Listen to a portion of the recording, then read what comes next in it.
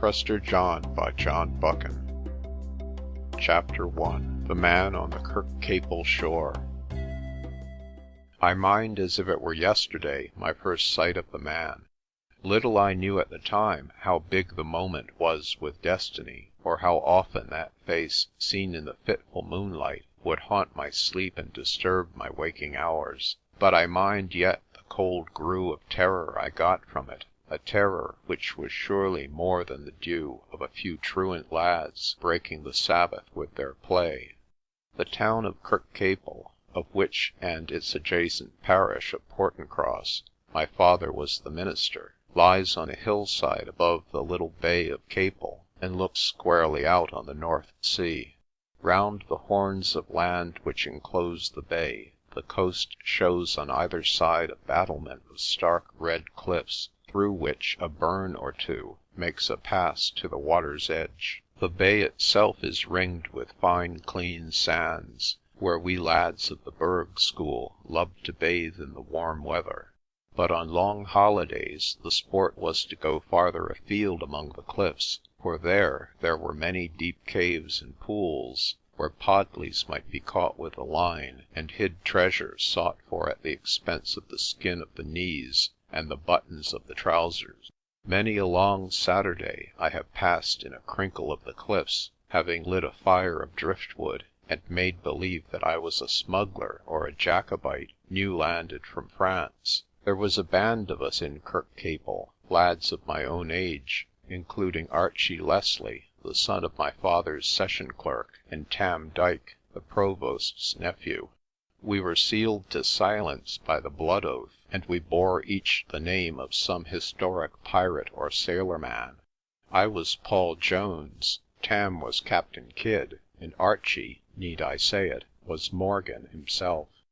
Our tryst was a cave where a little water, called the Dive Burn, had cut its way through the cliffs to the sea. There we foregathered in the summer evenings, and of a Saturday afternoon in winter, and told mighty tales of our prowess, and flattered our silly hearts. But the sober truth is that our deeds were of the humblest, and a dozen of fish or a handful of apples was all our booty, and our greatest exploit a fight with the roughs at the Dive tan work. My father's spring communion fell on the last Sabbath of April, and on the particular Sabbath of which I speak, the weather was mild and bright for the time of year. I had been surfeited with the Thursdays and Saturdays services, and the 2 long diets of worship on the Sabbath were hard for a lad of 12 to bear with the spring in his bones and the sun slanting through the gallery window. There still remained the service on the Sabbath evening, a doleful prospect, for the Reverend Mr. Murdoch of Kilchristie, noted for the length of his discourses, had exchanged pulpits with my father, so my mind was ripe for the proposal of Archie Leslie on our way home to tea, that by a little skill we might give the kirk the slip. At our communion the pews were emptied of their regular occupants, and the congregation seated itself as it pleased. The manse seat was full of the Kirkcaple relations of Mr. Murdoch, who had been invited there by my mother to hear him, and it was not hard to obtain permission to sit with Archie and Tam Dyke in the cockloft in the gallery. Word was sent to Tam, and so it happened that 3 abandoned lads duly passed the plate and took their seats in the cockloft. But when the bell was done jowing, and we heard by the sounds of their feet that the elders had gone into the kirk, we slipped down the stairs and out of the side door. We were through the churchyard in a twinkling, and hot foot on the road to the Dive Burn.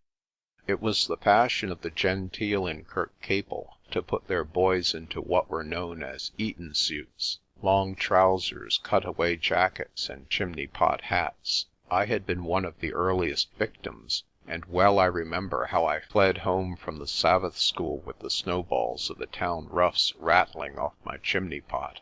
Archie had followed, his family being in all things imitators of mine. We were now clothed in this wearisome garb, so our first care was to secrete safely our hats in a marked spot under some whin bushes on the links. Tam was free from the bondage of fashion, and wore his ordinary best knickerbockers. From inside his jacket he unfolded his special treasure, which was to light us on our expedition, an evil-smelling old tin lantern with a shutter. Tam was of the Free Kirk persuasion, and as his communion fell on a different day from ours, he was spared the bondage of church attendance from which Archie and I had revolted. But notable events had happened that day in his church. A black man, the Reverend John something or other, had been preaching. Tam was full of the portent. A nigger, he said, a great black chap as big as your father, Archie. He seemed to have banged the book-board with some effect, and had kept Tam for once in his life awake. He had preached about the heathen in Africa, and how a black man was as good as a white man in the sight of God, and he had forecast a day when the Negroes would have something to teach the British in the way of civilization. So, at any rate, ran the account of Tam Dyke, who did not share the preacher's views. "It's all nonsense, Davy. The Bible says that the children of Ham were to be our servants. If I were the minister, I wouldn't let a nigger into the pulpit. I wouldn't let him farther than the Sabbath school." Night fell as we came to the broomy spaces of the links, and ere we had breasted the slope of the neck which separates Kirkcaple Bay from the cliffs, it was as dark as an April evening with a full moon can be. Tam would have had it darker. He got out his lantern, and after a prodigious waste of matches, kindled the candle end inside, turned the dark shutter, and trotted happily on. We had no need of his lighting till the Dive Burn was reached, and the path began to descend steeply through the rift in the crags. It was here that we found that someone had gone before us. Archie was great in those days at tracking, his ambition running in Indian paths. He would walk always with his head bent and his eyes on the ground, whereby he several times found lost coins, and once a trinket dropped by the provost's wife. At the edge of the burn, where the path turns downward, there is a patch of shingle washed up by some spate. Archie was on his knees in a second. "Lads," he cried, "there's spoor here." And then after some nosing, "It's a man's track, going downward, a big man with flat feet. It's fresh too, for it crosses the damp bit of gravel, and the water has scarcely filled the holes yet." We did not dare to question Archie's woodcraft, but it puzzled us who the stranger could be. In summer weather you might find a party of picnickers here, attracted by the fine hard sands at the burn mouth. But at this time of night and season of the year there was no call for anyone to be trespassing on our preserves. No fishermen came this way, the lobster pots being all to the east, and the stark headland of the Red Neb made the road to them by the water's edge difficult. The tan work lads used to come now and then for a swim, but you would not find a tan work lad bathing on a chill April night. Yet there was no question where our precursor had gone. He was making for the shore. Tam unshuttered his lantern, and the steps went clearly down the corkscrew path. "Maybe he is after our cave. We'd better go cannily."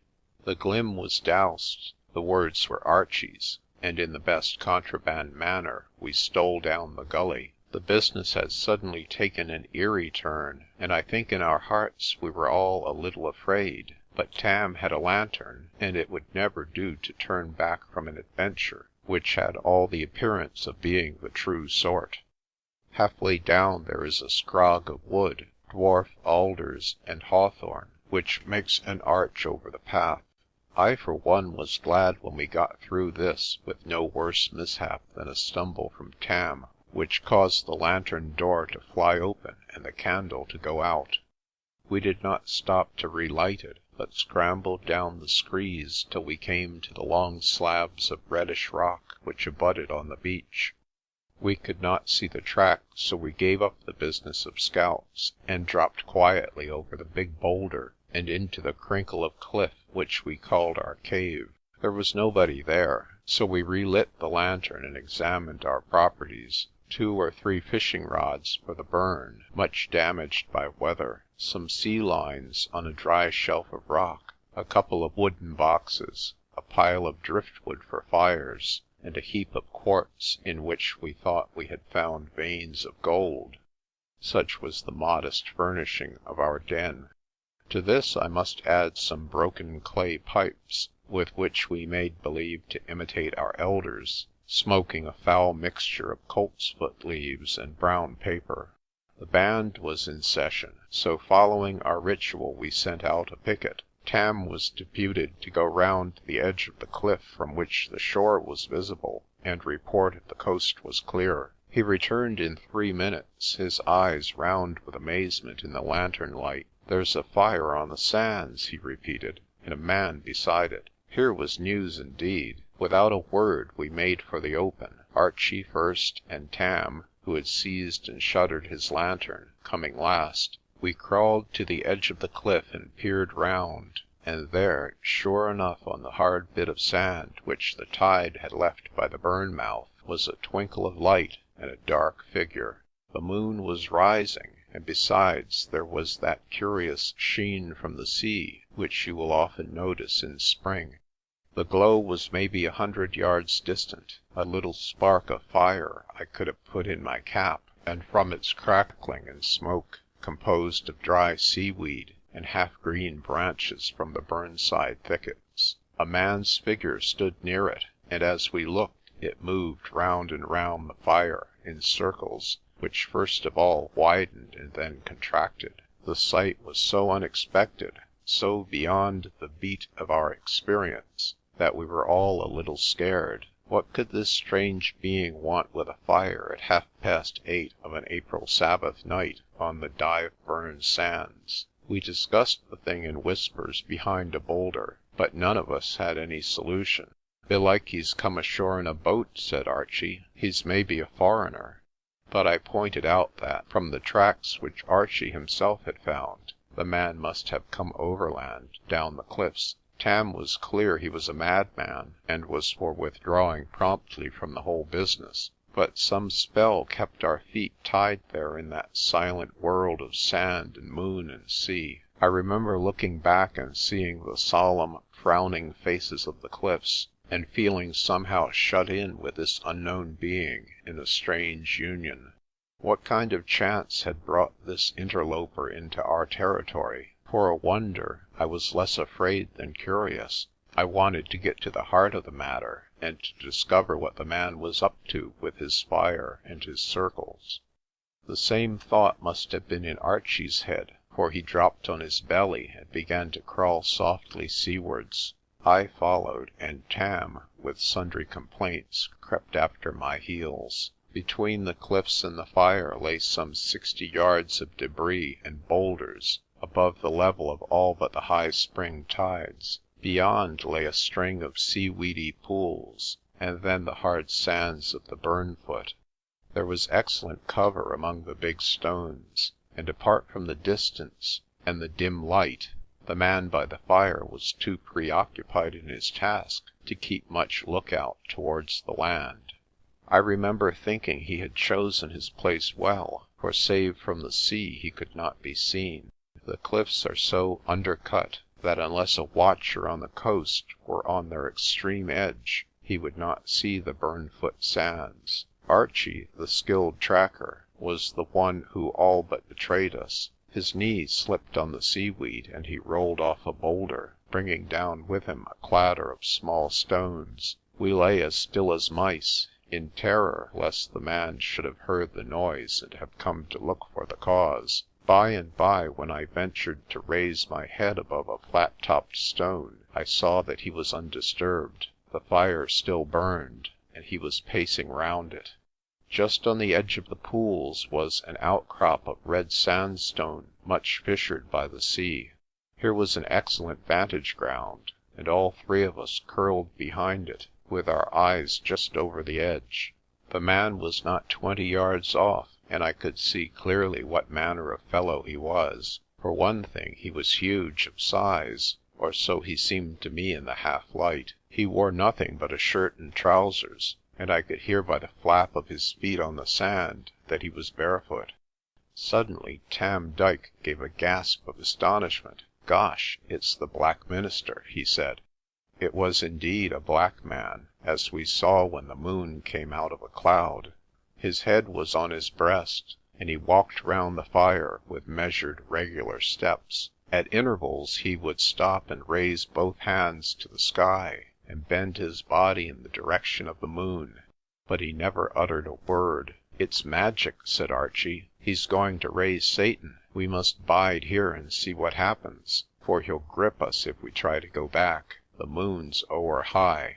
The procession continued as if to some slow music. I had been in no fear of the adventure back there by our cave, but now that I saw the thing from close at hand, my courage began to ebb. There was something desperately uncanny about this great Negro, who had shed his clerical garments and was now practising some strange magic alone by the sea. I had no doubt it was the black art, for there was that in the air and the scene which spelled the unlawful. As we watched, the circle stopped, and the man threw something on the fire. A thick smoke rose of which we could feel the aromatic scent, and when it was gone the flame burned with a silvery blueness like moonlight. Still no sound came from the minister, but he took something from his belt and began to make odd markings in the sand between the inner circle and the fire. As he turned, the moon gleamed on the implement, and we saw it was a great knife. We were now scared in real earnest. Here we were, 3 boys, at night in a lonely place a few yards from a great savage with a knife.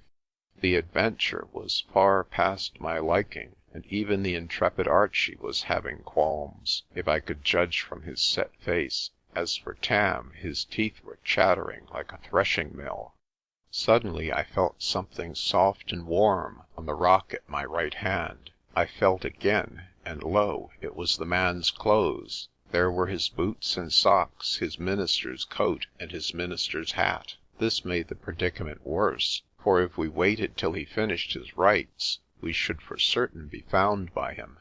At the same time, to return over the boulders in the bright moonlight seemed an equally sure way to discovery. I whispered to Archie, who was for waiting a little longer. "Something may turn up," he said. It was always his way. I do not know what would have turned up, for we had no chance of testing it. The situation had proved too much for the nerves of Tam Dyke. As the man turned towards us in his bowings and bendings, Tam suddenly sprang to his feet and shouted at him a piece of schoolboy rudeness, then fashionable in Kirkcaple.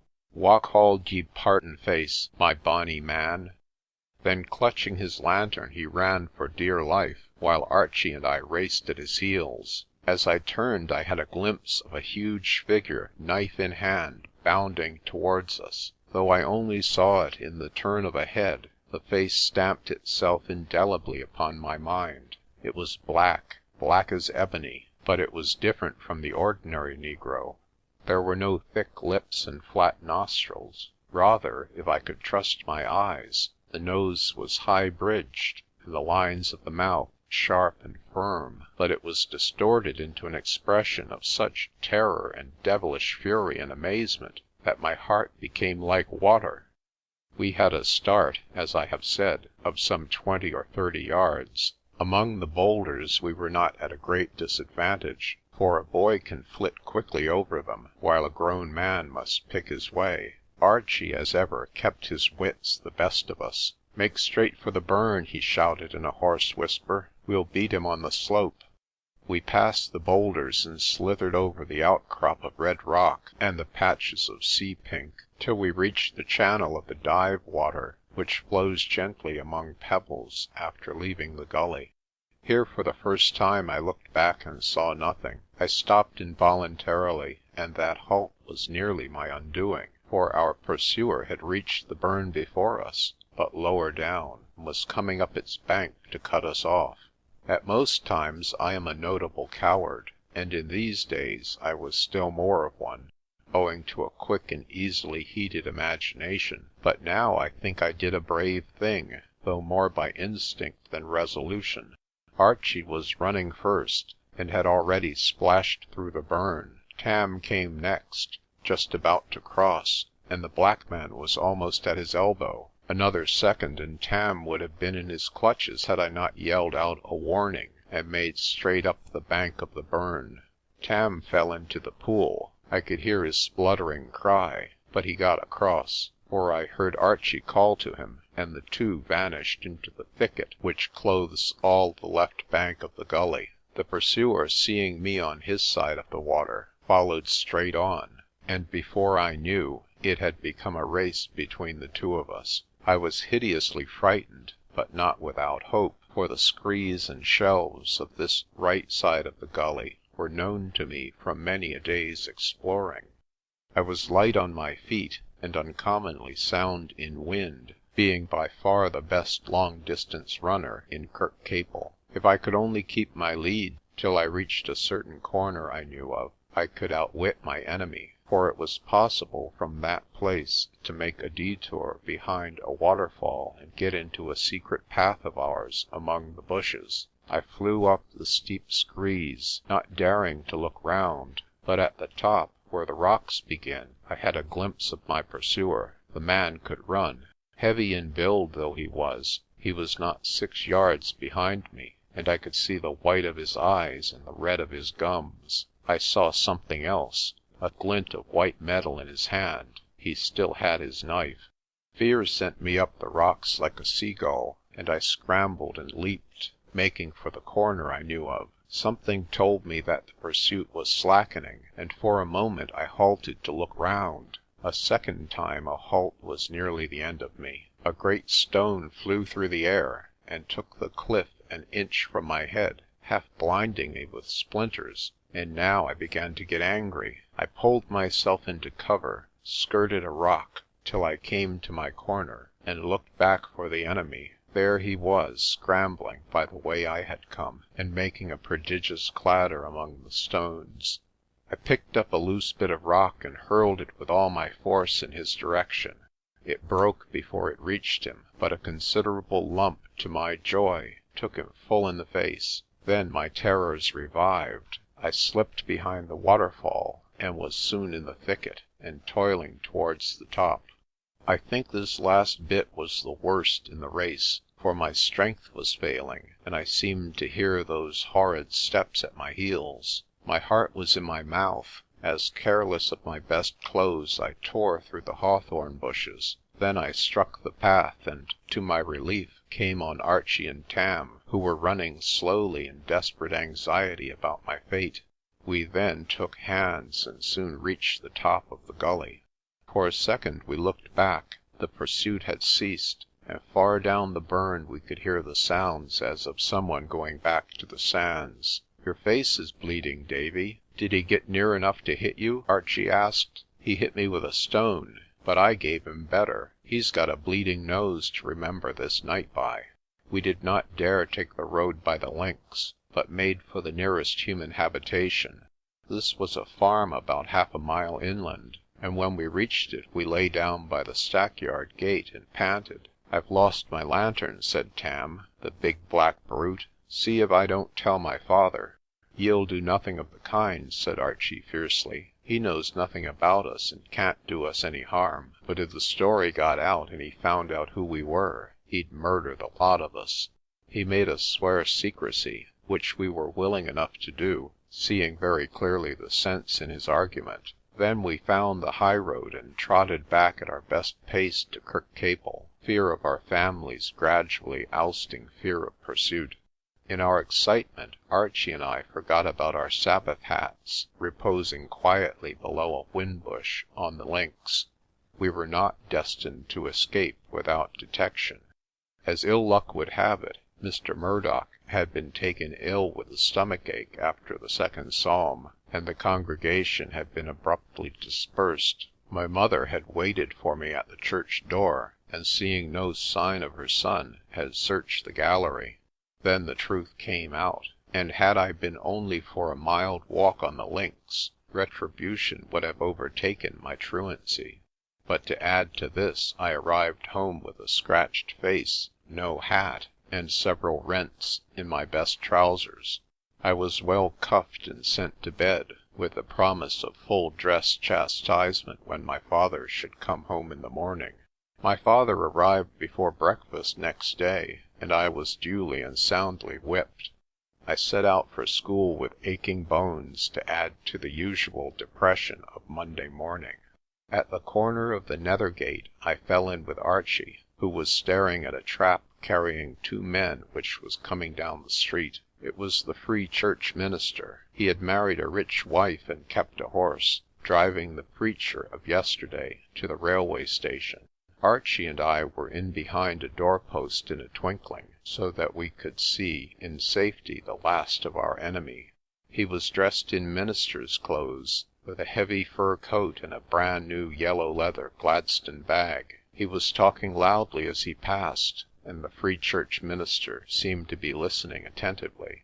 I heard his deep voice saying something about the work of God in this place, but what I noticed specially, and the sight made me forget my aching hinder parts, was that he had a swollen eye and 2 strips of sticking plaster on his cheek. End of Chapter 1. Chapter 2. Furth, Fortune.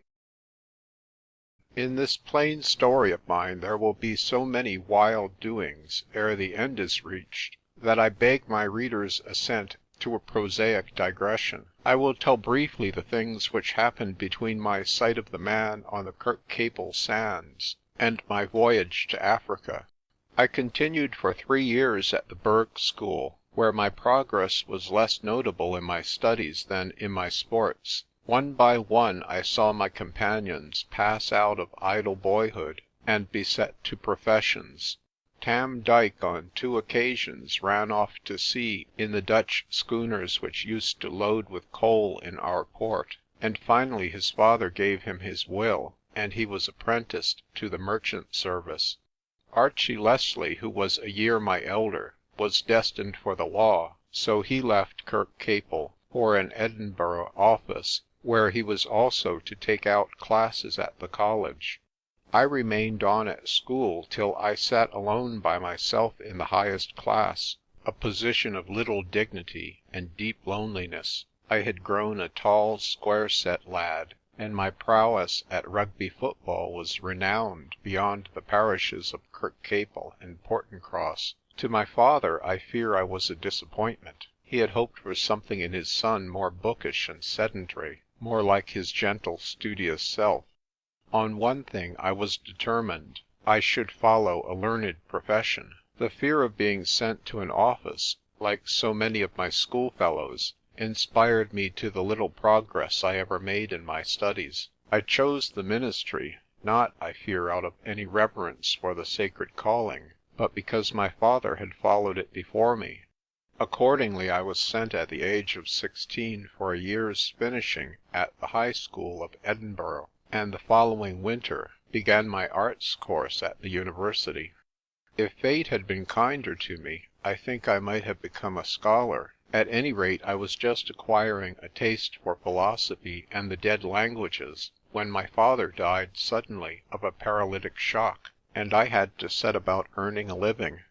My mother was left badly off, for my poor father had never been able to save much from his modest stipend. When all things were settled, it turned out that she might reckon on an income of about £50 a year. This was not enough to live on, however modest the household, and certainly not enough to pay for the colleging of a son. At this point an uncle of hers stepped forward with a proposal. He was a well-to-do bachelor, alone in the world, and he invited my mother to live with him and take care of his house. For myself he proposed a post in some mercantile concern, for he had much influence in the circles of commerce. There was nothing for it but to accept gratefully. We sold our few household goods and moved to his gloomy house in Dundas Street. A few days later he announced at dinner that he had found for me a chance which might lead to better things. "You see, Davy," he explained, "you don't know the rudiments of business life. There's no house in the country that would take you in except as a common clerk, and you would never earn much more than £100 a year all your days. If you want to better your future, you must go abroad, where white men are at a premium. By the mercy of Providence, I met yesterday an old friend, Thomas Mackenzie, who was seeing his lawyer about an estate he is bidding for. He is the head of one of the biggest trading and shipping concerns in the world, Mackenzie, Muir and Oldmeadows. You may have heard the name. Among other things, he has half the stores in South Africa, where they sell everything from Bibles to fishhooks. Apparently they like men from home to manage the stores, and to make a long story short, when I put your case to him, he promised you a place. I had a wire from him this morning confirming the offer. You are to be assistant storekeeper at— my uncle fumbled in his pocket, and then read from the yellow slip— at Blaauwildebeestefontein. There's a mouthful for you. In this homely way I first heard of a place which was to be the theatre of so many strange doings.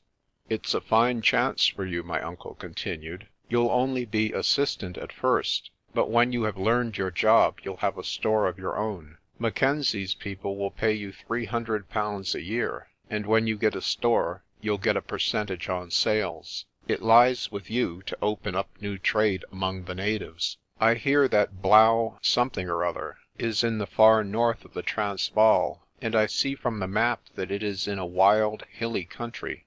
You may find gold or diamonds up there, and come back and buy up Portincross House." My uncle rubbed his hands and smiled cheerily. Truth to tell, I was both pleased and sad. If a learned profession was denied me, I vastly preferred a Veld store to an Edinburgh office stool. Had I not been still under the shadow of my father's death, I might have welcomed the chance of new lands and new folk. As it was, I felt the loneliness of an exile. That afternoon I walked on the Braid Hills, and when I saw in the clear spring sunlight the coast of Fife, and remembered Kirkcaple and my boyish days, I could have found it in me to sit down and cry. A fortnight later I sailed. My mother bade me a tearful farewell, and my uncle, besides buying me an outfit and paying my passage money, gave me a present of 20 sovereigns. "You'll not be your mother's son, Davy," were his last words, "if you don't come home with it multiplied by 1,000.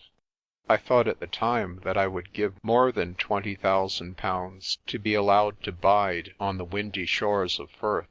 I sailed from Southampton by an intermediate steamer, and went steerage to save expense. Happily my acute homesickness was soon forgotten in another kind of malady. It blew half a gale before we were out of the Channel, and by the time we had rounded Ushant it was as dirty weather as ever I hoped to see. I lay mortal sick in my bunk, unable to bear the thought of food, and too feeble to lift my head.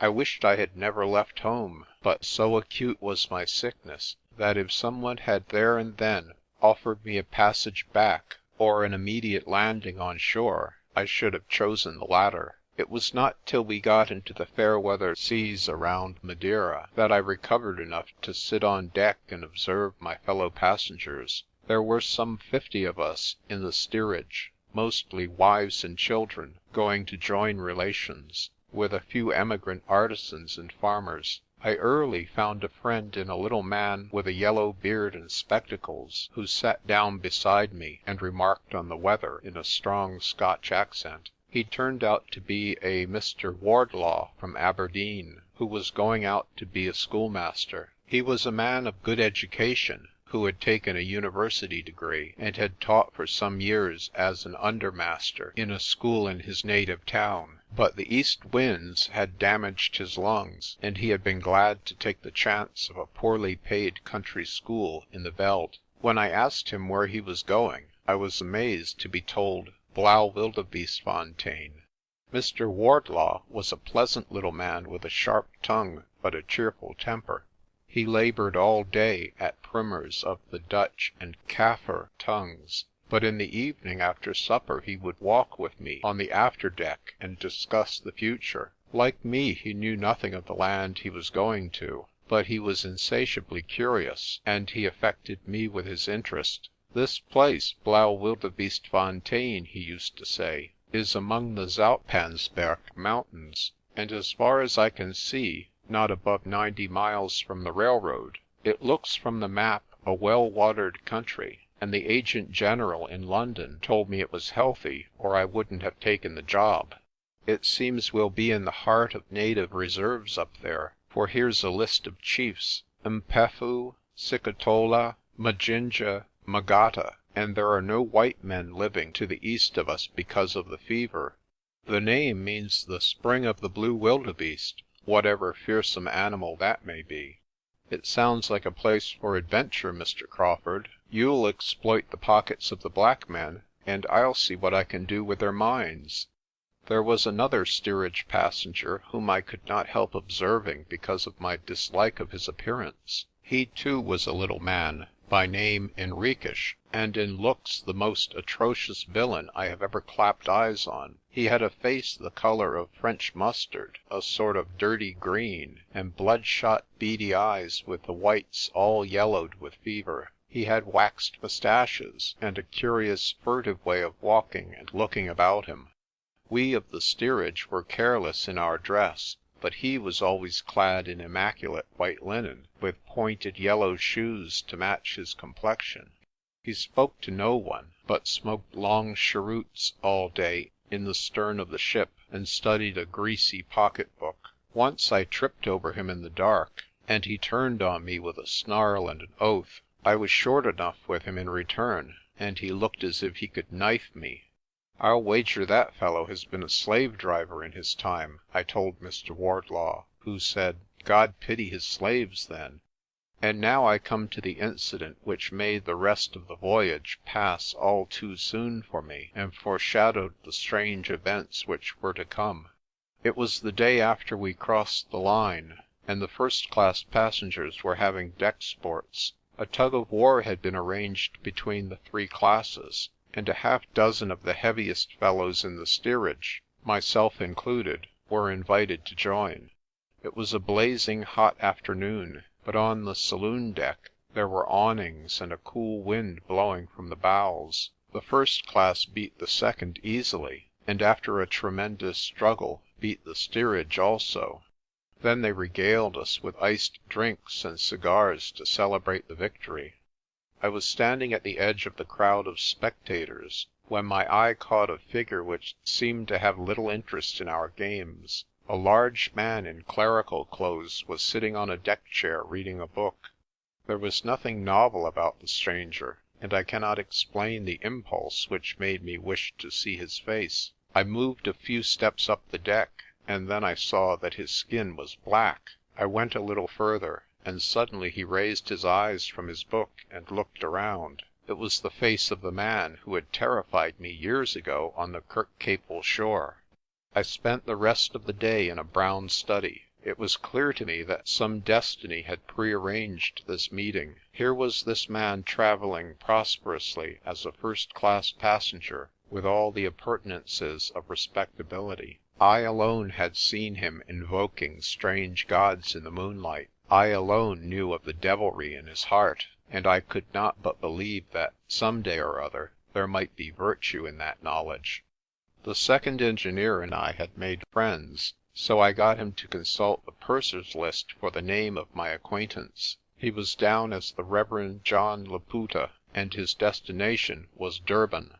The next day being Sunday, who should appear to address us steerage passengers but the black minister? He was introduced by the captain himself, a notably pious man, who spoke of the labours of his brother in the dark places of heathendom. Some of us were hurt in our pride in being made the target of a black man's oratory, especially Mr. Henriques, whose skin spoke of the tar-brush, protested with oaths against the insult. Finally he sat down on a coil of rope and spat scornfully in the vicinity of the preacher. For myself, I was intensely curious, and not a little impressed. The man's face was as commanding as his figure, and his voice was the most wonderful thing that ever came out of human mouth. It was full and rich and gentle, with the tones of a great organ. He had none of the squat and preposterous negro lineaments, but a hawk nose like an Arab, dark flashing eyes, and a cruel and resolute mouth. He was black as my hat, but for the rest he might have sat for a figure of a crusader. I do not know what the sermon was about, though others told me that it was excellent. All the time I watched him and kept saying to myself, "You hunted me up the Dive Burn, and I bashed your face for you." Indeed, I thought I could see faint scars on his cheek. The following night I had a toothache, and could not sleep. It was too hot to breathe under cover, so I got up, lit a pipe, and walked on the after deck to ease the pain. The air was very still, save for the whish of water from the screws and the steady beat of the engines. Above, a great yellow moon looked down on me, and a host of pale stars. The moonlight set me remembering the old affair of the Dive Burn, and my mind began to run on the Reverend John Laputa. It pleased me to think that I was on the track of some mystery of which I alone had the clue. I promised myself to search out the antecedents of the minister when I got to Durban, for I had a married cousin there who might know something of his doings. Then, as I passed by the companionway to the lower deck, I heard voices, and peeping over the rail, I saw two men sitting in the shadow just beyond the hatch of the hold. I thought they might be two of the sailors seeking coolness on the open deck, when something in the figure of one of them made me look again. The next second I had slipped back and stolen across the after deck to a point just above them, for the two were the black minister and that ugly yellow villain Henriques. I had no scruples about eavesdropping, but I could make nothing of their talk. They spoke low, and in some tongue which may have been Kaffir or Portuguese, but was in any case unknown to me. I lay cramped and eager for many minutes, and was just getting sick of it when a familiar name caught my ear. Henriques said something in which I caught the word Blaauwildebeestefontein. I listened intently, and there could be no mistake. The minister repeated the name, and for the next few minutes it recurred often in their talk. I went back stealthily to bed, having something to make me forget my aching tooth. First of all, Laputa and Henriques were allies. Second, the place I was bound for had something to do with their schemes. I said nothing to Mr. Wardlaw, but spent the next week in the assiduous toil of the amateur detective. I procured some maps and books from my friend, the second engineer, and read all I could about Blaauwildebeestefontein. Not that there was much to learn, but I remember I had quite a thrill when I discovered from the chart of the ship's run one day that we were in the same latitude as that uncouthly named spot. I found out nothing, however, about Henriques or the Reverend John Laputa. The Portuguese still smoked in the stern and thumbed his greasy notebook. The minister sat in his deck chair and read heavy volumes from the ship's library. Though I watched every night, I never found them again together.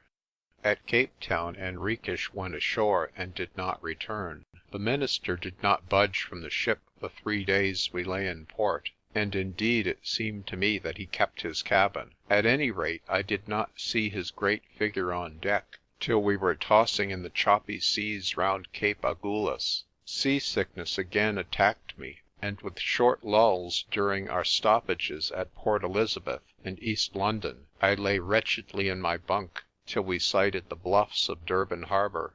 Here it was necessary for me to change my ship, for in the interests of economy I was going by sea to Delagoa Bay, and thence by the cheap railway journey into the Transvaal.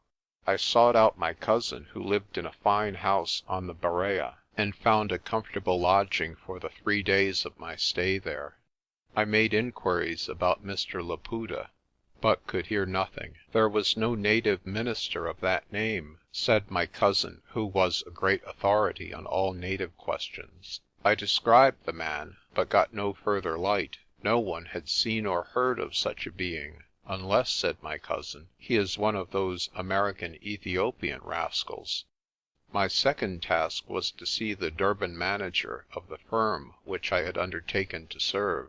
He was a certain Mr. Collis, a big fat man, who welcomed me in his shirt sleeves, with a cigar in his mouth. He received me pleasantly and took me home to dinner with him. "Mr. Mackenzie has written about you," he said. "I'll be quite frank with you, Mr. Crawfurd. The firm is not exactly satisfied about the way business has been going lately at Blaauwildebeestefontein.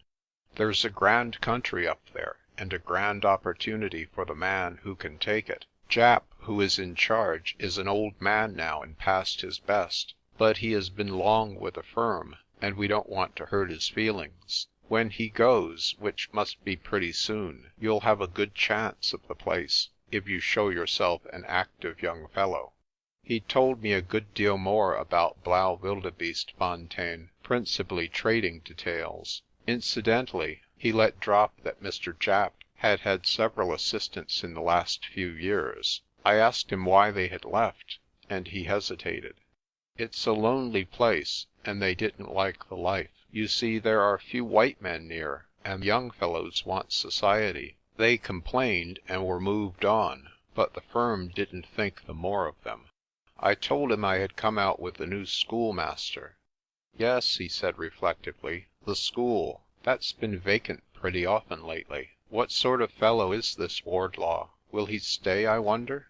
"From all accounts," I said, "Blaauwildebeestefontein does not seem popular." "It isn't. That's why we've got you out from home. The colonial born doesn't find it fit in with his idea of comfort. He wants society, and he doesn't like too many natives. There's nothing up there but natives, and a few black-veld Dutchmen with native blood in them. You fellows from home are less set on an easy life, or you wouldn't be here." There was something in Mr. Collis' tone which made me risk another question. "What's the matter with the place? There must be more wrong with it than loneliness to make everybody clear out. I have taken on this job and I mean to stick to it, so you needn't be afraid to tell me." The manager looked at me sharply. "That's the way to talk, my lad. You look as if you had a stiff back. So I'll be frank with you. There is something about the place. It gives the ordinary man the jumps. What it is I don't know, and the men who come back don't know themselves. I want you to find out for me. You'll be doing the firm an enormous service if you can get on the track of it. It may be the natives, or it may be the Takars, or it may be something else. Only old Japp can stick it out, and he's too old and doddering to care about moving.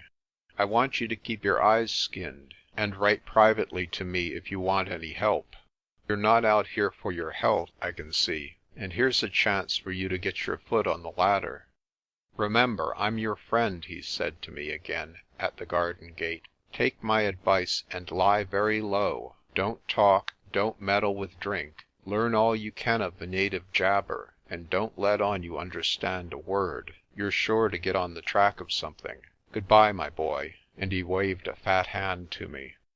That night I embarked on a cargo boat which was going round the coast to Delagoa Bay. It is a small world, at least for us far wandering Scots, for who should I find when I got on board but my old friend Tam Dyke, who was second mate on the vessel. We wrung each other's hands, and I answered as best I could his questions about Kirkcaple. I had supper with him in the cabin, and went on deck to see the moorings cast. Suddenly there was a bustle on the quay, and a big man with a handbag forced his way up the gangway. The men who were getting ready to cast off tried to stop him, but he elbowed his way forward, declaring he must see the captain. Tam went up to him and asked civilly if he had a passage taken. He admitted he had not, but said he would make it right in 2 minutes with the captain himself. The Reverend John Laputa, for some reason of his own, was leaving Durban with more haste than he had entered it. I do not know what passed with the captain, but the minister got his passage right enough, and Tam was even turned out of his cabin to make room for him. This annoyed my friend intensely. That black brute must be made of money, for he paid through the nose for this, or I'm a Dutchman. My old man doesn't take to his black brethren any more than I do. Hang it all, what are we coming to when we're turning into a blooming cargo boat for niggers? I had all too little of Tam's good company. for on the afternoon of the second day we reached the little town of Lourenço-Marques. This was my final landing in Africa, and I mind how eagerly I looked at the low green shores and the bush-covered slopes of the mainland. We were landed from boats while the ship lay out in the bay, and Tam came ashore with me to spend the evening. By this time I had lost every remnant of homesickness. I had got a job before me which promised better things than colleging at Edinburgh, and I was as keen to get up country now as I had been loath to leave England. My mind being full of mysteries, I scanned every Portuguese loafer on the quay as if he had been a spy, and when Tam and I had had a bottle of Coularish in a café, I felt that at last I had got to foreign parts and a new world. Tam took me to supper with a friend of his, a Scot by the name of Aitken, who was landing agent for some big mining house on the Rand. He hailed from Fife and gave me a hearty welcome, for he had heard my father preach in his young days. Aitken was a strong, broad-shouldered fellow who had been a sergeant in the Gordons, and during the war he had done secret service work in Delagoa. He had hunted too, and traded up and down Mozambique, and knew every dialect of the Kaffirs. He asked me where I was bound for, and when I told him, there was the same look in his eyes as I had seen with the Durban manager. "You're going to a rum place, Mr. Crawfurd," he said. "So I'm told. Do you know anything about it? You're not the first who has looked queer when I've spoken the name." "I've never been there," he said, "though I've been pretty near it from the Portuguese side. That's the funny thing about Blaauwildebeestefontein. Everybody has heard of it, and nobody knows it. I wish you would tell me what you have heard." "Well, the natives are queer up thereaways. There's some kind of a holy place which every Kaffir from Algoa Bay to the Zambesi and away beyond knows about. When I've been hunting in the bushveld, I've often met strings of Kaffirs from hundreds of miles distant, and they've all been going or coming from Blaauwildebeestefontein. It's like Mecca to the Mohammedans, a place they go to on pilgrimage. I've heard of an old man up there who is believed to be 200 years old. Anyway, there's some sort of great witch or wizard living in the mountains." Aitken smoked in silence for a time. Then he said, "I'll tell you another thing. I believe there's a diamond mine. I've often meant to go up and look for it." Tam and I pressed him to explain, which he did slowly, after his fashion. "Did you ever hear of IDB, illicit diamond broking?" he asked me. "Well, it's notorious that the Kaffirs on the diamond fields get away with a fair number of stones, and they are bought by Jew and Portuguese traders. It's against the law to deal in them, and when I was in the intelligence here, we used to have a lot of trouble with the vermin. But I discovered that most of the stones came from natives in one part of the country, more or less round Blaauwildebeestefontein, and I see no reason to think that they had all been stolen from Kimberley or the Premier. Indeed, some of the stones I got hold of were quite different from any I had seen in South Africa before. I shouldn't wonder if the Kaffirs in the Zoutpansberg had struck some rich pipe and had the sense to keep quiet about it. Maybe some day I'll take a run up to see you and look into the matter." After this the talk turned on other topics till Tam, still nursing his grievance, asked a question on his own account. "Did you ever come across a great big native parson called Laputa? He came on board as we were leaving Durban, and I had to turn out of my cabin for him." Tam described him accurately but vindictively, and added that he was sure he was up to no good. Aitken shook his head. "No, I don't know the man. You say he landed here?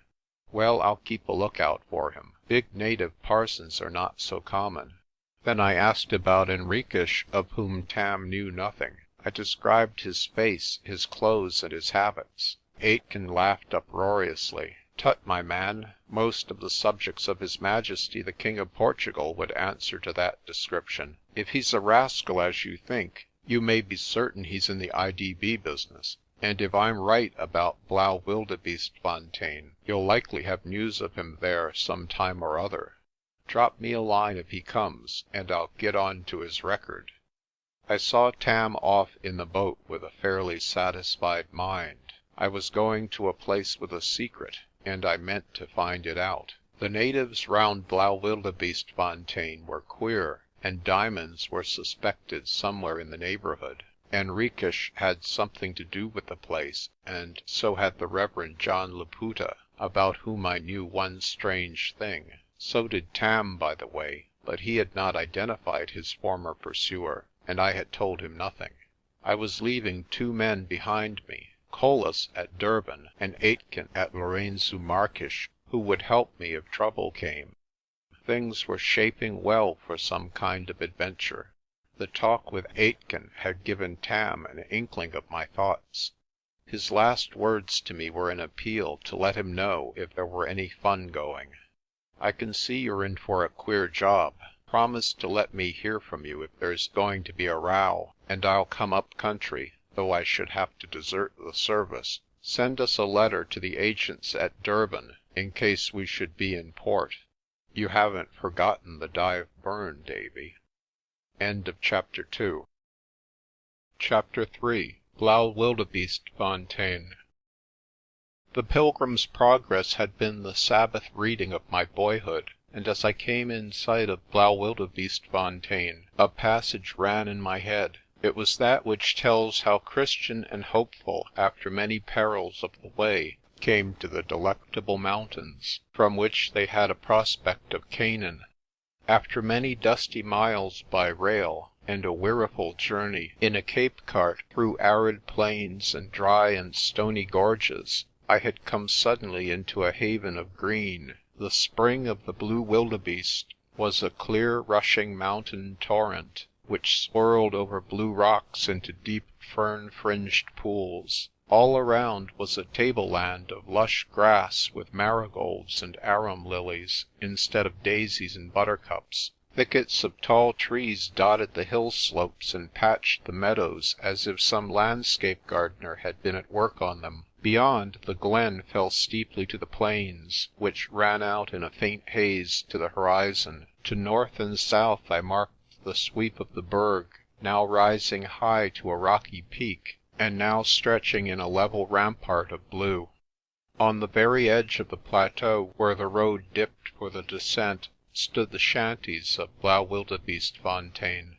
The fresh hill air had exhilarated my mind, and the aromatic scent of the evening gave the last touch of intoxication. Whatever serpent might lurk in it, it was a veritable Eden I had come to. Blaauwildebeestefontein had no more than two buildings of civilized shape, the store, which stood on the left side of the river, and the schoolhouse opposite. For the rest, there were some 20 native huts, higher up the slope, of the type which the Dutch call rondavels. The schoolhouse had a pretty garden, but the store stood bare in a pitch of dust, with a few outhouses and sheds beside it. Round the door lay a few old ploughs and empty barrels, and beneath a solitary blue gum was a wooden bench with a rough table. Native children played in the dust, and an old Kaffir squatted by the wall.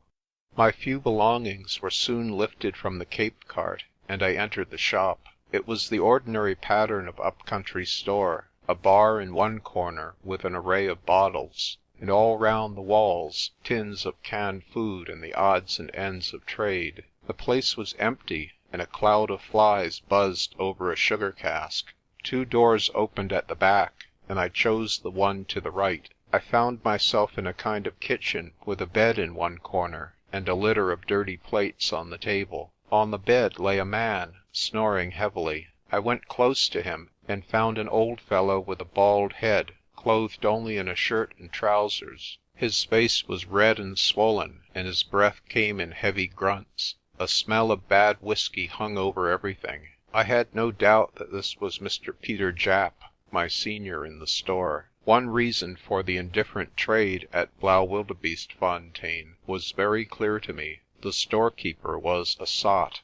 I went back to the shop and tried the other door. It was a bedroom too, but clean and pleasant. A little native girl, Zita I found they called her, was busy tidying it up, and when I entered she dropped me a curtsy. "This is your room, boss," she said in very good English in reply to my question. The child had been well trained somewhere, for there was a cracked dish full of oleander blossoms on the drawer's head, and the pillow slips on the bed were as clean as I could wish. She brought me water to wash and a cup of strong tea, while I carried my baggage indoors and paid the driver of the cart. Then, having cleaned myself and lit a pipe, I walked across the road to see Mr. Wardlaw. I found the schoolmaster sitting under his own fig tree, reading one of his Kaffir primers. Having come direct by rail from Cape Town, he had been a week in the place, and ranked as the second oldest white resident. "Yon's a bonny chief you've got, Davy," were his first words. "For 3 days he's been as fou as the Baltic." I cannot pretend that the misdeeds of Mr. Japp greatly annoyed me. I had the reversion of his job, and if he chose to play the fool, it was all in my interest. But the schoolmaster was depressed at the prospect of such company. "Besides you and me, he's the only white man in the place. It's a poor lookout on the social side." The school, it appeared, was the merest farce. There were only 5 white children, belonging to Dutch farmers in the mountains. The native side was more flourishing, but the mission schools in the locations got most of the native children in the neighbourhood. Mr. Wardlaw's educational zeal ran high. He talked of establishing a workshop and teaching carpentry and blacksmith's work, of which he knew nothing. He rhapsodized over the intelligence of his pupils, and bemoaned his inadequate gift of tongues.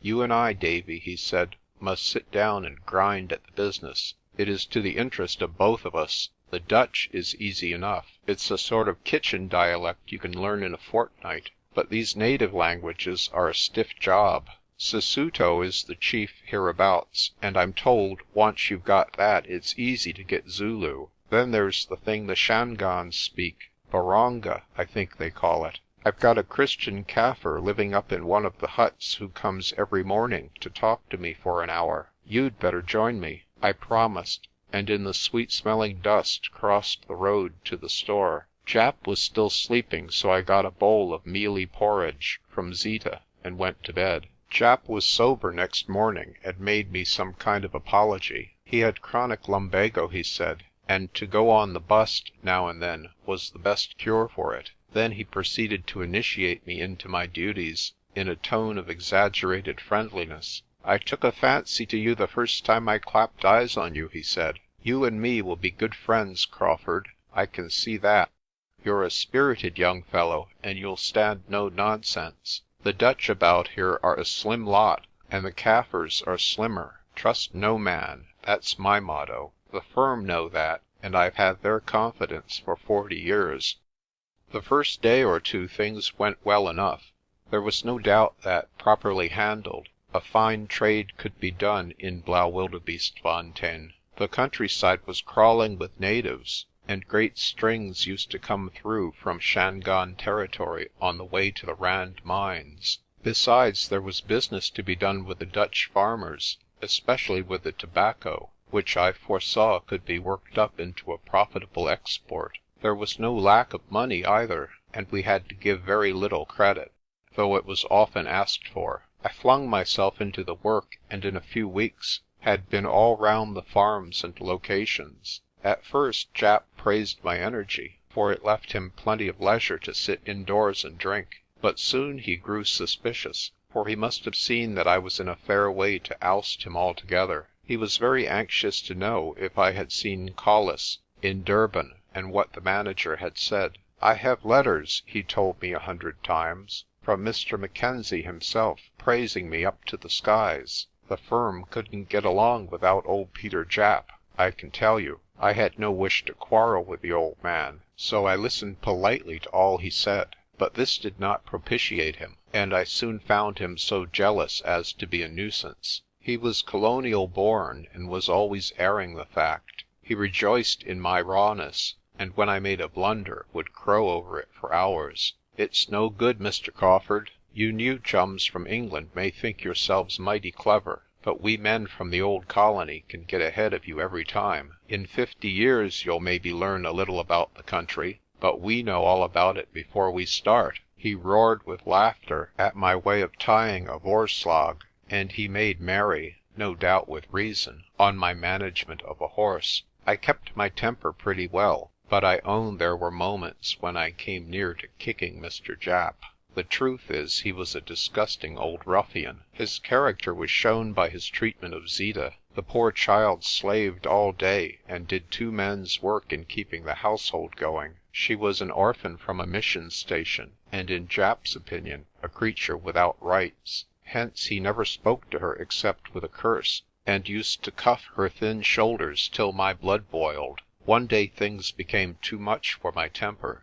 Zeeta had spilled half a glass of Japp's whisky while tidying up the room. He picked up a sjambok and proceeded to beat her unmercifully, till her cries brought me on the scene. I tore the whip from his hands, seized him by the scruff, and flung him on a heap of potato sacks, where he lay pouring out abuse and shaking with rage. Then I spoke my mind. I told him that if anything of the sort happened again, I would report it at once to Mr. Collis at Durban. I added that before making my report I would beat him within an inch of his degraded life. After a time he apologized, but I could see that henceforth he regarded me with deadly hatred. There was another thing I noticed about Mr. Japp. He might brag about his knowledge of how to deal with natives, but to my mind his methods were a disgrace to a white man. Zeeta came in for oaths and blows, but there were other Kaffirs whom he treated with a sort of cringing friendliness. A big black fellow would swagger into the shop and be received by Japp as if he were his long-lost brother. The two would collogue for hours, and though at first I did not understand the tongue, I could see that it was the white man who fawned and the black man who bullied. Once when Japp was away, one of these fellows came into the store as if it belonged to him, but he went out quicker than he entered. Japp complained afterwards of my behaviour. "Mwanga is a friend of mine," he said, "and brings us a lot of business. I'll thank you to be civil to him the next time." I replied very shortly that Mwanga, or anybody else who did not mend his manners, would feel the weight of my boot. The thing went on, and I am not sure that he did not give the Kaffirs drink on the sly. At any rate, I have seen some very drunk natives on the road between the locations and Blaauwildebeestefontein, and some of them I recognized as Japp's friends. I discussed the matter with Mr. Wardlaw, who said, "I believe the old villain has got some sort of black secret, and the natives know it, and have got a pull on him," and I was inclined to think he was right. By and by I began to feel the lack of company, for Wardlaw was so full of his books that he was of little use as a companion. So I resolved to acquire a dog, and bought one from a prospector who was stony broke and would have sold his soul for a drink. It was an enormous boar hunting dog, a mongrel in whose blood ran mastiff and bulldog and foxhound, and heaven knows what besides. In colour it was a kind of brindled red, and the hair on its back grew against the lie of the rest of its coat. Someone had told me, or I may have read it, that a back like this meant that a dog would face anything mortal, even to a charging lion, and it was this feature which first caught my fancy. The price I paid was 10 shillings and a pair of boots, which I got at cost price from stock, and the owner departed with injunctions to me to beware of the brute's temper. Colin, for so I named him, began his career with me by taking the seat out of my breeches and frightening Mr. Wardlaw into a tree. It took me a stubborn battle of a fortnight to break his vice, and my left arm today bears witness to the struggle. After that he became a second shadow, and woe betide the man who had dared to raise his hand to Colin's master. Japp declared that the dog was a devil, and Colin repaid the compliment with a hearty dislike. With Colin I now took to spending some of my ample leisure in exploring the fastnesses of the Berg. I had brought out a shotgun of my own, and I borrowed a cheap Mauser sporting rifle from the store. I had been born with a good eye and a steady hand, and very soon I became a fair shot with a gun, and, I believe, a really fine shot with the rifle. The sides of the Berg were full of quail and partridge and bush pheasant, and on the grassy plateau there was abundance of a bird not unlike our own blackcock. which the Dutch called korhan, but the great sport was to stalk bushbuck in the thickets, which is a game in which the hunter is at small advantage. I had been knocked down by a wounded bushbuck ram, and but for Colin might have been badly damaged. Once, in a kloof not far from the Letaba, I killed a fine leopard, bringing him down with a single shot from the rocky shelf almost on the top of Colin. His skin lies by my fireside as I write this tale. But it was during the days I could spare for an expedition into the plains that I proved the great qualities of my dog. There we had nobler game to follow, wildebeest and hartebeest, impala, and now and then a kudu. At first I was a complete duffer, and shamed myself in Colin's eyes. But by and by I learned something of veldcraft. I learned how to follow spoor, how to allow for the wind, and stalk under cover. Then when a shot had crippled the beast, Colin was on its track like a flash to pull it down. The dog had the nose of a retriever, the speed of a greyhound, and the strength of a bull terrier. I blessed the day when the wandering prospector had passed the store. Colin slept at night at the foot of my bed, and it was he who led me to make an important discovery, for I now became aware that I was being subjected to constant espionage. It may have been going on from the start, but it was not till my 3rd month at Blaauwildebeestefontein that I found it out. One night I was going to bed, when suddenly the bristles rose on the dog's back, and he barked uneasily at the window. I had been standing in the shadow, and as I stepped to the window to look out, I saw a black face disappear below the palisade of the backyard. The incident was trifling, but it put me on my guard. The next night I looked, but saw nothing. The 3rd night I looked, and caught a glimpse of a face almost pressed to the pane. Thereafter I put up the shutters after dark, and shifted my bed to a part of the room out of line with the window.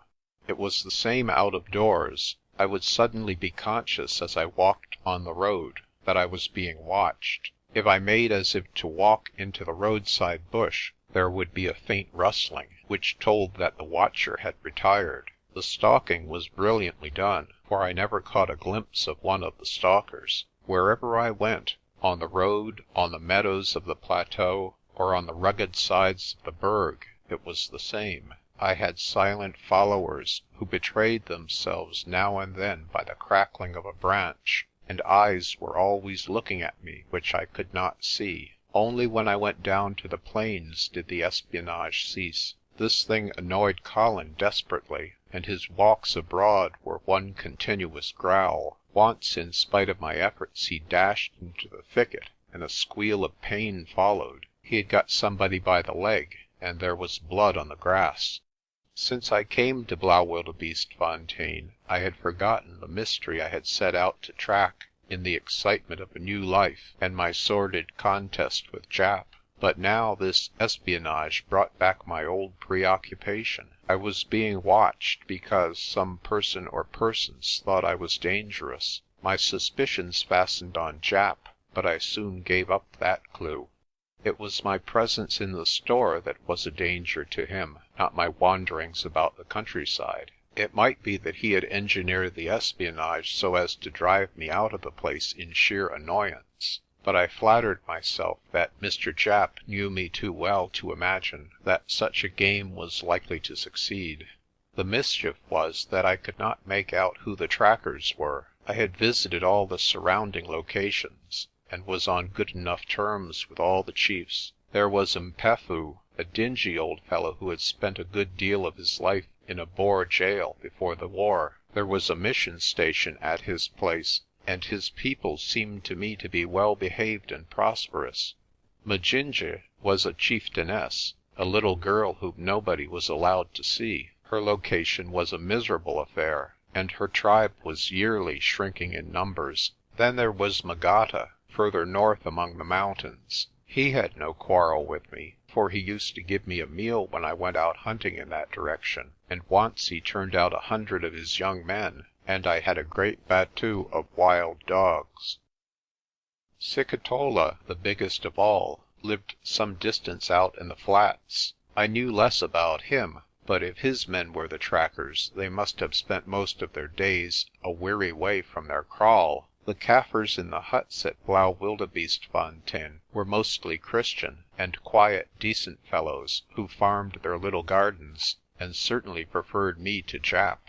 I thought at one time of riding into Pietersdorp to consult the native commissioner, but I discovered that the old man who knew the country was gone, and that his successor was a young fellow from Rhodesia, who knew nothing about anything. Besides, the natives round Blaauwildebeestefontein were well conducted, and received few official visitations. Now and then a couple of Zulu policemen passed in pursuit of some minor malefactor, and the collector came for the hut tax, but we gave the government little work, and they did not trouble their heads about us.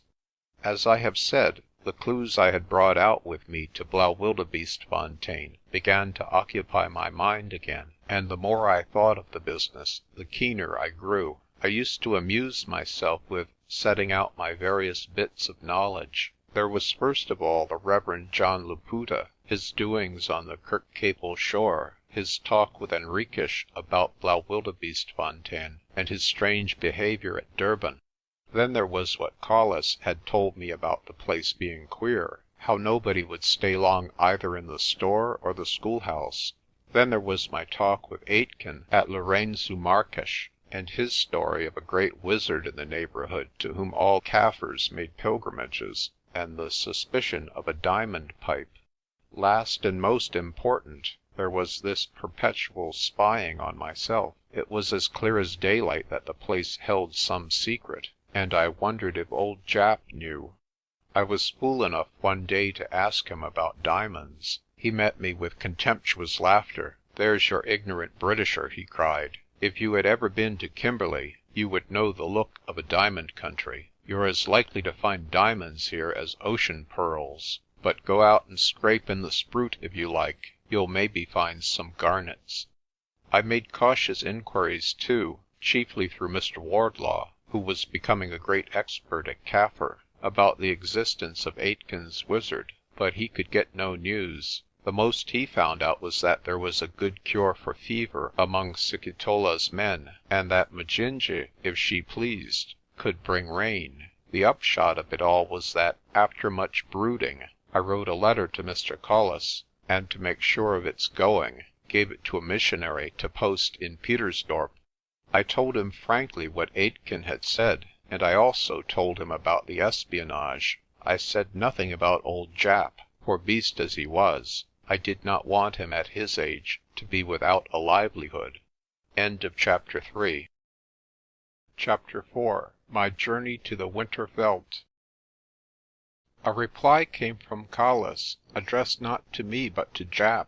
It seemed that the old fellow had once suggested the establishment of a branch store at a place out in the plains called Umvelos, and the firm was now prepared to take up the scheme. Japp was in high good humour, and showed me the letter. Not a word was said of what I had written about, only the bare details about starting the branch. I was to get a couple of masons, load up 2 wagons with bricks and timber, and go down to Umvelos to see the store built. The stocking of it and the appointment of a storekeeper would be matter for further correspondence. Japp was delighted, for besides getting rid of me for several weeks, it showed that his advice was respected by his superiors. He went about bragging that the firm could not get on without him, and was inclined to be more insolent to me than usual in his new self-esteem. He also got royally drunk over the head of it. I confess I was hurt by the manager's silence on what seemed to me more vital matters, but I soon reflected that if he wrote at all, he would write direct to me, and I eagerly watched for the post-runner. No letter came, however, and I was soon too busy with preparations to look for one. I got the bricks and timber from Pietersdorp, and hired 2 Dutch masons to run the job. The place was not very far from Sikitola's kraal, so there would be no difficulty about native helpers. Having my eyes open for trade, I resolved to kill 2 birds with one stone. It is the fashion among the old-fashioned farmers on the high veld to drive the cattle down into the bush veld, which they call the Winter-veld. for winter pasture. There is no fear of redwater about that season, and the grass of the plains is rich and thick compared with the uplands. I discovered that some big droves were passing on a certain day, and that the owners and their families were travelling with them in wagons. Accordingly, I had a light nachtmaal fitted up as a sort of travelling store, and with my 2 wagons full of building materials joined the caravan. I hoped to do good trading in selling little luxuries to the farmers on the road and at Umvelos. It was a clear, cold morning when we started down the Berg. At first my hands were full with the job of getting my heavy wagons down the awesome precipice which did duty as a highway. We locked the wheels with chains, and tied great logs of wood behind to act as brakes. Happily my drivers knew their business, but one of the Boer wagons got a wheel over the edge, and it was all that 10 men could do to get it back again. After that the road was easier, winding down the side of a slowly opening glen. I rode beside the wagons, and so heavenly was the weather that I was content with my own thoughts. The sky was clear blue, the air warm, yet with a wintry tonic in it, and 1,000 aromatic scents came out of the thickets. The pied birds called Kaffir queens fluttered across the path.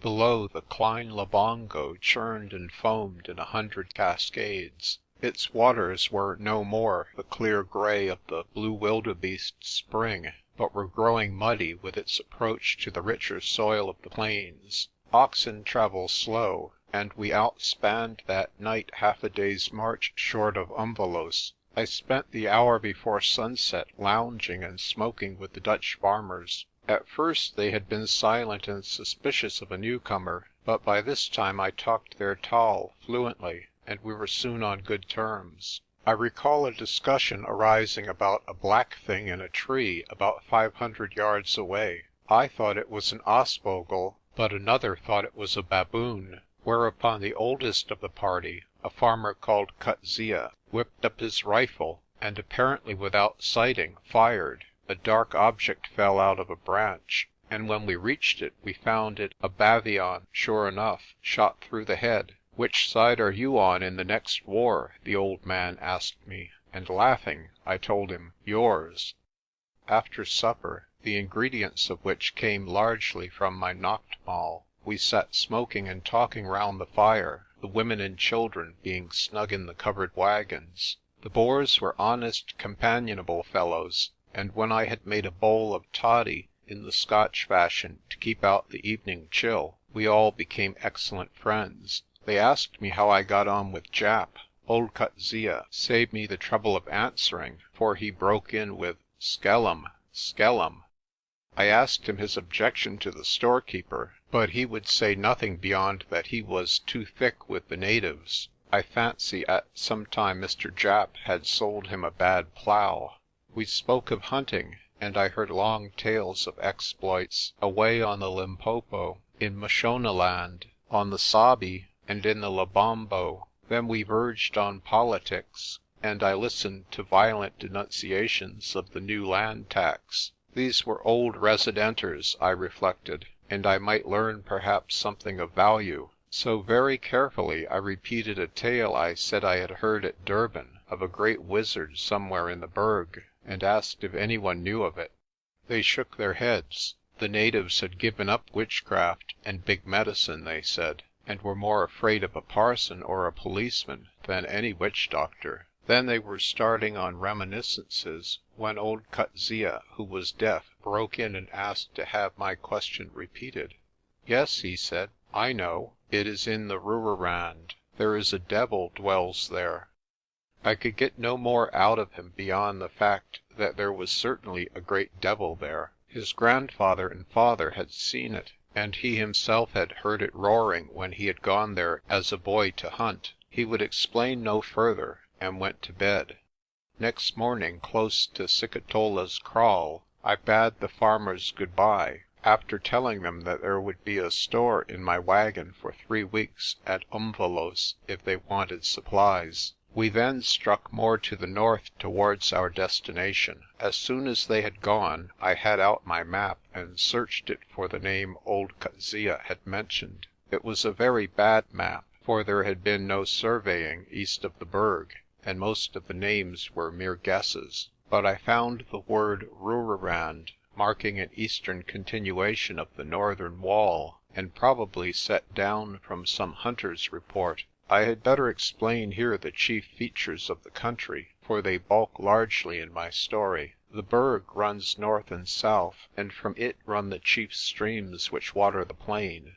They are, beginning from the south, the Olifants, the Groot Letaba, the Letsitela, the Klein Letaba, and the Klein Labongo, on which stands Blaauwildebeestefontein. But the greatest river of the plain, into which the others ultimately flow, is the Groot Labongo, which appears full born from some subterranean source close to the place called Umvelos. North from Blaauwildebeestefontein the Berg runs for some 20 miles, and then makes a sharp turn eastward, becoming, according to my map, the Rooirand. I pored over these details, and was particularly curious about the Great Labongo. It seemed to me unlikely that a spring in the bush could produce so great a river, and I decided that its source must lie in the mountains to the north. As well as I could guess, the Rooirand, the nearest part of the Berg, was about 50 miles distant. Old Coetzee had said that there was a devil in the place, but I thought that if it were explored, the first thing found would be a fine stream of water. We got to Umvelos after midday, and outspanned for our 3 weeks' work. I set the Dutchman to unload and clear the ground for foundations, while I went off to Sikatola to ask for labourers. I got a dozen lusty blacks, and soon we had a business-like encampment, and the work went on merrily. It was rough architecture and rougher masonry. All we aimed at was a 2-roomed shop, with a kind of outhouse for stores. I was architect, and watched the marking out of the foundations and the first few feet of the walls. Sikatola's people proved themselves good helpers, and most of the building was left to them, while the Dutchman worked at the carpentry. Bricks ran short before we got very far, and we had to set to brick-making on the bank of the Labongo, and finish off the walls with green bricks, which gave the place a queer piebald look.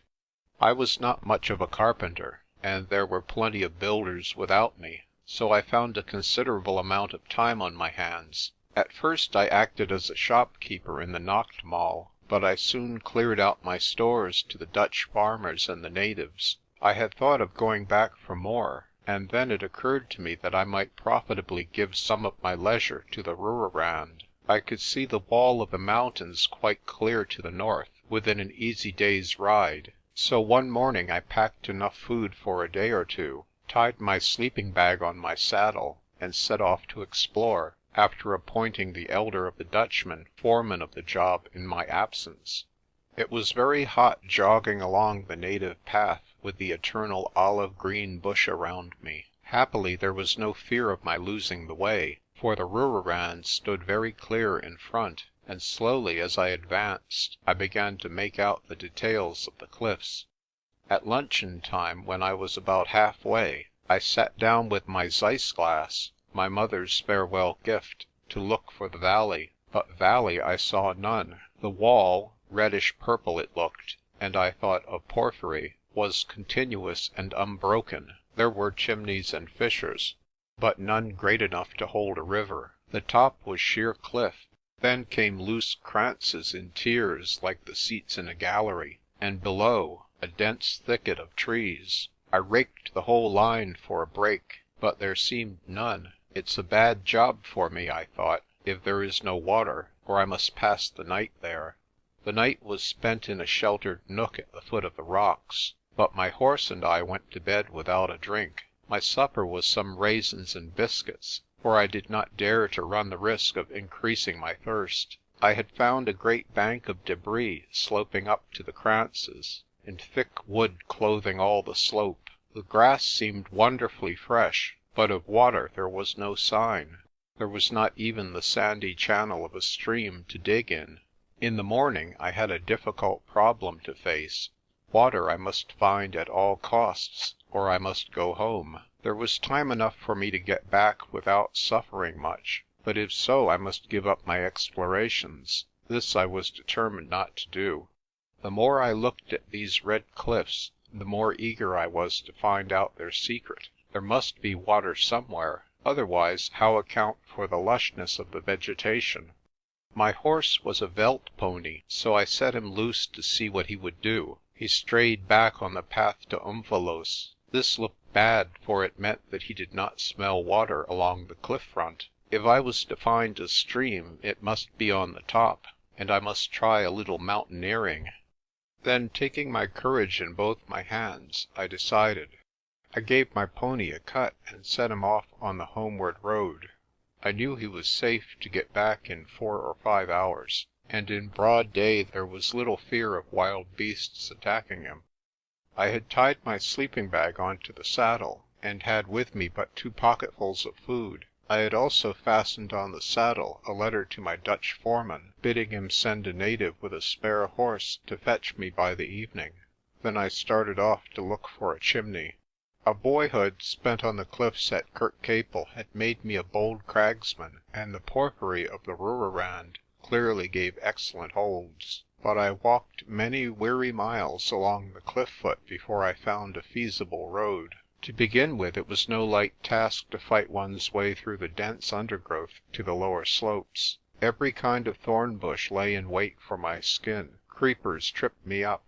High trees shut out the light, and I was in mortal fear lest a black mamba might appear out of the tangle. It grew very hot, and the screes above the thicket were blistering to the touch. My tongue, too, stuck to the roof of my mouth with thirst.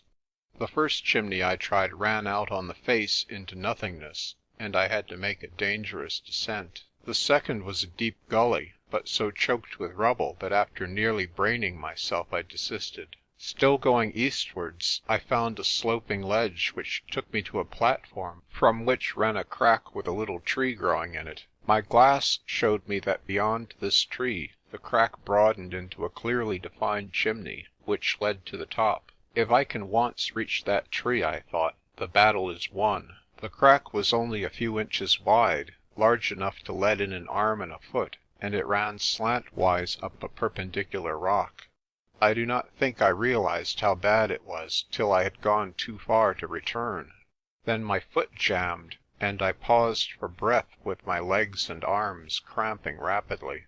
I remember that I looked to the west and saw through the sweat which kept dropping into my eyes that about half a mile off a piece of cliff which looked unbroken from the foot had a fold in it to the right. The darkness of the fold showed me that it was a deep, narrow gully. However, I had no time to think of this, for I was fast in the middle of my confounded crack.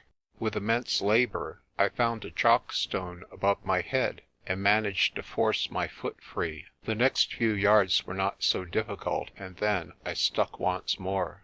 For the crack suddenly grew shallow as the cliff bulged out above me. I had almost given up hope when I saw that about 3 feet above my head grew the tree. If I could reach it and swing out I might hope to pull myself up to the ledge on which it grew. I confess it needed all my courage, for I did not know but that the tree might be loose, and that it and I might go rattling down 400 feet. It was my only hope, however, so I set my teeth, and wriggling up a few inches, made a grab at it. Thank God it held, and with a great effort I pulled my shoulder over the ledge and breathed freely. My difficulties were not ended, but the worst was past. The rest of the gully gave me good and safe climbing, and presently a very limp and weary figure lay on the cliff top. It took me many minutes to get back my breath and to conquer the faintness which seized me as soon as the need for exertion was over. When I scrambled to my feet and looked round, I saw a wonderful prospect. It was a plateau like the Highveld, only covered with bracken and little bushes like hazels. 3 or 4 miles off the ground rose, and a shallow vale opened. But in the foreground, half a mile or so distant, a lake lay gleaming in the sun.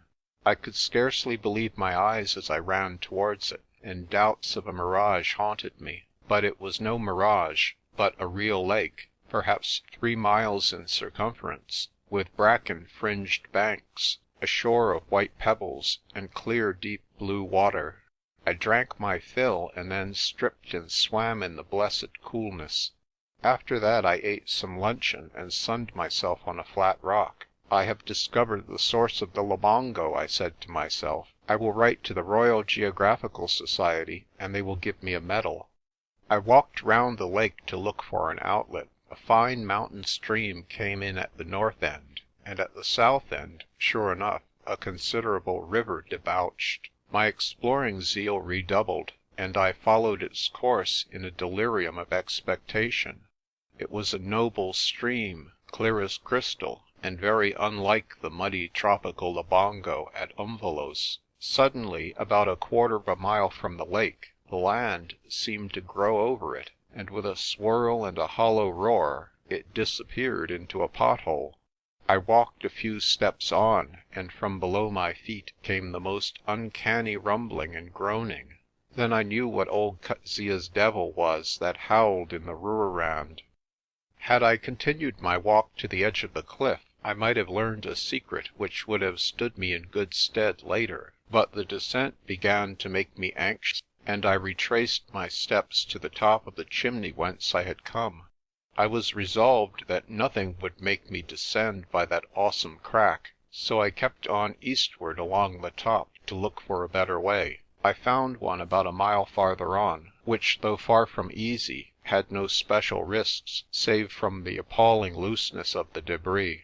When I got down at length, I found that it was near sunset. I went to the place where I had bidden my native look for me, but as I had feared, there was no sign of him. So, making the best of a bad job, I had supper and a pipe, and spent a very chilly night in a hole among the boulders. I got up at dawn, stiff and cold, and ate a few raisins for breakfast. There was no sign of horses, so I resolved to fill up the time in looking for the fold of the cliff, which, as I had seen from the horrible crack of yesterday, contained a gully. It was a difficult job, for to get the sidelong view of the cliff I had to scramble through the undergrowth of the slopes again, and even a certain way up the kranzes. At length I got my bearings, and fixed the place by some tall trees in the bush.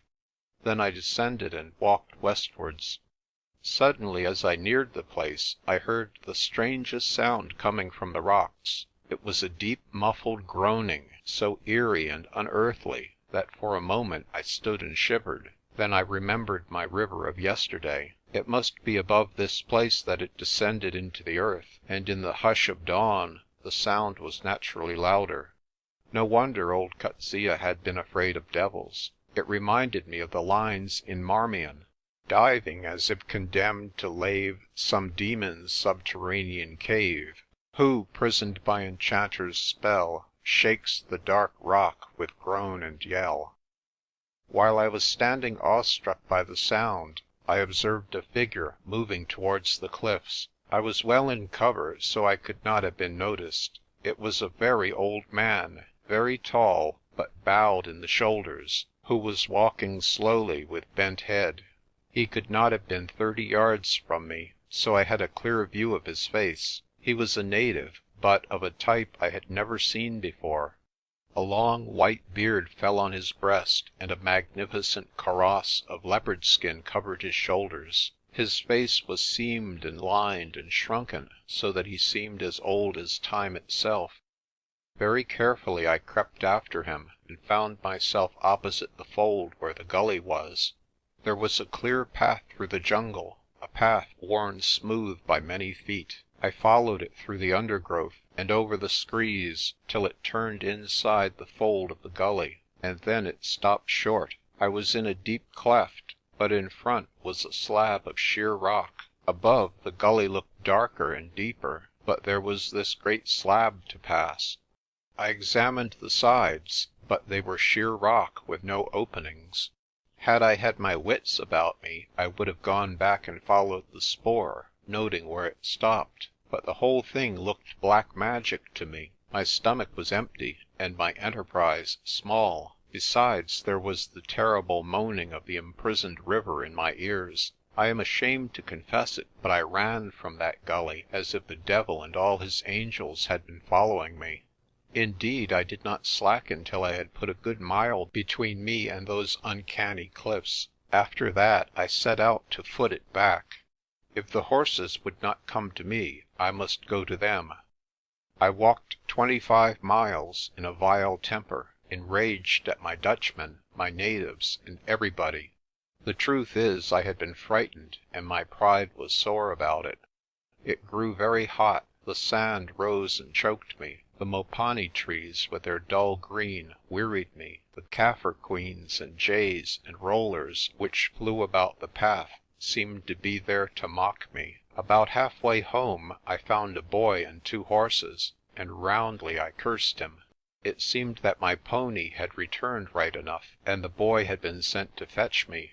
He had got halfway before sunset the night before, and there he had stayed. I discovered from him that he was scared to death, and did not dare to go any nearer the Rooirand. It was accursed, he said, for it was an abode of devils, and only wizards went near it.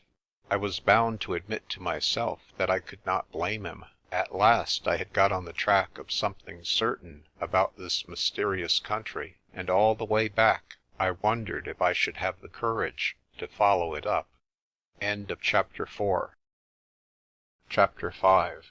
Mr. Wardlaw Has a Premonition. A week later the building job was finished. I locked the door of the new store, pocketed the key, and we set out for home.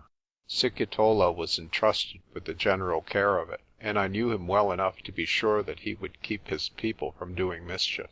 I left my empty wagons to follow at their leisure, and rode on, with the result that I arrived at Blaauwildebeestefontein 2 days before I was looked for. I stabled my horse and went round to the back to see Colin. I had left him at home in case of fights with native dogs, for he was an ill beast in a crowd. I found him well and hearty, for Zita had been looking after him. Then some whim seized me to enter the store through my bedroom window. It was open, and I crawled softly in to find the room fresh and clean from Zita's care. The door was ajar, and hearing voices, I peeped into the shop. Japp was sitting on the counter talking in a low voice to a big native, the same Mwanga whom I had bundled out unceremoniously. I noticed that the outer door giving on the road was shut, a most unusual thing in the afternoon. Japp had some small objects in his hand, and the two were evidently arguing about a price. I had no intention at first of eavesdropping, and was just about to push the door open, when something in Japp's face arrested me. He was up to no good, and I thought it my business to wait. The low tones went on for a little, both men talking in Kaffir, and then Japp lifted up one of the little objects between finger and thumb. It was a small roundish stone about the size of a bean, but even in that half light there was a dull lustre in it. At that I shoved the door open and went in. Both men started as if they had been shot. Japp went as white as his mottled face permitted. "What the—" he gasped, and he dropped the thing he was holding. I picked it up and laid it on the counter. "So," I said, "diamonds, Mr. Japp. You have found the pipe I was looking for. I congratulate you." My words gave the old ruffian his cue. "Yes, yes," he said, "I have, or rather my friend Mwanga has. He has just been telling me about it." The Kaffir looked miserably uncomfortable. He shifted from one leg to the other, casting longing glances at the closed door. "I tink I go," he said. "Afterwards we will speak more." I told him I thought he had better go, and opened the door for him. Then I bolted it again and turned to Mr. Japp. "So that's your game," I said. "I thought there was something funny about you, but I didn't know it was IDB you were up to." He looked as if he could kill me. For 5 minutes he cursed me with a perfection of phrase which I had thought was beyond him. It was no IDB, he declared, but a pipe which Mwanga had discovered. "In this kind of country," I said, quoting his own words, "why, you might as well expect to find ocean pearls as diamonds. But scrape in the spruit if you like, you'll maybe find some garnets." He choked down his wrath and tried a new tack. What will you take to hold your tongue? I'll make you a rich man if you'll come in with me." And then he started with offers which showed that he had been making a good thing out of the traffic. I stalked over to him and took him by the shoulder. "You old reprobate," I roared, "if you breathe such a proposal to me again, I'll tie you up like a sack and carry you to Pietersdorp." At this he broke down and wept maudlin tears, disgusting to witness. He said he was an old man who had always lived honestly, and it would break his heart if his grey hairs were to be disgraced. As he sat rocking himself with his hands over his face, I saw his wicked little eyes peering through the slits of his fingers to see what my next move would be. "See here, Mr. Japp," I said, "I'm not a police spy, and it's no business of mine to inform against you. I'm willing to keep you out of jail, but it must be on my own conditions. The first is that you resign this job and clear out.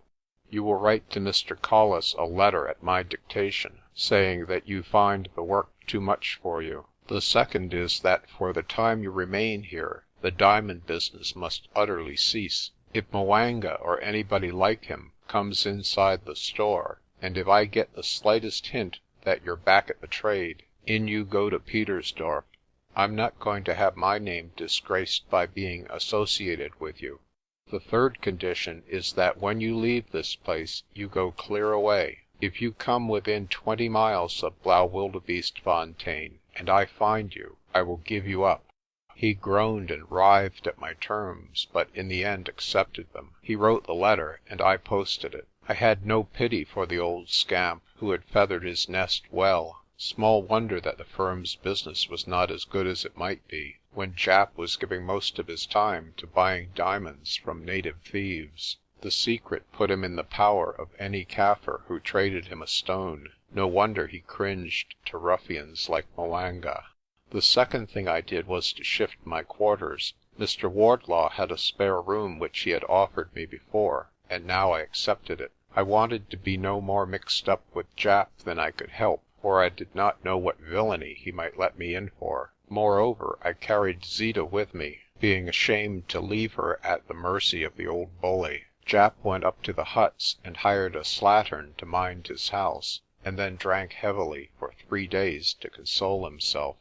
That night I sat smoking with Mr. Wardlaw in his sitting room, where a welcome fire burned, for the nights on the Berg were chilly. I remember the occasion well for the queer turn the conversation took. Mr. Wardlaw, as I have said, had been working like a slave at the Kaffir tongues. I talked a kind of Zulu well enough to make myself understood, and I could follow it when spoken, but he had real scholarship in the thing, and knew all about the grammar and the different dialects. Further, he had read a lot about native history, and was full of the doings of Shaka and Muzilakatsa and Moshesh and the kings of old. Having little to do in the way of teaching, he had made up for it by reading omnivorously. He used to borrow books from the missionaries, and he must have spent half his salary in buying new ones.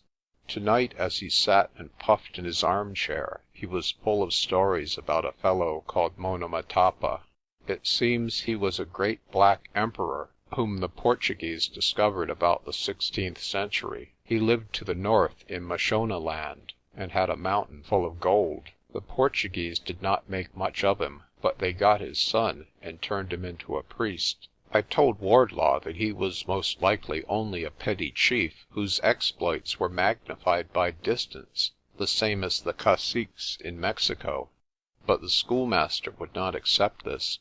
"He must have been a big man, Davy. You know that the old ruins in Rhodesia, called Zimbabwe, were long believed to be Phoenician in origin. I have a book here which tells all about them, but now it is believed that they were built by natives. I maintain that the men who could erect piles like that," and he showed me a picture, "were something more than petty chiefs." Presently the object of this conversation appeared. Mr. Wardlaw thought that we were underrating the capacity of the native. This opinion was natural enough in a schoolmaster, but not in the precise form Wardlaw put it. It was not his intelligence which he thought we underrated, but his dangerousness. His reasons shortly were these. There were 5 or 6 of them to every white man. They were all, roughly speaking, of the same stock, with the same tribal beliefs. They had only just ceased being a warrior race, with a powerful military discipline, and most important,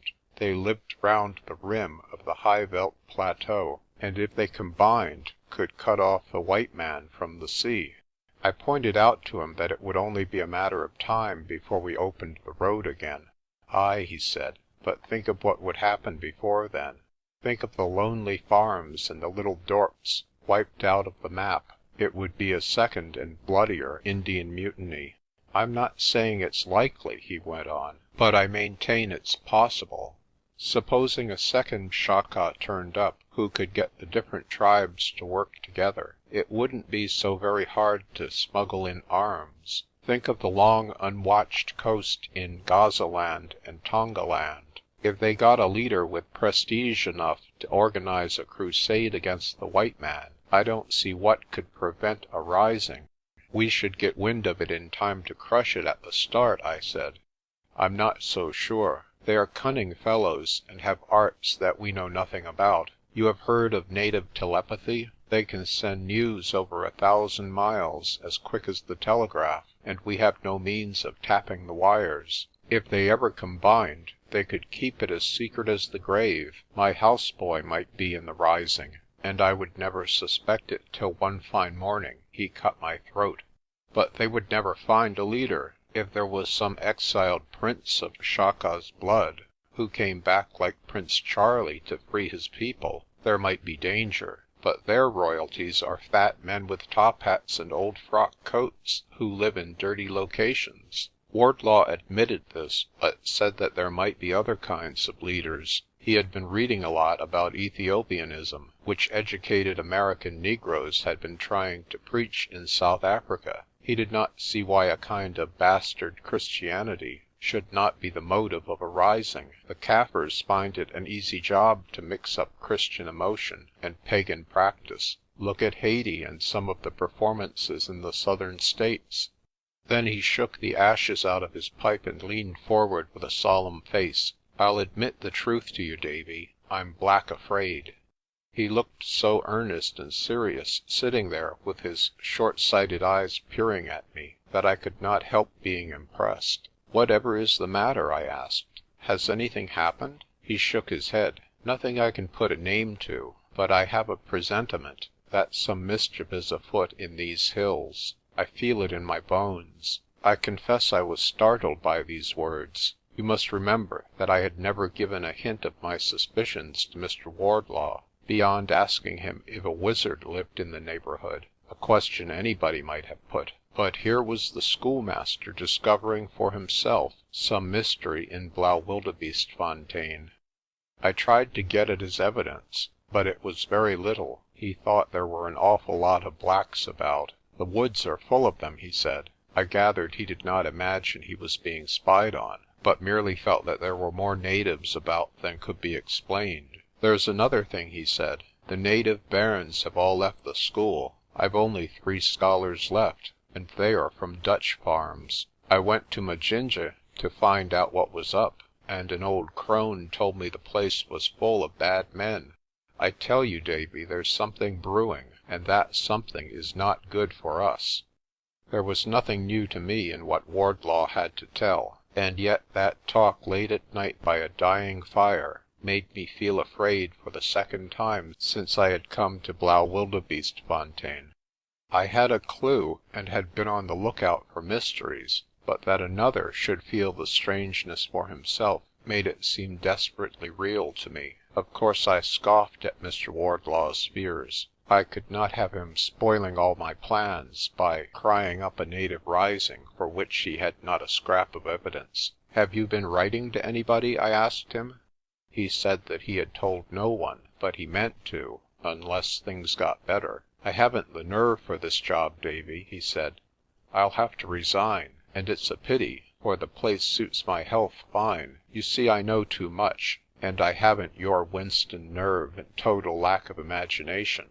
I told him that it was simply fancy, and came from reading too many books and taking too little exercise. But I made him promise to say nothing to anybody, either by word of mouth or letter, without telling me first. Then I made a rummer of toddy and sent him to bed a trifle comforted.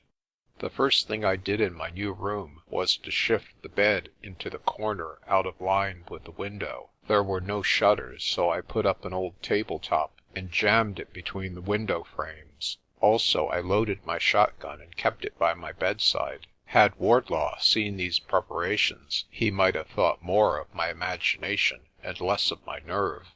It was a real comfort to me to put out a hand in the darkness and feel Colin's shaggy coat. End of Chapter 5. Chapter 6. The drums beat at sunset. Jap was drunk for the next day or two, and I had the business of the store to myself. I was glad of this, for it gave me leisure to reflect upon the various perplexities of my situation. As I have said, I was really scared, more out of a sense of impotence than from dread of actual danger. I was in a fog of uncertainty. Things were happening around me which I could only dimly guess at, and I had no power to take one step in defence. That Wardlaw should have felt the same without any hint from me was the final proof that the mystery was no figment of my nerves. I had written to Collis and got no answer. Now the letter with Jap's resignation in it had gone to Durban. Surely some notice would be taken of that. If I was given the post, Collis was bound to consider what I had said in my earlier letter and give me some directions. Meanwhile, it was my business to stick to my job till I was relieved. A change had come over the place during my absence. The natives had almost disappeared from sight. Except the few families living round Blaauwildebeestefontein, one never saw a native on the roads, and none came into the store. They were sticking close to their locations, or else they had gone after some distant business. Except a batch of 3 Shangans returning from the Rand, I had nobody in the store for the whole of one day. So about 4 o'clock I shut it up, whistled to Colin, and went for a walk along the Berg. If there were no natives on the road, there were plenty in the bush. I had the impression, of which Wardlaw has spoken, that the native population of the countryside had suddenly been hugely increased. The woods were simply hatching with them. I was being spied on as before, but now there were so many at the business that they could not all conceal their tracks. Every now and then I had a glimpse of a black shoulder or leg, and Colin, whom I kept on the leash, was half mad with excitement. I had seen all I wanted, and went home with a preoccupied mind. I sat long on Wardlaw's garden seat, trying to puzzle out the truth of this spying. What perplexed me was that I had been left unmolested when I had gone to Umvelos. Now, as I conjectured, the secret of the neighbourhood, whatever it was probably connected with the Rooirand. But when I had ridden in that direction, and had spent 2 days in exploring, no one had troubled to watch me. I was quite certain about this, for my eye had grown quick to note espionage, and it is harder for a spy to hide in the spare bush of the flats than in the dense thickets of these uplands. The watchers then did not mind my fossicking round their sacred place. Why then was I so closely watched in the harmless neighbourhood of the store? I thought for a long time before an answer occurred to me. The reason must be that going to the plains I was going into native country and away from civilization. But Blaauwildebeestefontein was near the frontier. There must be some dark business brewing of which they may have feared that I had an inkling. They wanted to see if I proposed to go to Pietersdorp or Wesselsburg and tell what I knew, and they clearly were resolved that I should not. I laughed, I remember, thinking that they had forgotten the post bag, but then I reflected that I knew nothing of what might be happening daily to the post bag. When I had reached this conclusion, my first impulse was to test it by riding straight west on the main road. If I was right, I should certainly be stopped. On second thoughts, however, this seemed to me to be flinging up the game prematurely, and I resolved to wait a day or two before acting. Next day nothing happened save that my sense of loneliness increased. I felt that I was being hemmed in by barbarism and cut off in a ghoulish land from the succour of my own kind. I only kept my courage up by the necessity of presenting a brave face to Mr. Wardlaw, who was by this time in a very broken condition of nerves. I had often thought that it was my duty to advise him to leave, and to see him safely off, but I shrank from severing myself from my only friend. I thought too of the few Dutch farmers within riding distance, and had half a mind to visit them, but they were far over the plateau, and could know little of my anxieties. The third day events moved faster. Japp was sober and wonderfully quiet. He gave me good morning quite in a friendly tone, and set to posting up the books as if he had never misbehaved in his days. I was so busy with my thoughts that I, too, must have been gentler than usual, and the morning passed like a honeymoon till I went across to dinner. I was just sitting down when I remembered that I had left my watch in my waistcoat behind the counter, and started to go back for it. But at the door I stopped short, for two horsemen had drawn up before the store. One was a native with what I took to be saddlebags. The other was a small slim man with a sun helmet, who was slowly dismounting. Something in the cut of his jib struck me as familiar. I slipped into the empty schoolroom and stared hard.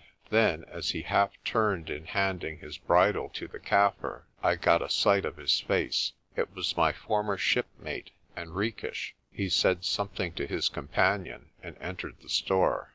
You may imagine that my curiosity ran to fever heat. My first impulse was to march over for my waistcoat and make a third with Japp at the interview. Happily I reflected in time that Henriques knew my face, for I had grown no beard, having a great dislike to needless hair. If he was one of the villains in the drama, he would mark me down for his vengeance once he knew I was here, whereas at present he had probably forgotten all about me. Besides, if I walked in boldly I would get no news. If Japp and he had a secret, they would not blab it in my presence. My next idea was to slip in by the back to the room I had once lived in. But how was I to cross the road? It ran white and dry some distance each way, in full view of the Kaffir with the horses. Further, the store stood on a bare patch, and it would be a hard job to get in by the back, assuming, as I believed, that the neighbourhood was thick with spies. The upshot was that I got my glasses and turned them on the store. The door was open, and so was the window. In the gloom of the interior I made out Henriques' legs. He was standing by the counter, and apparently talking to Japp. He moved to shut the door, and came back inside my focus opposite the window. There he stayed for maybe 10 minutes, while I hugged my impatience. I would have given £100 to be snug in my old room, with Japp thinking me out of the store. Suddenly the legs twitched up, and his boots appeared above the counter. Japp had invited him to his bedroom, and the game was now to be played beyond my ken.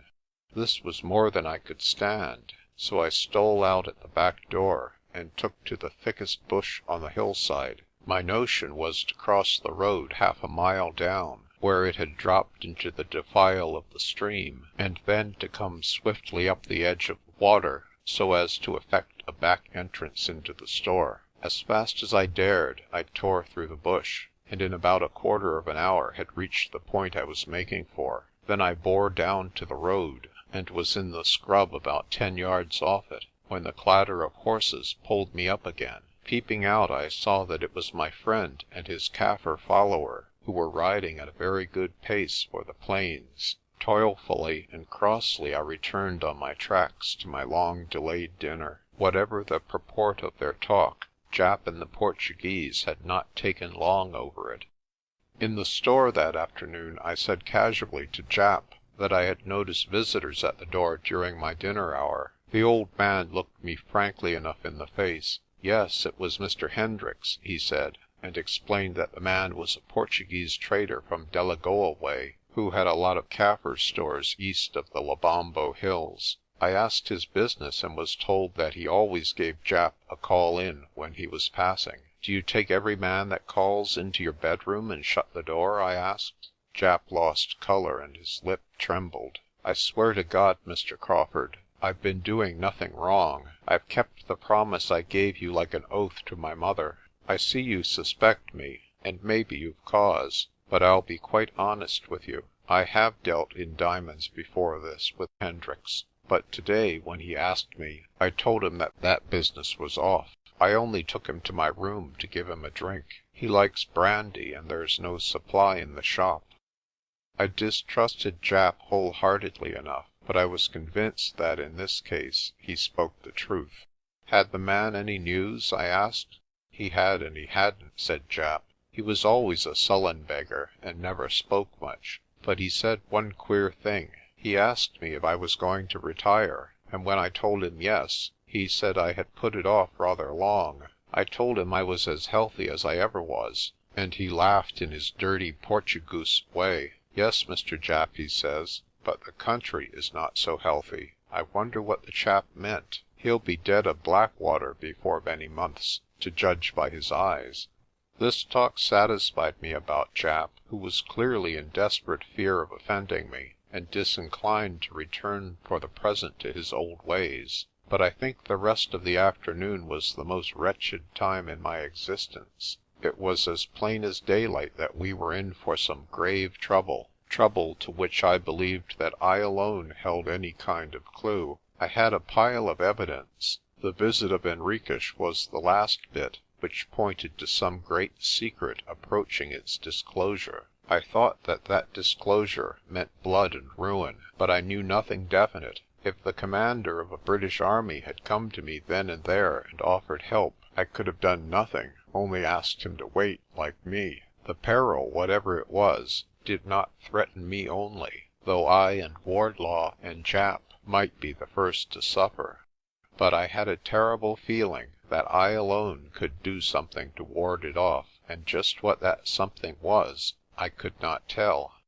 I was horribly afraid, not only of unknown death, but of my impotence to play any manly part. I was alone, knowing too much, and yet too little, and there was no chance of help under the broad sky. I cursed myself for not writing to Aitken at Lourenço-Marques weeks before. He had promised to come up, and he was the kind of man who kept his word. In the late afternoon I dragged Wardlaw out for a walk. In his presence I had to keep up a forced cheerfulness, and I believe the pretence did me good. We took a path up the Berg among groves of stinkwood and essenwood, where a falling stream made an easy route. It may have been fancy, but it seemed to me that the wood was emptier, and that we were followed less closely. I remember it was a lovely evening, and in the clear, fragrant gloaming, every foreland of the Berg stood out like a great ship above the dark green sea of the bush. When we reached the edge of the plateau, we saw the sun sinking between two far blue peaks in Makapan's country, and away to the south the great roll of the high veld.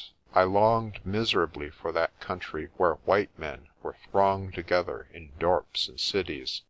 As we gazed, a curious sound struck our ears. It seemed to begin far up in the north, a low roll like the combing of breakers on the sand. Then it grew louder and travelled nearer, a roll with sudden spasms of harsher sound in it, reminding me of the churning in one of the potholes of Kirkcaple cliffs. Presently it grew softer again as the sound passed south, but new notes were always emerging. The echo came sometimes, as it were, from stark rock, and sometimes from the deep gloom of the forests. I have never heard an eerier sound, neither natural nor human it seemed, but the voice of that world between, which is hid from man's sight and hearing.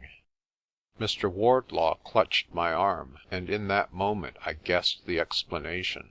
The native drums were beating, passing some message from the far north down the line of the Berg, where the locations were thickest, to the great black populations of the south. "But that means war," Mr. Wardlaw cried. "It means nothing of the kind," I said shortly. "It's their way of sending news. It's as likely to be some change in the weather, or an outbreak of cattle disease." When we got home I found Japp with a face like grey paper. "Did you hear the drums?" he asked. "Yes," I said shortly. "What about them?" "God forgive you for an ignorant Britisher," he almost shouted. "You may hear drums any night, but a drumming like that I only once heard before." It was in '79, in the Zeti Valley. Do you know what happened next day? Cetewayo's impis came over the hills, and in an hour there wasn't a living white soul in the glen. 2 men escaped, and one of them was called Peter Japp." "We are in God's hands then, and must wait on His will," I said solemnly. There was no more sleep for Wardlaw and myself that night. We made the best barricade we could of the windows, loaded all our weapons, and trusted to Colin to give us early news. Before supper I went over to get Japp to join us, but found that that worthy had sought help from his old protector, the bottle, and was already sound asleep with both door and window open. I had made up my mind that death was certain, and yet my heart belied my conviction, and I could not feel the appropriate mood. If anything, I was more cheerful since I had heard the drums. It was clearly now beyond the power of me or any man to stop the march of events. My thoughts ran on a native rising, and I kept telling myself how little that was probable. Where were the arms, the leader, the discipline? At any rate, such arguments put me to sleep before dawn, and I wakened at 8 to find that nothing had happened. The clear morning sunlight, as of old, made Blaauwildebeestefontein the place of a dream. Zeeta brought in my cup of coffee as if this day were just like all others. My pipe tasted as sweet. The fresh air from the Berg blew as fragrantly on my brow. I went over to the store in reasonably good spirits, leaving Wardlaw busy on the penitential psalms. The post runner had brought the mail as usual, and there was one private letter for me. I opened it with great excitement, for the envelope bore the stamp of the firm. At last Collis had deigned to answer. Inside was a sheet of the firm's notepaper, with the signature of Collis across the top, but someone had pencilled these 5 words: "The Blesboks are changing ground." I looked to see that Japp had not suffocated himself, then shut up the store and went back to my room to think out this new mystification. The thing had come from Collis, for it was the private notepaper of the Durban office, and there was Collis' signature, but the pencilling was in a different hand. My deduction from this was that someone wished to send me a message, and that Collis had given that someone a sheet of signed paper to serve as a kind of introduction. I might take it, therefore, that the scribble was Collis' reply to my letter. Now, my argument continued, if the unknown person saw fit to send me a message, it could not be merely one of warning. Collis must have told him that I was awake to some danger, and, as I was in Blaauwildebeestefontein, I must be nearer the heart of things than anyone else.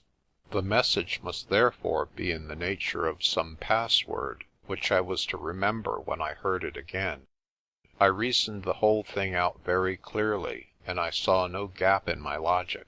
I cannot describe how that scribble had heartened me. I felt no more the crushing isolation of yesterday. There were others beside me in the secret. Help must be on the way, and the letter was the first tidings. But how near, that was the question, and it occurred to me for the first time to look at the postmark.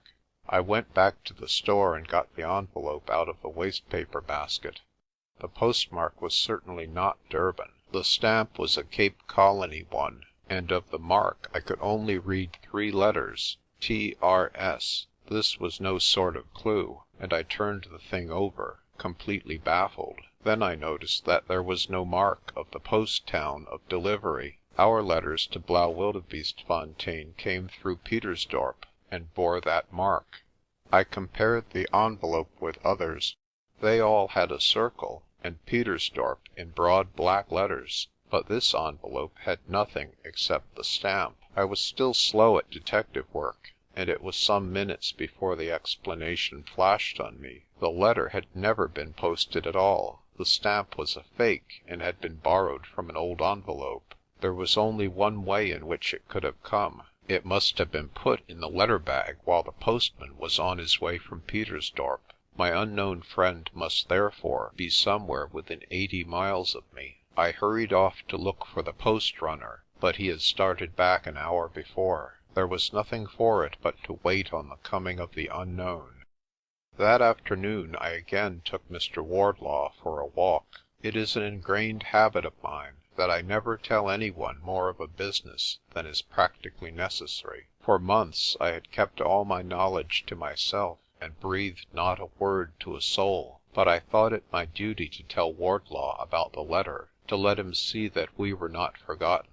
I am afraid it did not encourage his mind. Occult messages seemed to him only the last proof of a deadly danger encompassing us, and I could not shake his opinion. We took the same road to the crown of the Berg, and I was confirmed in my suspicion that the woods were empty and the watchers gone. The place was as deserted as the bush at Umvelos. When we reached the summit about sunset, we waited anxiously for the sound of drums. It came, as we expected, louder and more menacing than before. Wardlaw stood pinching my arm as the great tattoo swept down the escarpment and died away in the far mountains beyond the Olifants. Yet it no longer seemed to be a wall of sound, shutting us out from our kindred in the west. A message had pierced the wall. If the blesbok were changing ground, I believed, the hunters were calling out their hounds and getting ready for the chase. End of chapter 6. Chapter 7. Captain Arcoll tells a tale. It froze in the night, harder than was common on the Berg even in winter, and as I crossed the road next morning it was covered with rime. All my fears had gone, and my mind was strung high with expectation. 5 pencilled words may seem a small thing to build hope on, but it was enough for me, and I went about my work in the store with a reasonably light heart. One of the first things I did was to take stock of our armoury. There were 5 sporting Mausers of a cheap make, 1 Mauser pistol, a Lee Speed carbine, and a little nickel-plated revolver. There was also Japp's shotgun, an old hammered breech-loader, as well as the gun I had brought out with me.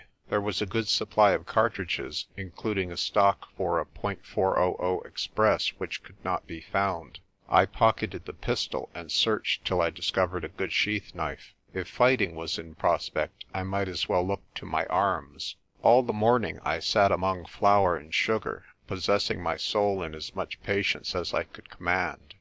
Nothing came down the white road from the west. The sun melted the rime. The flies came out and buzzed in the window. Japp got himself out of bed and brewed strong coffee, and went back to his slumbers. Presently it was dinner time, and I went over to a silent meal with Wardlaw. When I returned I must have fallen asleep over a pipe, for the next thing I knew I was blinking drowsily at the patch of sun in the door and listening for footsteps. In the dead stillness of the afternoon I thought I could discern a shuffling in the dust. I got up and looked out, and there, sure enough, was someone coming down the road. But it was only a Kaffir, and a miserable looking object at that. I had never seen such an anatomy. It was a very old man, bent almost double, and clad in a ragged shirt and a pair of foul khaki trousers. He carried an iron pot, and a few belongings were tied up in a dirty handkerchief. He must have been a Dacca smoker, for he coughed hideously, twisting his body with the paroxysms. I had seen the type before, the old broken-down native who had no kin to support him and no tribe to shelter him. They wander about the roads, cooking their wretched meals by their little fires, till one morning they are found stiff under a bush. The native gave me good day in Kaffir, then begged for tobacco or a handful of mealie meal. I asked him where he came from. From the west, Inkoos, he said, and before that from the south. It is a sore road for old bones. I went into the store to fetch some meal, and when I came out he had shuffled close to the door. He had kept his eyes on the ground, but now he looked up at me, and I thought he had very bright eyes for such an old wreck. "The nights are cold, Inkoos," he wailed, "and my folk are scattered, and I have no kraal. The aasvogels follow me, and I can hear the blesbok." "What about the blesbok?" I asked with a start. "The blesbok are changing ground," he said, and looked me straight in the face. "And where are the hunters?" I asked. "They are here, and behind me," he said in English, holding out his pot for my meal, while he began to edge into the middle of the road. I followed, and speaking English asked him if he knew of a man called Collis. "I come from him, young boss." "Where is your house?" "Ah, the school. There will be a way in by the back window? See that it is open, for I'll be there shortly." Then lifting up his voice he called down in Sesuto all manner of blessings on me for my kindness, and went shuffling down the sunlit road, coughing like a volcano. In high excitement I locked up the store and went over to Mr. Wardlaw. No children had come to school that day, and he was sitting idle, playing patience. "Lock the door," I said, "and come into my room. We're on the brink of explanations." In about 20 minutes the bush below the back window parted and the Kaffir slipped out. He grinned at me and after a glance round hopped very nimbly over the sill. Then he examined the window and pulled the curtains. "Is the outer door shut?" he asked in excellent English. "Well, get me some hot water, and any spare clothes you may possess, Mr. Crawfurd. I must get comfortable before we begin our indaba. We've the night before us, so there's plenty of time. But get the house clear, and see that nobody disturbs me at my toilet." I am a modest man, and sensitive about my looks. I brought him what he wanted, and looked on at an amazing transformation. Taking a phial from his bundle, he rubbed some liquid on his face and neck and hands, and got rid of the black colouring. His body and legs he left untouched, save that he covered them with shirt and trousers from my wardrobe. Then he pulled off a scaly wig, and showed beneath it a head of close-cropped grizzled hair. In 10 minutes the old Kaffir had been transformed into an active, soldierly-looking man of maybe 50 years. Mr. Wardlaw stared as if he had seen a resurrection. "I had better introduce myself," he said, when he had taken the edge off his thirst and hunger. "My name is Arcoll, Captain James Arcoll. I am speaking to Mr. Crawfurd, the storekeeper, and Mr. Wardlaw, the schoolmaster, of Blaauwildebeestefontein. Where, by the way, is Mr. Peter Japp? Drunk? Ah, yes, it was always his failing. The quorum, however, is complete without him." By this time it was about sunset, and I remember I cocked my ear to hear the drums beat. Captain Arcoll noticed the movement as he noticed all else. "You're listening for the drums, but you won't hear them. That business is over here. Tonight they beat in Swaziland and down into the Tonga border. 3 days more, unless you and I, Mr. Crawfurd, are extra smart, and they'll be hearing them in Durban." It was not till the lamp was lit, the fire burning well, and the house locked and shuttered, that Captain Arcoll began his tale. First he said, "Let me hear what you know. Collis told me that you were a keen fellow, and had wind of some mystery here. You wrote him about the way you were spied on, but I told him to take no notice. Your affair, Mr. Crawfurd, had to wait on more urgent matters. Now, what do you think is happening?" I spoke very shortly, weighing my words, for I felt I was on trial before these bright eyes. "I think that some kind of native rising is about to commence." "Ay," he said dryly, "you would, and your evidence would be the spying and drumming. Anything more?" "I have come on the tracks of a lot of IDB work in the neighbourhood. The natives have some supply of diamonds, which they sell bit by bit, and I don't doubt but they have been getting guns with the proceeds." He nodded. "Have you any notion who has been engaged in the job?" I had it on my tongue to mention Japp, but forbore, remembering my promise.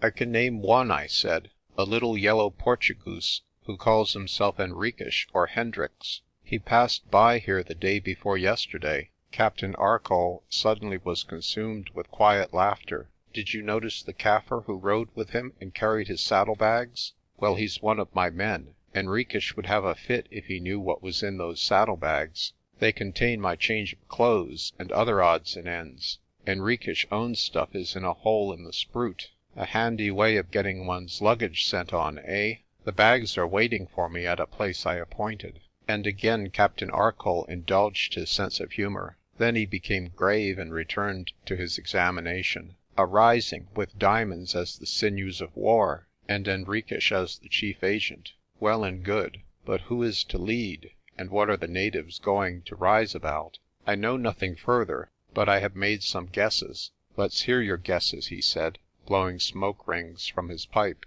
"I think the main mover is a great black minister who calls himself John Laputa." Captain Arcoll nearly sprang out of his chair. "Now how on earth did you find that out?" quick, Mr. Crawford. Tell me all you know, for this is desperately important." I began at the beginning, and told him the story of what happened on the Kirkcaple shore. Then I spoke of my sight of him on board ship, his talk with Henriques about Blaauwildebeestefontein, and his hurried departure from Durban. Captain Arcoll listened intently, and at the mention of Durban he laughed. You and I seemed to have been running on lines which nearly touched. I thought I had grabbed my friend Laputa that night in Durban, but I was too cocksure and he slipped off. Do you know, Mr. Crawford, you have been on the right trail long before me. When did you say you first saw him at his devil worship? 7 years ago? Then you were the first man alive to know the Reverend John in his true colours. You knew 7 years ago what I only found out last year.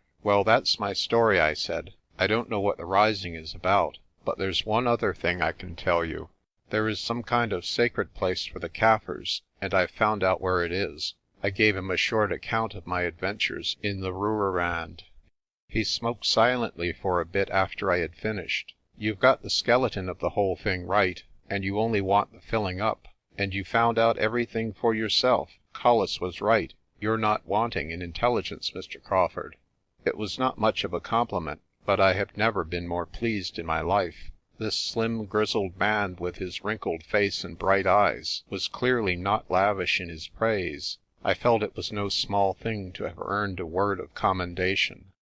"And now I will tell you my story," said Captain Arcoll. "It is a long story, and I must begin far back. It has taken me years to decipher it, and remember, I've been all my life at this native business. I can talk every dialect, and I have the customs of every tribe by heart. I've travelled over every mile of South Africa, and Central and East Africa too. I was in both the Matabele wars, and I've seen a heap of other fighting which never got into the papers. So what I tell you, you can take as gospel, for it is knowledge that was not learned in a day." He puffed away and then asked suddenly, "Did you ever hear of Prester John?"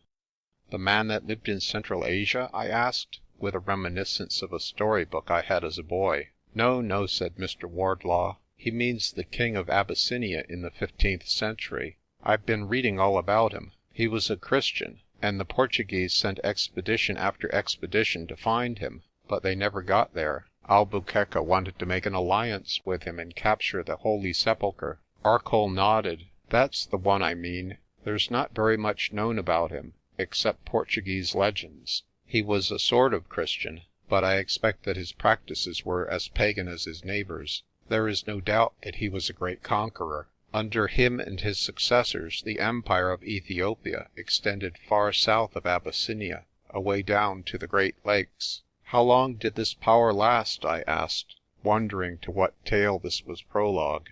"That's a mystery no scholar has ever been able to fathom. Anyhow, the centre of authority began to shift southward, and the warrior tribes moved in that direction. At the end of the 16th century, the chief native power was round about the Zambesi. The Mazimba and the Makaranga had come down from the Lake Nyassa quarter, and there was a strong kingdom in Manicaland. That was the Monomotapa that the Portuguese thought so much of." Wardlaw nodded eagerly. The story was getting into ground that he knew about.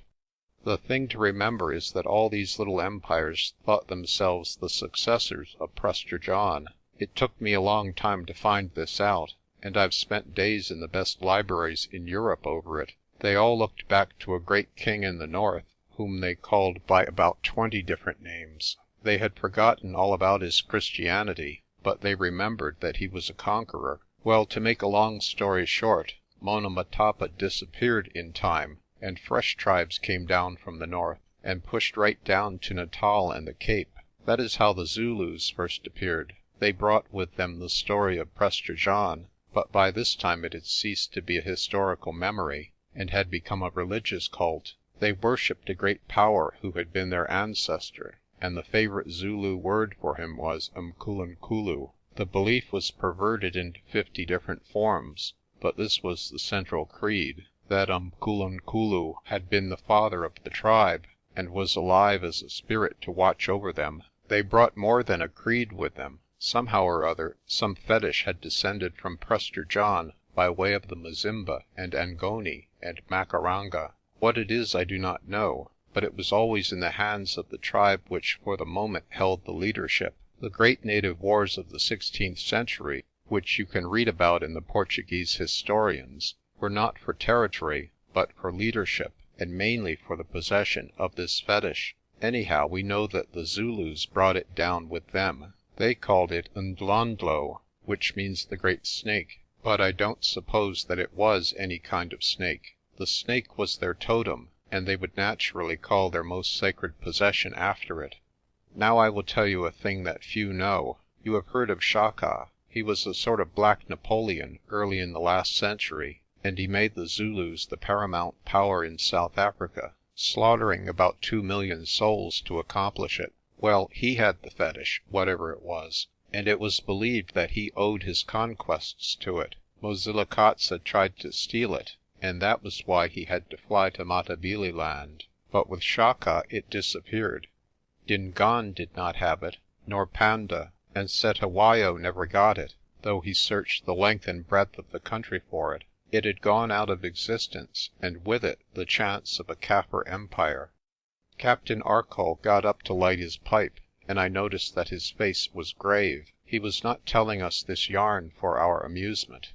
So much for Prester John and his charm, he said. Now I have to take up the history at a different point. In spite of risings here and there, and occasional rows, the Kaffirs have been quiet for the better part of half a century. It is no credit to us. They have had plenty of grievances, and we are no nearer understanding them than our fathers were. But they are scattered and divided. We have driven great wedges of white settlements into their territory, and we have taken away their arms. Still, they are 6 times as many as we are, and they have long memories, and a thoughtful man may wonder how long the peace will last. I have often asked myself that question, and till lately I used to reply, forever, because they cannot find a leader with the proper authority, and they have no common cause to fight for. But a year or 2 ago I began to change my mind. It is my business to act as chief intelligence officer among the natives. Well, one day I came on the tracks of a curious person. He was a Christian minister called Laputa,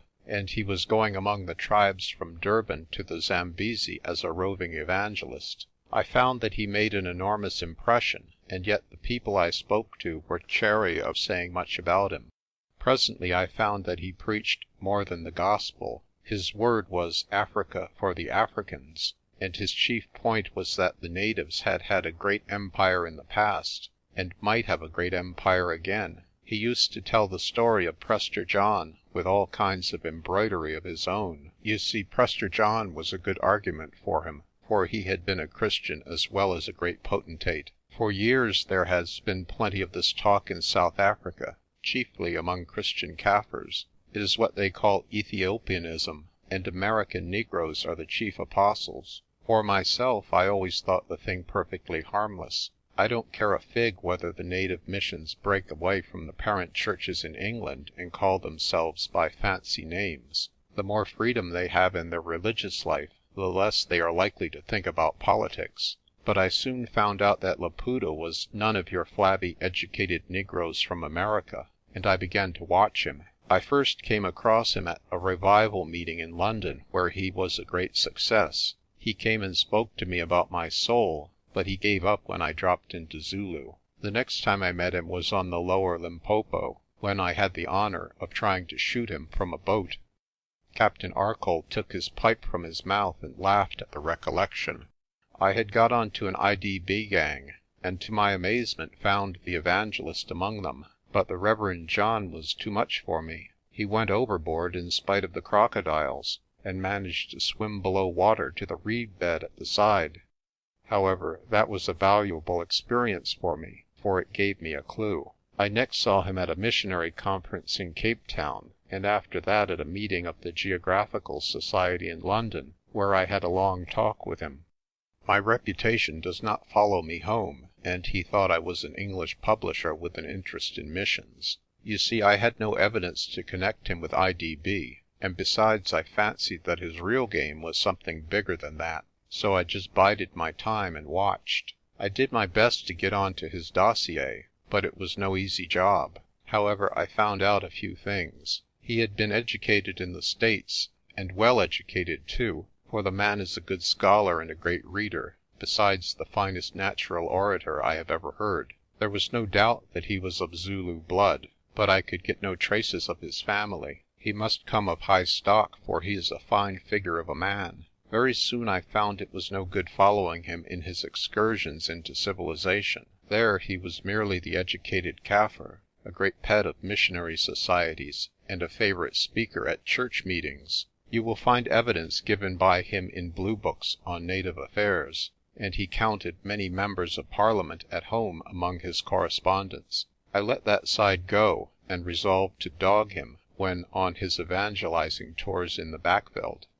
For 6 months I stuck to him like a leech. I am pretty good at disguises, and he never knew who was the broken down old Kaffir who squatted in the dirt at the edge of the crowd when he spoke, or the half-caste who called him sir and drove his Cape cart. I had some queer adventures, but these can wait. The gist of the thing is that after 6 months, which turned my hair grey, I got a glimmering of what he was after. He talked Christianity to the mobs in the kraals, but to the indunas he told a different story. Captain Arcoll helped himself to a drink. You can guess what that story was, Mr. Crawford. At full moon, when the black cock was blooded, the Reverend John forgot his Christianity. He was back 4 centuries among the Mazimba, sweeping down on the Zambesi. He told them, and they believed him, that he was the Umkulunkulu, the incarnated spirit of Prester John. He told them that he was there to lead the African race to conquest and empire. Aye, and he told them more, for he has, or says he has, the great snake itself, the necklet of Prester John. Neither of us spoke. We were too occupied with fitting this news into our chain of knowledge. Captain Arcoll went on. Now that I knew his purpose, I set myself to find out his preparations. It was not long before I found a mighty organization at work from the Zambesi to the Cape.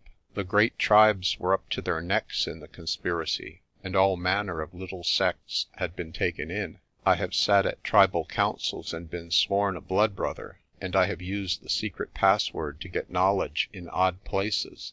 It was a dangerous game, and as I have said, I had my adventures, but I came safe out of it, with my knowledge. The first thing I found out was that there was a great deal of wealth somewhere among the tribes. Much of it was in diamonds, which the labourers stole from the mines and the chiefs impounded. Nearly every tribe had its secret chest, and our friend Laputa had the use of them all. Of course the difficulty was changing the diamonds into coin, and he had to start IDB on a big scale. Your pal Henriques was the chief agent for this, but he had others at Mozambique and Johannesburg, aye, and in London, whom I have on my list. With the money, guns and ammunition were bought, and it seems that a pretty flourishing trade has been going on for some time. They came in mostly overland, through Portuguese territory, though there have been cases of consignments to Johannesburg houses, the contents of which did not correspond with the invoice. You ask what the governments were doing to let this go on. Yes, and you may well ask. They were all asleep. They never dreamed of danger from the natives, and in any case it was difficult to police the Portuguese side. Laputa knew our weakness, and he staked everything on it. My first scheme was to lay Laputa by the heels, but no government would act on my information. The man was strongly buttressed by public support at home, and South Africa has burned her fingers before this with arbitrary arrests. Then I tried to fasten IDB on him, but I could not get my proofs till too late. I nearly had him in Durban, but he got away, and he never gave me a second chance. For 5 months he and Henriques have been lying low, because their scheme was getting very ripe. I have been following them through Zululand and Gazaland, and I have discovered that the train is ready, and only wants the match. For a month I have never been more than 5 hours behind him on the trail, and if he has laid his train, I have laid mine also." Arcoll's whimsical, humorous face had hardened into grimness, and in his clear eyes there was the light of a fierce purpose. The sight of him comforted me, in spite of his tale. "But what can he hope to do?" I asked. "Though he roused every Kaffir in South Africa, he would be beaten." You say he is an educated man. He must know that he has no chance in the long run." "I said he was an educated man, but he is also a Kaffir. He can see the first stage of a thing, and maybe the second, but no more. That is the native mind. If it was not like that, our chance would be the worse." "You say the scheme is ripe," I said. "How ripe?" Arcoll looked at the clock. "In half an hour's time Laputa will be with Mpefu. There he will stay the night. Tomorrow morning he goes to Umvelos to meet Henriques. Tomorrow evening the gathering begins." "One question," I said. "How big a man is Laputa?" "The biggest thing the Kaffirs have ever produced. I tell you, in my opinion, he is a great genius. If he had been white he might have been a second Napoleon. He is a born leader of men, and as brave as a lion. There is no villainy he would not do if necessary, and yet I should hesitate to call him a blackguard. Ay, you may look surprised at me, you two pragmatical Scotsmen, but I have, so to speak, lived with the man for months, and there's fineness and nobility in him. He would be a terrible enemy, but a just one. He has the heart of a poet and a king, and it is God's curse that he has been born among the children of Ham. I hope to shoot him like a dog in a day or two, but I am glad to bear testimony to his greatness." "If the rising starts tomorrow," I asked, "have you any of his plans?" He picked up a map from the table and opened it. "The first rendezvous is somewhere near Sikitolas. Then they move south, picking up contingents, and the final concentration is to be on the high veld near Amsterdam, which is convenient for the Swazis and the Zulus. After that I know nothing, but of course there are local concentrations along the whole line of the Berg from Mashonaland to Basutoland. Now look here. To get to Amsterdam they must cross the Delagoa Bay Railway. Well, they won't be allowed to. If they get as far they will be scattered there. As I told you, I too have laid my train. We have the police ready all along the scarp of the Berg. Every exit from native territory is watched, and the frontier farmers are out on commando. We have regulars on the Delagoa Bay and Natal lines, and a system of field telegraphs laid which can summon further troops to any point. It has all been kept secret because we are still in the dark ourselves. The newspaper public knows nothing about any rising, but in 2 days every white household in South Africa will be in a panic. Make no mistake, Mr. Crawfurd, this is a grim business. We will smash Laputa and his men, but it will be a fierce fight, and there will be much good blood shed. Besides, it will throw the country back another half-century. Would to God I had been man enough to put a bullet through his head in cold blood. But I could not do it. It was too like murder, and maybe I shall never have the chance now." "There's one thing puzzles me," I said. "What makes Laputa come up here to start with? Why didn't he begin with Zululand?"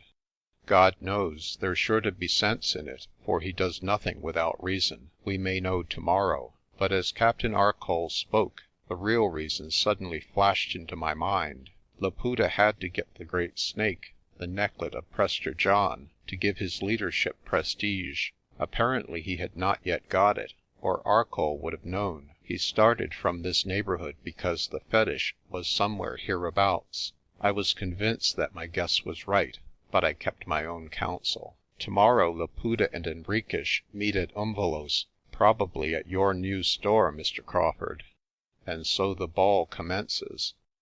My resolution was suddenly taken. "I think," I said, "I had better be present at the meeting, as representing the firm." Captain Arcoll stared at me and laughed. "I had thought of going myself," he said. "Then you go to certain death, disguise yourself as you please. You cannot meet them in the store as I can. I'm there on my ordinary business, and they will never suspect. If you're to get any news, I'm the man to go." He looked at me steadily for a minute or so. "I'm not sure that's such a bad idea of yours. I would be better employed myself on the Berg, and as you say, I would have little chance of hearing anything. You're a plucky fellow, Mr. Crawfurd. I suppose you understand that the risk is pretty considerable." "I suppose I do, but since I'm in this thing I may as well see it out. Besides, I've an old quarrel with our friend Laputa." "Good and well," said Captain Arcoll. "Draw in your chair to the table then, and I'll explain to you the disposition of my men. I should tell you that I have loyal natives in my pay in most tribes, and can count on early intelligence. We can't match their telepathy, but the new type of field telegraph is not so bad, and may be a trifle more reliable. Till midnight we pored over maps, and certain details were burned on my memory. Then we went to bed and slept soundly, even Mr. Wardlaw. It was strange how fear had gone from the establishment, now that we knew the worst and had a fighting man by our side. End of Chapter 7. Chapter 8. I fall in again with the Reverend John Laputa. Once as a boy I had earnestly desired to go into the army, and had hopes of rising to be a great general. Now that I know myself better, I do not think I would have been much good at a general's work. I would have shirked the loneliness of it, the isolation of responsibility. But I think I would have done well in a subaltern command, for I had a great notion of carrying out orders, and a certain zest in the mere act of obedience. 3 days before I had been as nervous as a kitten, because I was alone and it was up to me, as Americans say, to decide on the next step. But now that I was only one wheel in a great machine of defence, my nervousness seemed to have fled. I was well aware that the mission I was bound on was full of risk, but to my surprise I felt no fear. Indeed, I had much the same feeling as a boy on a Saturday's holiday who has planned a great expedition. One thing only I regretted, that Tam Dyke was not with me to see the fun. The thought of that faithful soul, now beating somewhere on the seas, made me long for his comradeship. As I shaved, I remembered wondering if I would ever shave again, and the thought gave me no tremors. For once in my sober life I was strung up to the gambler's pitch of adventure. My job was to go to Umvelos, as if on my ordinary business, and if possible find out something of the evening's plan of march. The question was how to send back a message to Arcoll, assuming I had any difficulty in getting away. At first this puzzled us both, and then I thought of Colin. I had trained the dog to go home at my bidding, for often, when I used to go hunting, I would have occasion to visit a kraal where he would have been a nuisance. Accordingly, I resolved to take Colin with me, and if I got into trouble, to send word by him. I asked about Laputa's knowledge of our preparations. Arcoll was inclined to think that he suspected little. The police and the commandos had been kept very secret, and besides, they were moving on the high veld and out of the ken of the tribes. Natives, he told me, were not good scouts so far as white man's work was concerned, for they did not understand the meaning of what we did. On the other hand, his native scouts brought him pretty accurate tidings of any Kaffir movements. He thought that all the bush country of the plain would be closely watched, and that no one would get through without some kind of pass. But he thought also that the storekeeper might be an exception, for his presence would give rise to no suspicions. Almost his last words to me were to come back hell for leather if I saw the game was hopeless, and in any case to leave as soon as I got any news. "If you're there when the march begins," he said, "they'll cut your throat for a certainty." I had all the various police posts on the Berg clear in my mind, so that I would know where to make for if the road to Blaauwildebeestefontein should be closed. I said good-bye to Arcoll and Wardlaw with a light heart, though the schoolmaster broke down and implored me to think better of it. As I turned down into the gorge I heard the sound of horses' feet far behind, and turning back, saw white riders dismounting at the dorp. At any rate, I was leaving the country well guarded in my rear. It was a fine morning in midwinter, and I was in very good spirits as I jogged on my pony down the steep hill road, with Colin running beside me. A month before I had taken the same journey, with no suspicion in my head of what the future was to bring. I thought about my Dutch companions, now with their cattle far out on the plains. Did they know of the great danger, I wondered? All the way down the glen I saw no sign of human presence. The game birds mocked me from the thicket. A brace of white Buchan circled far up in the blue, and I had for pleasant comrade the brawling river. I dismounted once to drink, and in that green haven of flowers and ferns I was struck sharply with a sense of folly. Here were we wretched creatures of men, making for each other's throats, and outraging the good earth which God had made so fair a habitation. I had resolved on a short cut to Umvelos, avoiding the neighbourhood of Sikitola's kraal. So when the river emerged from the glen, I crossed it and struck into the bush. I had not gone far before I realised that something strange was going on. It was like the woods on the Berg a week before. I had the impression of many people moving in the bush, and now and then I caught a glimpse of them. My first thought was that I should be stopped, but soon it appeared that these folk had business of their own which did not concern me. I was conscious of being watched, yet it was clear that the bush folk were not there for the purpose of watching me. For a little I kept my spirits, but as the hours passed with the same uncanny hurrying to and fro all about me, my nerves began to suffer. Weeks of espionage at Blaauwildebeestefontein had made me jumpy. These people apparently meant me no ill, and had no time to spare on me, but the sensation of moving through them was like walking on a black dark night with precipices all around. I felt odd quiverings between my shoulder blades, where a spear might be expected to lodge. Overhead was a great blue sky and a blazing sun, and I could see the path running clear before me between the walls of scrub. But it was like midnight to me, a midnight of suspicion and unknown perils. I began to wish heartily I had never come. I stopped for my midday meal at a place called Taki, a grassy glade in the bush where a tiny spring of water crept out from below a big stone, only to disappear in the sand. Here I sat and smoked for half an hour, wondering what was going to become of me. The air was very still, but I could hear the rustle of movement somewhere within 100 yards. The hidden folk were busy about their own ends, and I regretted that I had not taken the road by Sikitola's and seen how the kraals looked. They must be empty now, for the young men were already out on some mission. So nervous I got that I took my pocketbook and wrote down certain messages to my mother, which I implored whoever should find my body to transmit. Then, a little ashamed of my childishness, I pulled myself together and remounted. About 3 in the afternoon I came over a low ridge of bush and saw the corrugated iron roof of the store and the gleam of water from the Labongo. The sight encouraged me, for at any rate it meant the end of this disquieting ride.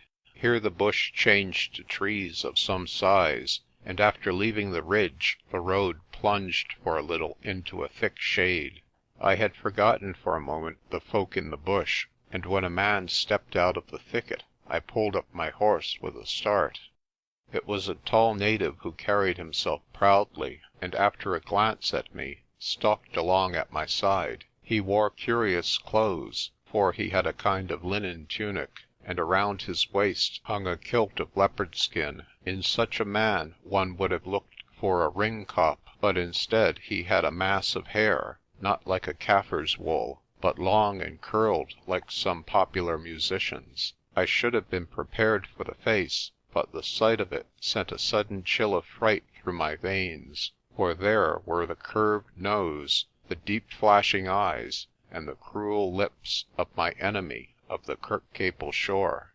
Colin was deeply suspicious and followed his heels growling, but he never turned his head. "The day is warm, father," I said in Kaffir. "Do you go far?"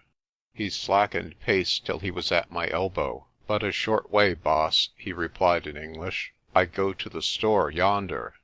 "Well met then," said I, "for I am the storekeeper.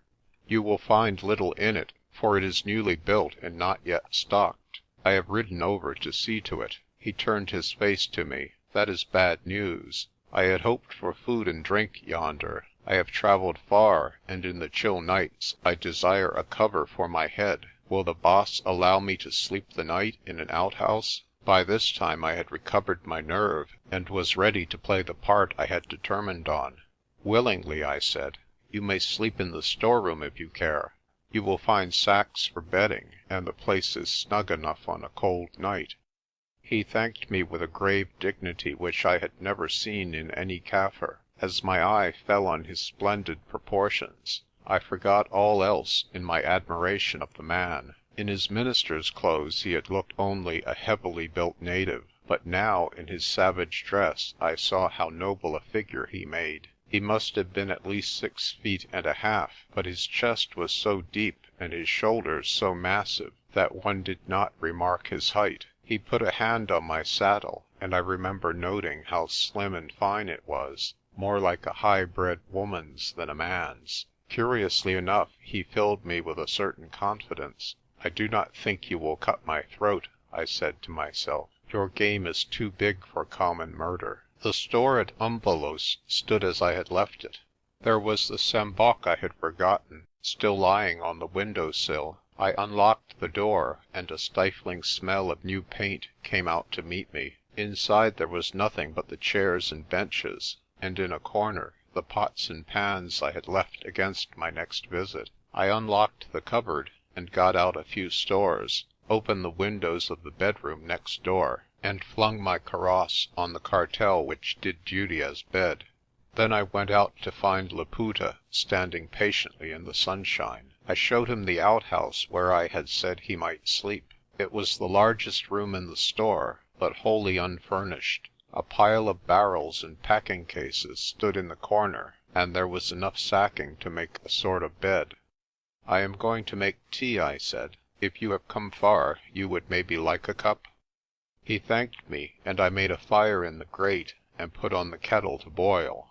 Then I set on the table biscuits and sardines and a pot of jam. It was my business now to play the fool, and I believe I succeeded to admiration in the part. I blush today to think of the stuff I talked. First I made him sit on a chair opposite me, a thing no white man in the country would have done. Then I told him affectionately that I liked natives, that they were fine fellows and better men than the dirty whites round about. I explained that I was fresh from England and believed in equal rights for all men, white or coloured. "I think," I said, "I hoped to see the day when Africa would belong once more to its rightful masters." He heard me with an impassive face, his grave eyes studying every line of me. I am bound to add that he made a hearty meal, and drank 3 cups of strong tea of my brewing. I gave him a cigar, one of a lot I had got from a Dutch farmer who was experimenting with their manufacture, and all the while I babbled of myself and my opinions. He must have thought me half-witted, and indeed before long I began to be of the same opinion myself. I told him that I meant to sleep the night here, and go back in the morning to Blaauwildebeestefontein, and then to Petersdorp for stores. By and by I could see that he had ceased to pay any attention to what I said. I was clearly set down in his mind as a fool. Instead, he kept looking at Colin, who was lying blinking in the doorway, one wary eye cocked on the stranger. "You have a fine dog," he observed. "Yes," I agreed, with one final effort of mendacity. "He's fine to look at, but he has no grit in him. Any mongrel from a kraal can make him turn tail. Besides, he is a born fool and can't find his way home. I'm thinking of getting rid of him." Laputa rose, and his eye fell on the dog's back. I could see that he saw the lie of the coat, and that he did not agree with me. "The food was welcome, boss," he said. "If you will listen to me I can repay hospitality with advice. You are a stranger here. Trouble comes, and if you are wise you will go back to the Berg." "I don't know what you mean," I said, with an air of cheerful idiocy. "But back to the Berg I go, the first thing in the morning. I hate these stinking plains." "It were wise to go tonight," he said, with a touch of menace in his tone. "I can't," I said, and began to sing the chorus of a ridiculous music hall song. "There's no place like home, but I'm afraid to go home in the dark." Laputa shrugged his shoulders, stepped over the bristling Colin, and went out. When I looked after him 2 minutes later, he had disappeared. Chapter 9. The Store at Umvelos. I sat down on a chair and laboured to collect my thoughts. Laputa had gone and would return sooner or later with Henriques. If I was to remain alive till morning, both of them must be convinced that I was harmless. Laputa was probably of this opinion, but Henriques would recognise me, and I had no wish to have that yellow miscreant investigating my character. There was only one way out of it. I must be incapably drunk. There was not a drop of liquor in the store, but I found an old whisky bottle half full of methylated spirits. With this I thought I might raise an atmosphere of bad whisky, and for the rest I must trust to my meagre gifts as an actor. Supposing I escaped suspicion, Laputa and Henriques would meet in the outhouse, and I must find some means of overhearing them. Here I was fairly baffled. There was no window in the outhouse save in the roof, and they were sure to shut and bolt the door. I might conceal myself among the barrels inside, but apart from the fact that they were likely to search them before beginning their conference, it was quite certain that they would satisfy themselves that I was safe in the other end of the building before going to the outhouse. Suddenly I thought of the cellar which we had built below the store. There was an entrance by a trap door behind the counter, and another in the outhouse. I had forgotten the details, but my hope was that the second was among the barrels. I shut the outer door, prised up the trap, and dropped into the vault, which had been floored roughly with green bricks. Lighting match after match, I crawled to the other end and tried to lift the door. It would not stir, so I guessed that the barrels were on top of it. Back to the outhouse I went, and found that sure enough a heavy packing case was standing on a corner.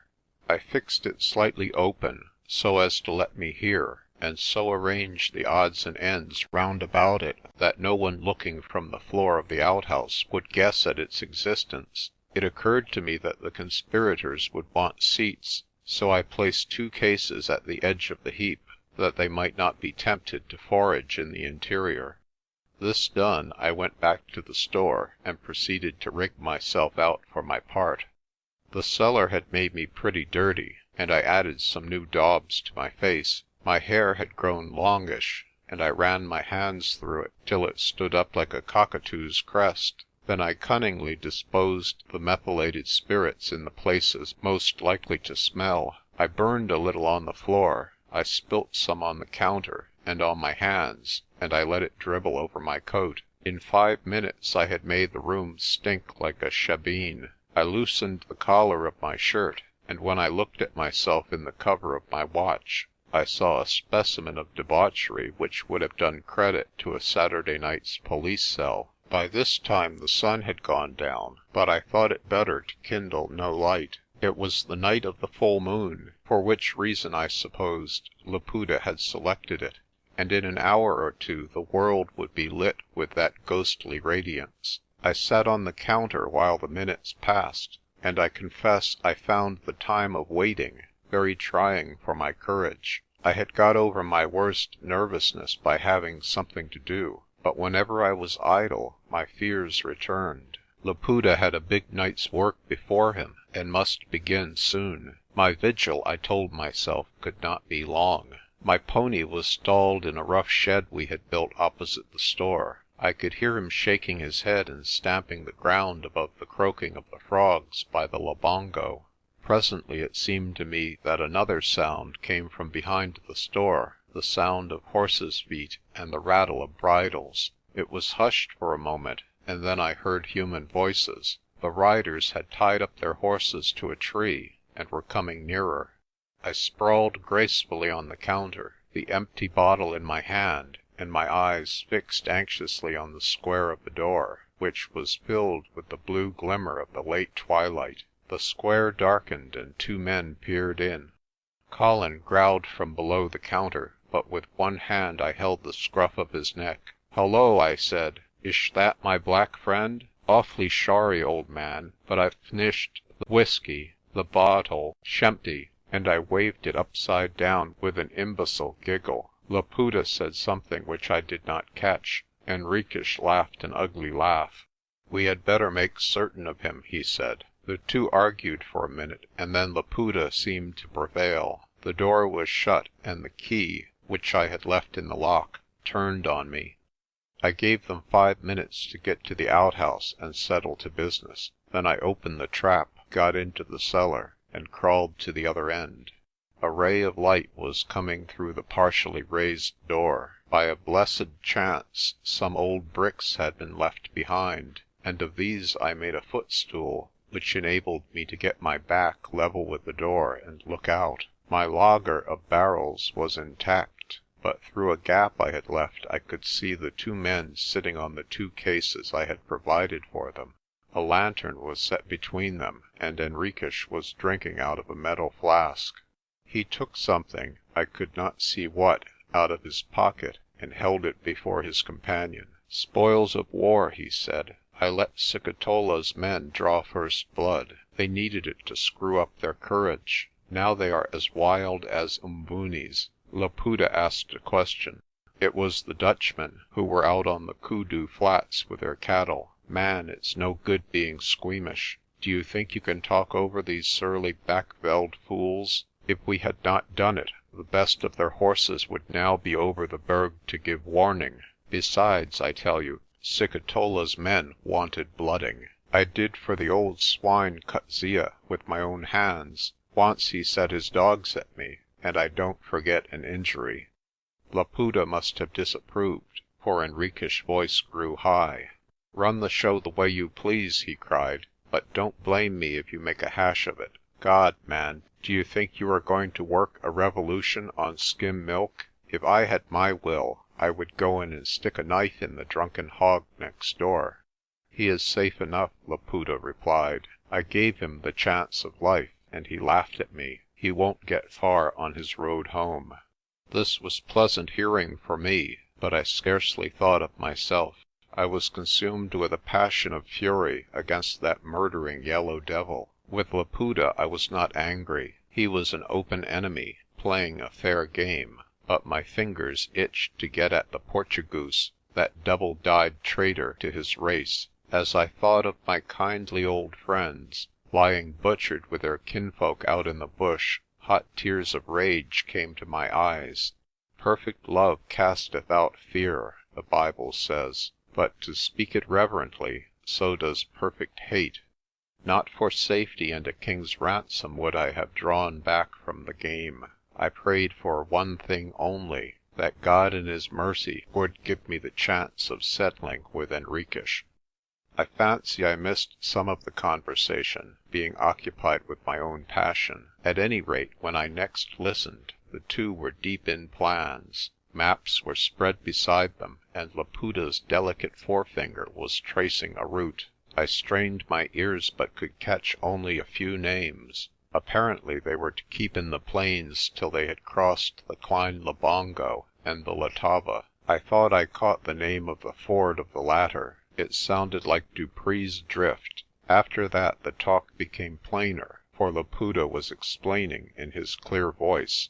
The force would leave the bush, ascend the Berg by the glen of the Groot Letaba, and the first halt would be called at a place called Inanda's Kraal, where a promontory of the high veld juts out behind the peaks called the Wolkberg, or Cloud Mountains. All this was very much to the point, and the names sunk into my memory like a dye into wax. "Meanwhile," said Laputa, "there is the gathering at Ntaba Kaikonjwa. It will take us 3 hours hard riding to get there." Where on earth was Ntaba Kaikonjwa? It must be the native name for the Rooirand, for after all Laputa was not likely to use the Dutch word for his own sacred place. Nothing has been forgotten. The men are massed below the cliffs, and the chiefs and the great Indunas will enter the place of the snake. The door will be guarded, and only the password will get a man through. That word is Emmanuel, which means God with us. "Well, when we get there, what happens?" Henriques asked with a laugh. "What kind of magic will you spring on us?" There was a strong contrast between the flippant tone of the Portugoose and the grave voice which answered him. "The Keeper of the Snake will open the holy place and bring forth the Isetembiso Sami. As the leader of my people, I will assume the collar of Umkulankulu in the name of our God and the spirits of the great dead. "But you don't propose to lead the march in a necklace of rubies?" said Henriques with a sudden eagerness in his voice. Again Laputa spoke gravely and, as it were, abstractedly. I heard the voice of one whose mind was fixed on a far horizon. "When I am acclaimed king, I restore the snake to its keeper, and swear never to clasp it on my neck till I have led my people to victory." "I see," said Henriques. "What about the purification you mentioned?" I had missed this before, and listened earnestly. "The vows we take in the holy place bind us till we are purged of them at Inanda's kraal. Till then no blood must be shed, and no flesh eaten. It was the fashion of our forefathers." "Well, I think you've taken on a pretty risky job," Henriques said. "You propose to travel 100 miles, binding yourself not to strike a blow. It is simply putting yourself at the mercy of any police patrol." "There will be no patrol," Laputa replied. "Our march will be as secret and as swift as death. I have made my preparations." "But suppose you met with opposition?" the Portugoose persisted. "Would the rule hold?" "If any try to stop us, we shall tie them hand and foot and carry them with us. Their fate will be worse than if they had been slain in battle." "I see," said Henriques, whistling through his teeth. "Well, before we start this vow business, I think I'll go back and settle that storekeeper." Laputa shook his head. "Will you be serious and hear me? We have no time to knife harmless fools. Before we start for Ntabakaikonjwa, I must have from you the figures of the arming in the south. That is the one thing which remains to be settled. I am certain these figures would have been most interesting, but I never heard them. My feet were getting cramped with standing on the bricks, and I inadvertently moved them. The bricks came down with a rattle, and unfortunately, in slipping, I clutched at the trap.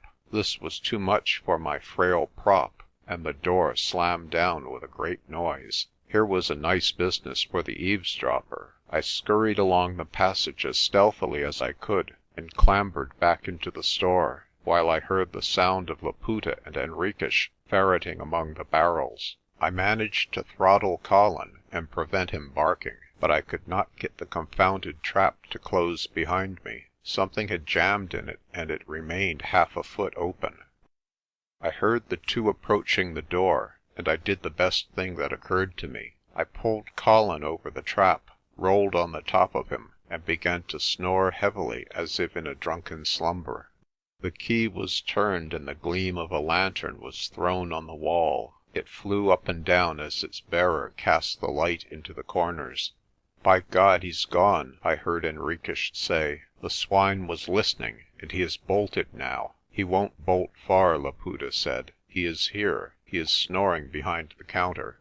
These were anxious moments for me. I had a firm grip on Colin's throat, but now and then a growl escaped, which was fortunately blended with my snores. I felt that a lantern was flashed on me, and that the two men were peering down at the heap on the half-opened trap.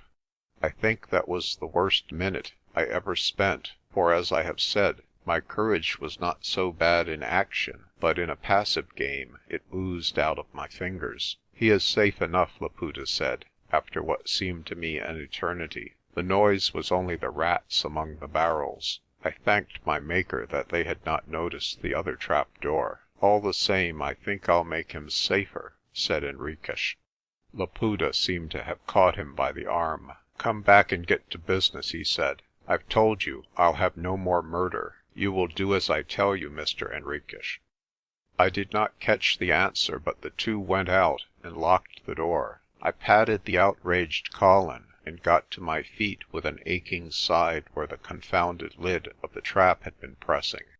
There was no time to lose, for the two in the outhouse would soon be setting out, and I must be before them. With no better light than a ray of the moon through the window, I wrote a message on a leaf from my pocketbook. I told of the plans I had overheard, and especially I mentioned Dupree's drift on the Letaba. I added that I was going to the Rooirand to find the secret of the cave. and in one final sentence implored Arcoll to do justice on the Portugoose. That was all, for I had no time for more. I carefully tied the paper with string below the collar of the dog. Then very quietly I went into the bedroom next door, the side of the store farthest from the outhouse. The place was flooded with moonlight, and the window stood open, as I had left it in the afternoon. As softly as I could, I swung Colin over the sill and clambered after him. In my haste I left my coat behind me, with my pistol in the pocket.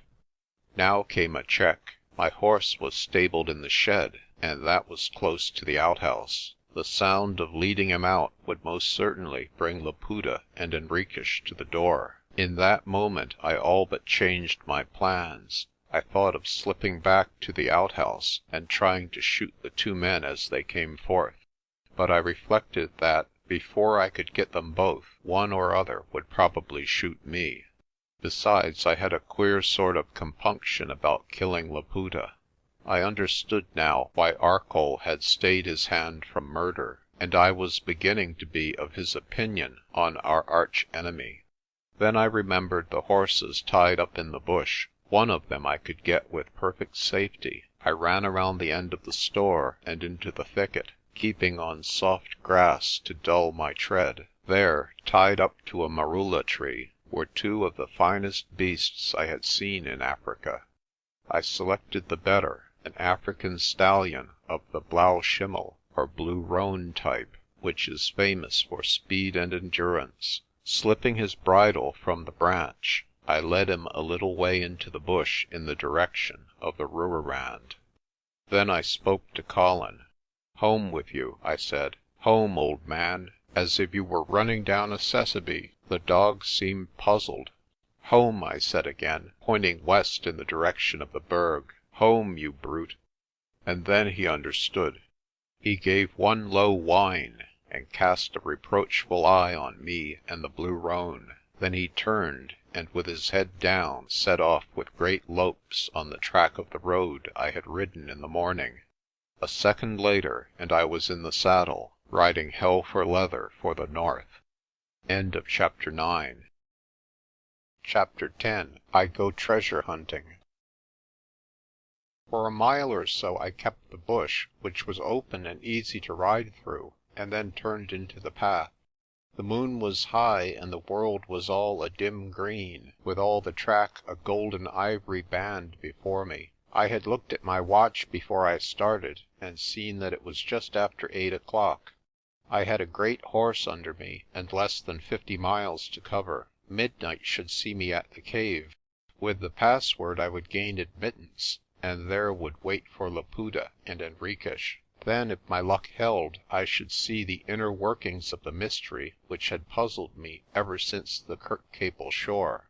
No doubt I should be roughly treated, tied up prisoner, and carried with the army when the march began, but till Inanda's Kraal my life was safe, and before that came the ford of the Letaba. Colin would carry my message to Arcoll, and at the drift the tables would be turned on Laputa's men. Looking back in cold blood, it seems the craziest chain of accidents to count on for preservation. A dozen possibilities might have shattered any link of it. The password might be wrong, or I might never get the length of those who knew it. The men in the cave might butcher me out of hand, or Laputa might think my behaviour a sufficient warrant for a breach of the solemnest vow. Colin might never get to Blaauwildebeestefontein. Laputa might change his route of march, or Arcoll's men might fail to hold the drift. Indeed, the other day at Portincross, I was so overcome by the recollection of the perils I had dared, and God's goodness towards me, that I built a new hall for the parish kirk as a token of gratitude. Fortunately for mankind, the brain in a life of action turns more to the matter in hand than to conjuring up the chances of the future. Certainly it was in no discomfort of mind that I swung along the moonlit path to the north. Truth to tell, I was almost happy. The first honours in the game had fallen to me. I knew more about Laputa than any man living, save Henriques. I had my finger on the central pulse of the rebellion. There was hidden treasure ahead of me, a great necklace of rubies, Henriques had said. Nay, there must be more, I argued. This cave of the Rooirand was the headquarters of the Rising, and there must be stored their funds, diamonds, and the gold that they had been bartered for. I believe that every man has deep in his soul a passion for treasure hunting, which will often drive a coward into prodigies of valour. I lusted for that treasure of jewels and gold. Once I had been high-minded and thought of my duty to my country, but in that night ride I fear that what I thought of was my duty to enrich David Crawfurd.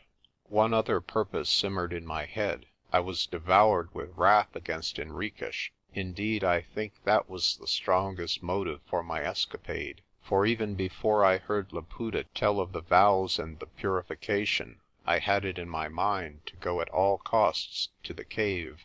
I am a peaceable man at most times, but I think I would rather have had the Portugoose throat in my hands than the collar of Prester John.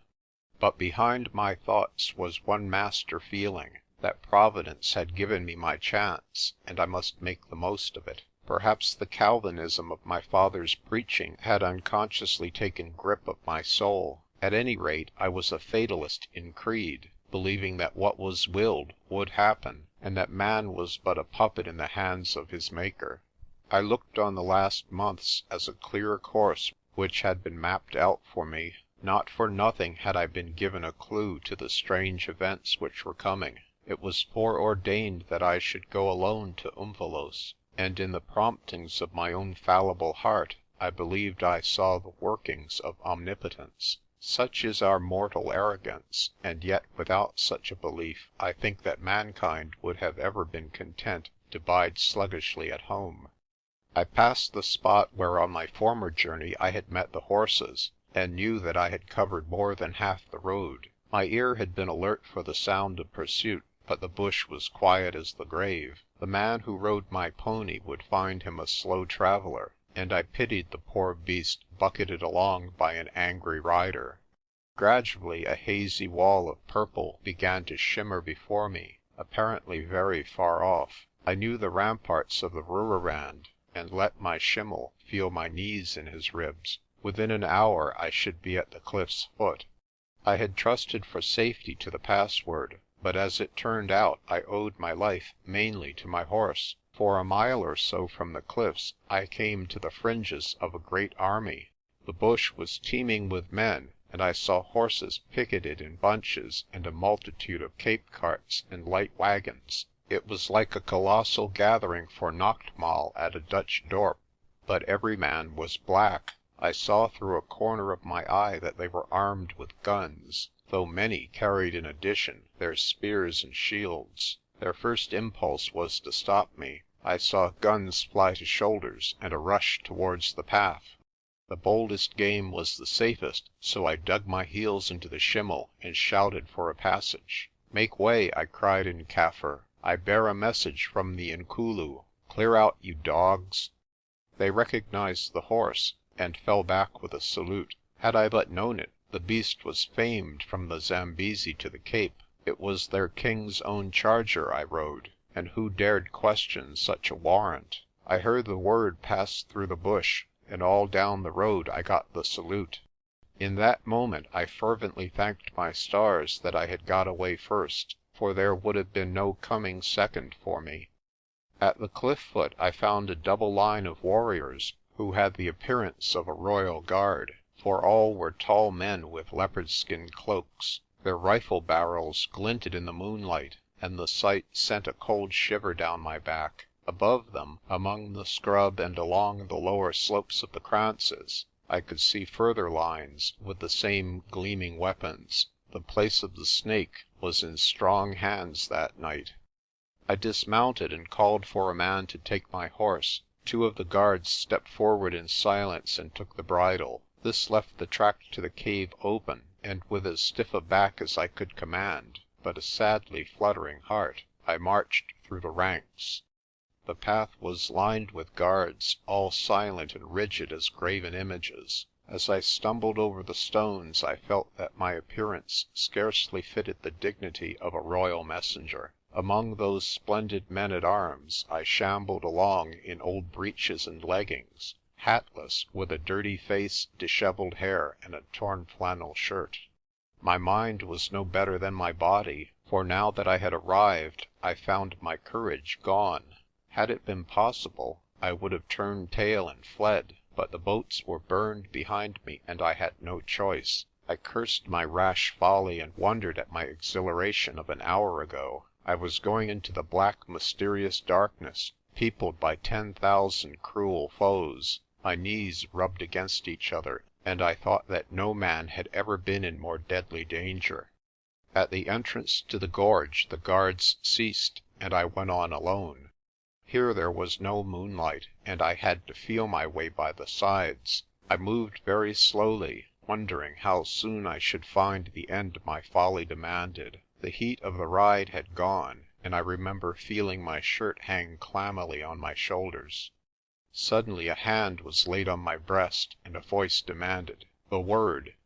"Emmanuel," I said hoarsely. Then unseen hands took both my arms, and I was led farther into the darkness. My hopes revived for a second. The password had proved true, and at any rate I should enter the cave. In the darkness I could see nothing, but I judged that we stopped before the stone slab which, as I remembered, filled the extreme end of the gorge. My guide did something with the right-hand wall, and I felt myself being drawn into a kind of passage. It was so narrow that two could not go abreast, and so low that the creepers above scraped my hair. Something clicked behind me like the turnstile at the gate of a show. Then we began to ascend steps, still in utter darkness, and a great booming fell on my ear. It was the falling river which had scared me on my former visit, and I marvelled that I had not heard it sooner. Presently we came out into a gleam of moonlight, and I saw that we were inside the gorge and far above the slab. We followed a narrow shelf on its left side, or true right as mountaineers would call it, until we could go no farther. Then we did a terrible thing.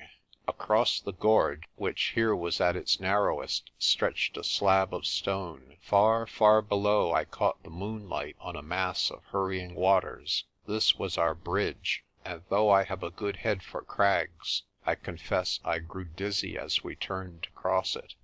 Perhaps it was broader than it looked. At any rate my guides seemed to have no fear and strode across it as if it were a highway, while I followed in a sweat of fright.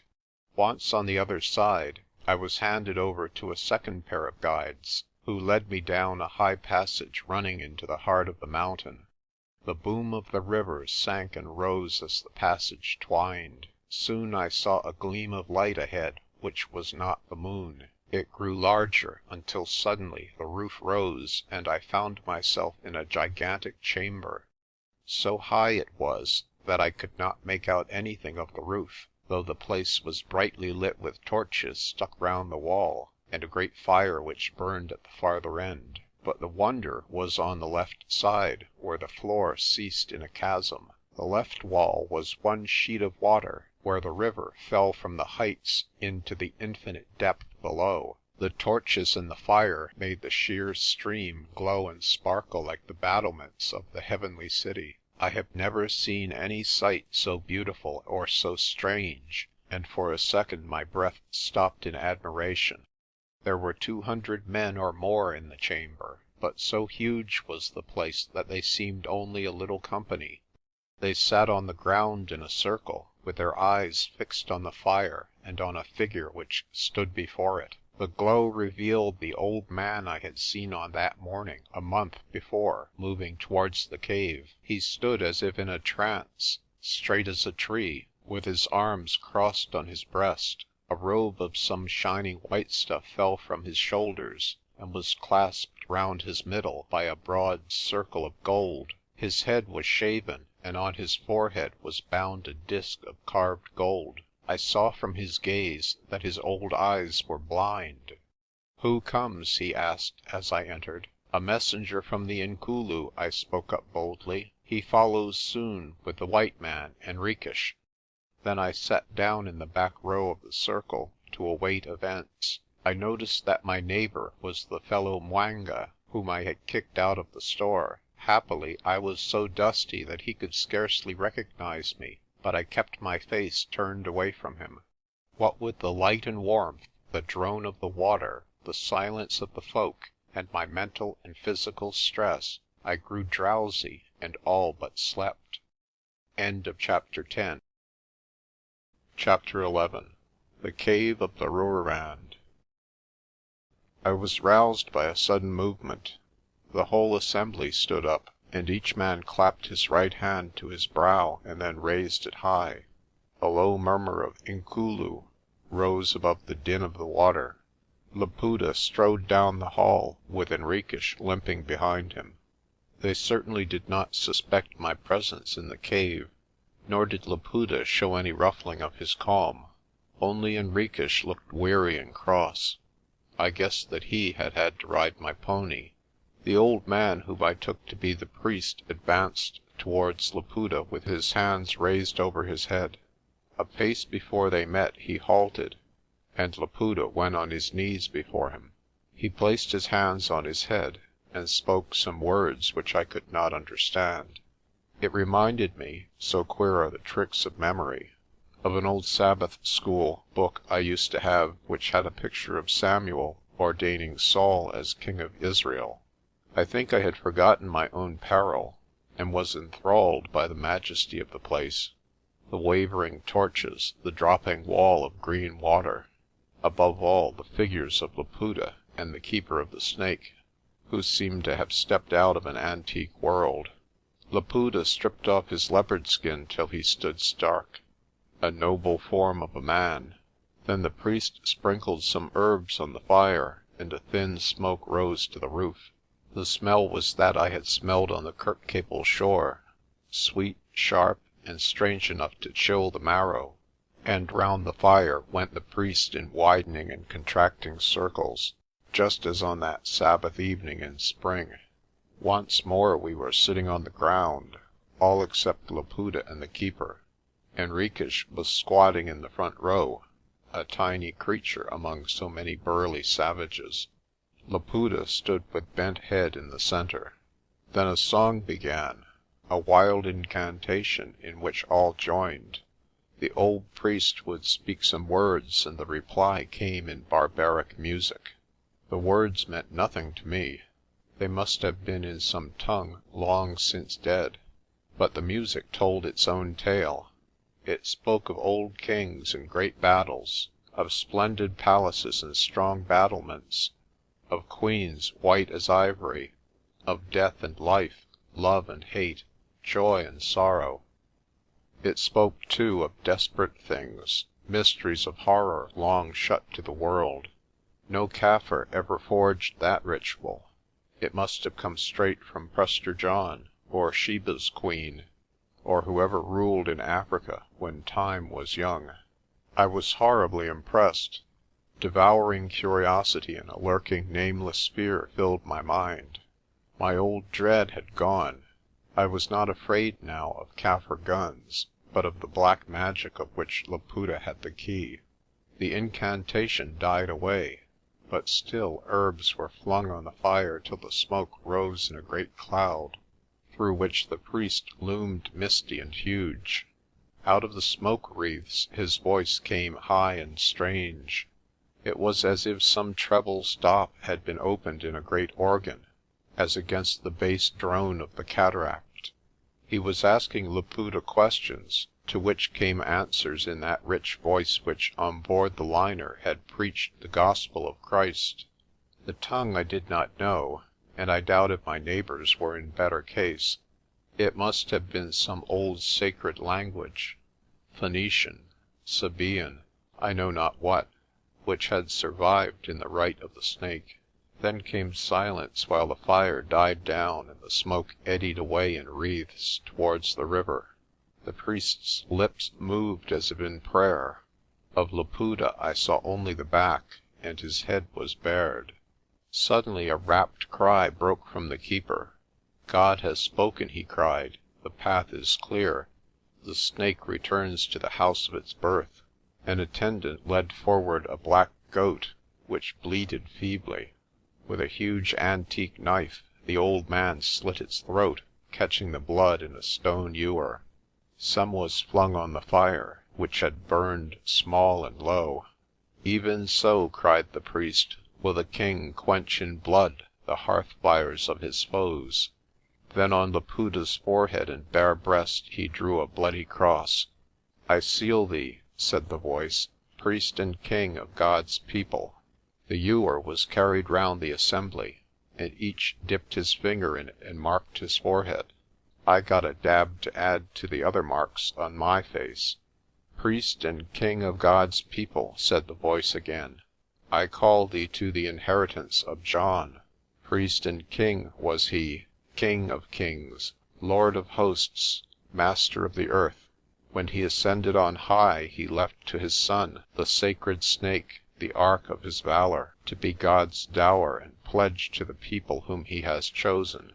I could not make out what followed. It seemed to be a long roll of the kings who had borne the snake. None of them I knew, but at the end I thought I caught the name of Shaka the Terrible, and I remembered Arcoll's tale. The keeper held in his arms a box of curiously wrought ivory, about 2 feet long and 1 broad. He was standing beyond the ashes from which, in spite of the blood, thin streams of smoke still ascended. He opened it and drew out something which swung from his hand like a cascade of red fire. "Behold the snake!" cried the keeper, and every man in the assembly, excepting Laputa and including me, bowed his head to the ground and cried, "Oh!" "Ye who have seen the snake," came the voice, "on you is the vow of silence and peace. No blood shall ye shed, of man or beast. No flesh shall ye eat, till the vow is taken from you. From the hour of midnight till sunrise on the 2nd day ye are bound to God. Whoever shall break the vow, on him shall the curse fall. His blood shall dry in his veins, and his flesh shrink on his bones. He shall be an outlaw and accursed, and there shall follow him through life and death the avengers of the snake. Choose ye, my people. Upon you is the vow." By this time we were all flat on our faces, and a great cry of assent went up. I lifted my head as much as I dared to see what would happen next. The priest raised the great necklace till it shone above his head like a halo of blood. I have never seen such a jewel, and I think there has never been another such on earth. Later I was to have the handling of it, and could examine it closely, though now I had only a glimpse. There were 55 rubies in it, the largest as big as a pigeon's egg, and the least not smaller than my thumbnail. In shape they were oval, cut on both sides en cabochon, and on each certain characters were engraved. No doubt this detracted from their value as gems, yet the characters might have been removed and the stone cut in facets, and these rubies would still have been the noblest in the world. I was no jewel merchant to guess their value, but I knew enough to see that here was wealth beyond human computation. At each end of the string was a great pearl and a golden clasp. The sight absorbed me to the exclusion of all fear. I, David Crawford, 19 years of age, and assistant storekeeper in a back-veld dorp, was privileged to see a sight to which no Portuguese adventurer had ever attained. There, floating on the smoke wreaths, was the jewel which may once have burned in Sheba's hair. As the priest held the collar aloft, the assembly rocked with a strange passion. Foreheads were rubbed in the dust, and then adoring eyes would be raised, while a kind of sobbing shook the worshippers. In that moment I learned something of the secret of Africa, of Prester John's empire and Shaka's victories. "In the name of God," came the voice, "I deliver to the heir of John, the snake of John." Laputa took the necklet and twined it in 2 loops round his neck till the clasp hung down over his breast. The position changed. The priest knelt before him and received his hands on his head. Then I knew that, to the confusion of all talk about equality, God has ordained some men to be kings and others to serve. Laputa stood naked as when he was born. The rubies were dulled against the background of his skin, but they still shone with a dusky fire. Above the blood-red collar his face had the passive pride of a Roman emperor. Only his great eyes gloomed and burned as he looked on his followers. "Heir of John," he said, "I stand before you as priest and king. My kingship is for the morrow. Now I am the priest to make intercession for my people." He prayed as I never heard man pray before, and to the God of Israel. It was no heathen fetish he was invoking, but the God of whom he had often preached in Christian kirks. I recognized texts from Isaiah and the Psalms and the Gospels, and very especially from the 2 last chapters of Revelation. He pled with God to forget the sins of his people, to recall the bondage of Zion. It was amazing to hear these bloodthirsty savages consecrated by their leader to the meek service of Christ. An enthusiast may deceive himself, and I did not question his sincerity. I knew his heart, black with all the lusts of paganism.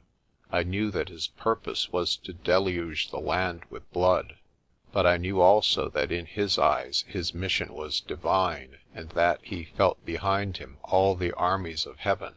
"Thou hast been a strength to the poor," said the voice, "a refuge from the storm, a shadow from the heat, when the blast of the terrible ones is as a storm against a wall. Thou shalt bring down the noise of strangers, as the heat in dry places. The branch of the terrible ones shall be brought low.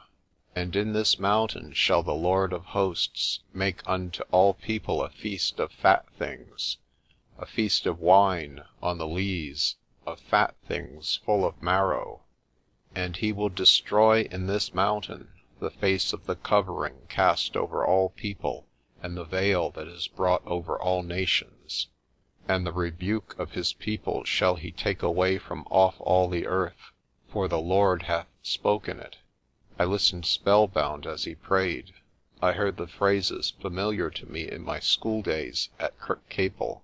He had some of the tones of my father's voice, and when I shut my eyes I could have believed myself a child again. So much he had got from his apprenticeship to the ministry. I wondered vaguely what the good folks who had listened to him in churches and halls at home would think of him now. But there was in the prayer more than the supplications of the quondam preacher. There was a tone of arrogant pride, the pride of a man to whom the Almighty is only another and greater Lord of hosts. He prayed less as a suppliant than as an ally.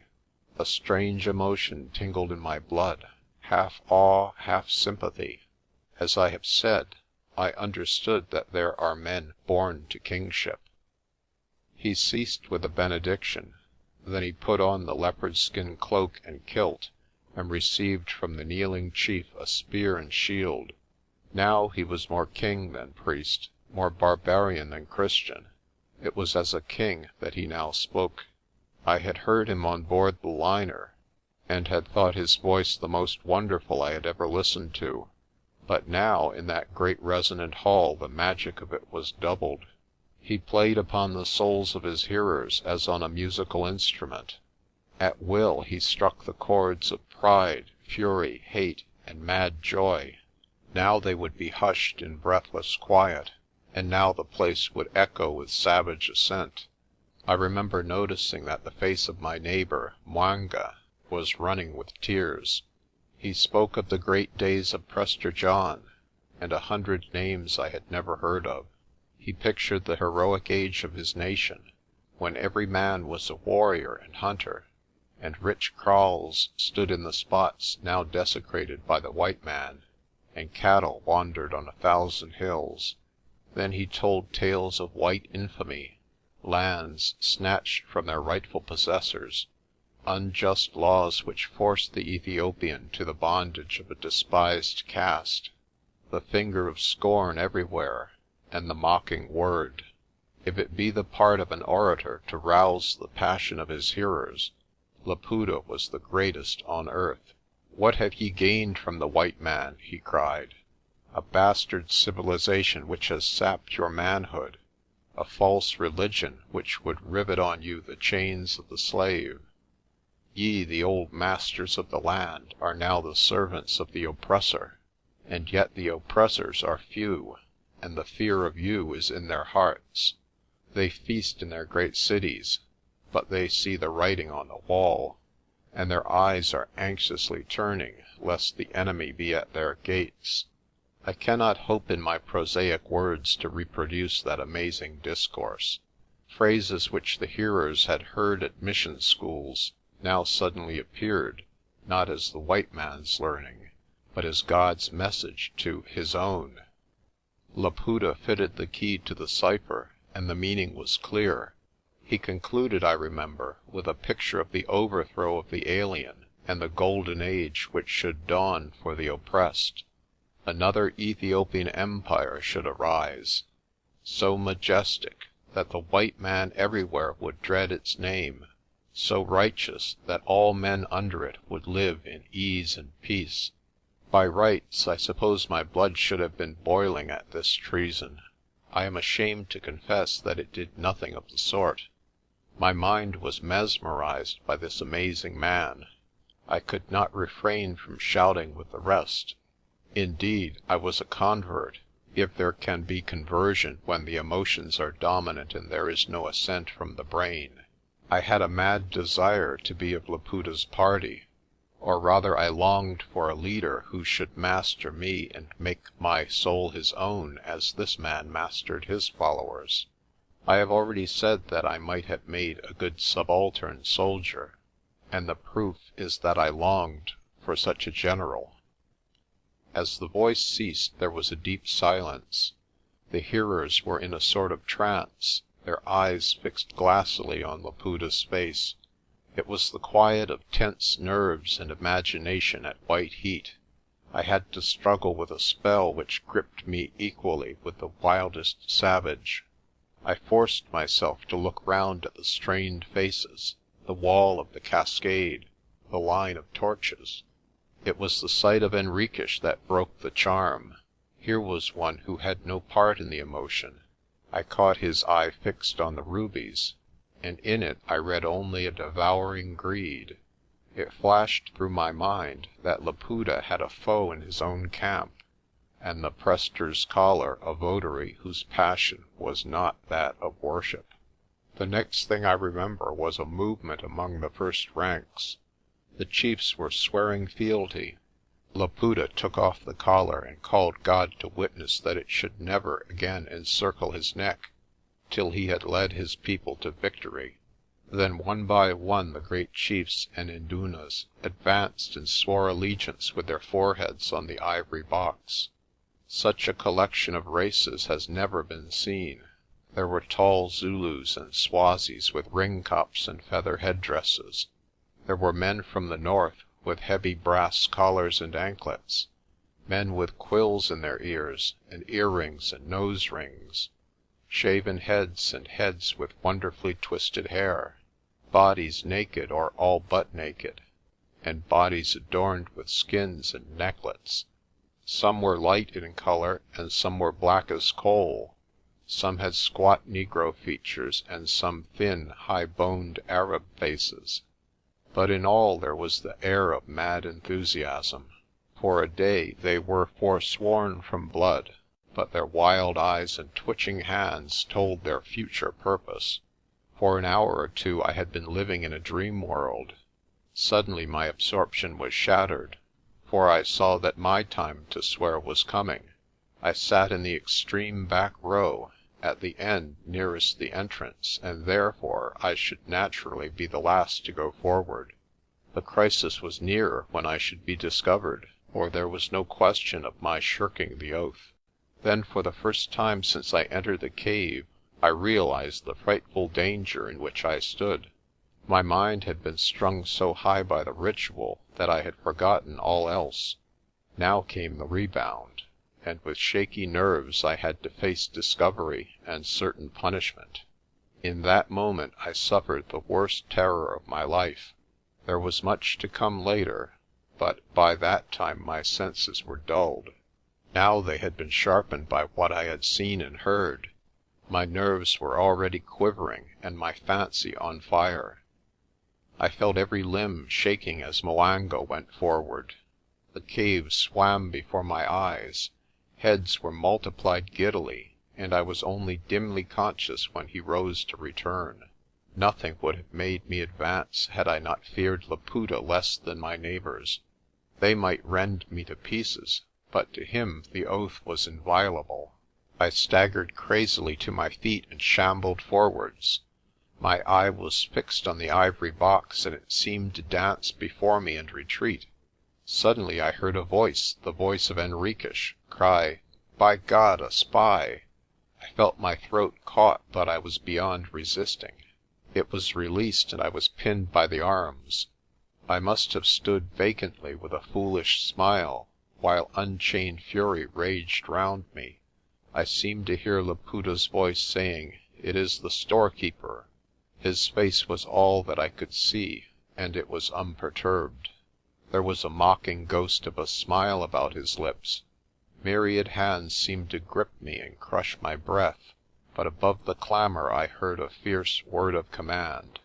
After that I fainted. Chapter 12. Captain Arcoll sends a message. I once read, I think in some Latin writer, the story of a man who was crushed to a jelly by the mere repeated touch of many thousand hands. His murderers were not harsh, but an infinite repetition of the gentlest handling meant death. I do not suppose that I was very brutally manhandled in the cave. I was trussed up tight and carried out to the open and left in the care of the guards. But when my senses returned, I felt as if I had been cruelly beaten in every part. The rawhide bonds chafed my wrists and ankles and shoulders, but they were the least part of my aches. To be handled by a multitude of Kaffirs is like being shaken by some wild animal. Their skins are insensible to pain, and I have seen a Zulu stand on a piece of red-hot iron without noticing it till he was warned by the smell of burning hide.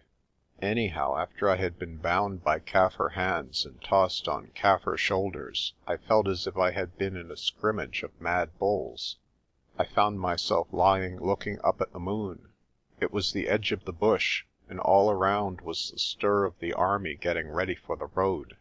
You know how a native babbles and chatters over any work he has to do. It says much for Laputa's iron hand that now everything was done in silence. I heard the nickering of horses and the jolt of carts as they turned from the bush into the path. There was the sound of hurried whispering and now and then a sharp command, and all the while I lay staring at the moon and wondering if I was going to keep my reason. If he who reads this doubts the discomfort of bonds, let him try them for himself. Let him be bound foot and hand and left alone, and in half an hour he will be screaming for release. The sense of impotence is stifling, and I felt as if I were buried in some landslip instead of lying under the open sky, with the night wind fanning my face. I was in the second stage of panic, which is next door to collapse. I tried to cry, but could only raise a squeak like a bat. A wheel started to run round in my head, and when I looked at the moon I saw that it was rotating in time. Things were very bad with me. It was 'Mwanga who saved me from lunacy. He had been appointed my keeper, and the first I knew of it was a violent kick in the ribs. I rolled over on the grass, down a short slope. The brute squatted beside me and prodded me with his gun barrel. "Ha, boss," he said in his queer English. "Once you ordered me out of your store and treated me like a dog. It is 'Mwanga's turn now. You are 'Mwanga's dog, and he will skin you with a sembok soon." My wandering wits were coming back to me. I looked into his bloodshot eyes and saw what I had to expect. The cheerful savage went on to discuss just the kind of beating I should get from him. My bones were to be uncovered till the lash curled round my heart. Then the jackals would get the rest of me. This was ordinary Kaffir brag, and it made me angry. But I thought it best to go cannily. "If I am to be your slave," I managed to say, "it would be a pity to beat me so hard. You would get no more work out of me." 'Mwanga grinned wickedly. "You are my slave for a day and a night. After that we kill you, slowly.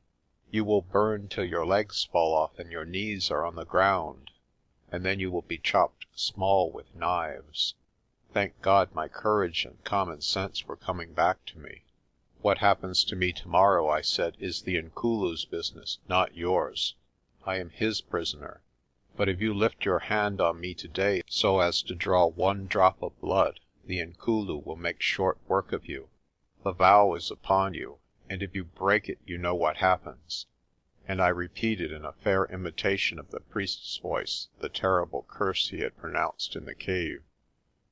You should have seen the change in that cur's face. I had guessed he was a coward, as he was most certainly a bully, and now I knew it. He shivered and drew his hand over his eyes. "Nay, boss," he pleaded, "it was but a joke. No harm shall come on you today. But tomorrow," and his ugly face grew more cheerful. "Tomorrow we shall see what we shall see," I said stoically, and a loud drumbeat sounded through the camp. It was the signal for moving, for in the east a thin pale line of gold was beginning to show over the trees. The bonds at my knees and ankles were cut, and I was bundled onto the back of a horse. Then my feet were strapped firmly below its belly. The bridle of my beast was tied to 'Mwanga's, so that there was little chance of escape even if I had been unshackled. My thoughts were very gloomy. So far all had happened as I planned, but I seemed to have lost my nerve, and I could not believe in my rescue at the Letaba, while I thought of Inanda's Kraal with sheer horror. Last night I had looked into the heart of darkness, and the sight had terrified me. What part should I play in the great purification? Most likely that of the biblical scapegoat. But the dolour of my mind was surpassed by the discomfort of my body. I was broken with pains and weariness, and I had a desperate headache. Also, before we had gone a mile, I began to think that I should split in two. The paces of my beast were uneven, to say the best of it, and the bump bump was like being on the rack. I remembered that the saints of the Covenant used to journey to prison this way, especially the great Mr. Payden, and I wondered how they liked it. When I hear of a man doing a brave deed, I always want to discover whether at the time he was well and comfortable in body. That, I am certain, is the biggest ingredient in courage, and those who plan and execute great deeds in bodily weakness have my homage as truly heroic. For myself, I had not the spirit of a chicken as I jogged along at 'Mwanga's side. I wished he would begin to insult me, if only to distract my mind, but he kept obstinately silent. He was sulky, and, I think, rather afraid of me. As the sun got up, I could see something of the host around me. I am no hand at guessing numbers, but I should put the fighting men I saw at not less than 20,000. Every man of them was on this side his prime, and all were armed with good rifles and bandoliers. There were none of your old roers and decrepit Enfields which I had seen signs of in Kaffir kraals. These guns were new, serviceable Mausers, and the men who bore them looked as if they knew how to handle them. There must have been long months of training behind this show, and I marvelled at the man who had organized it.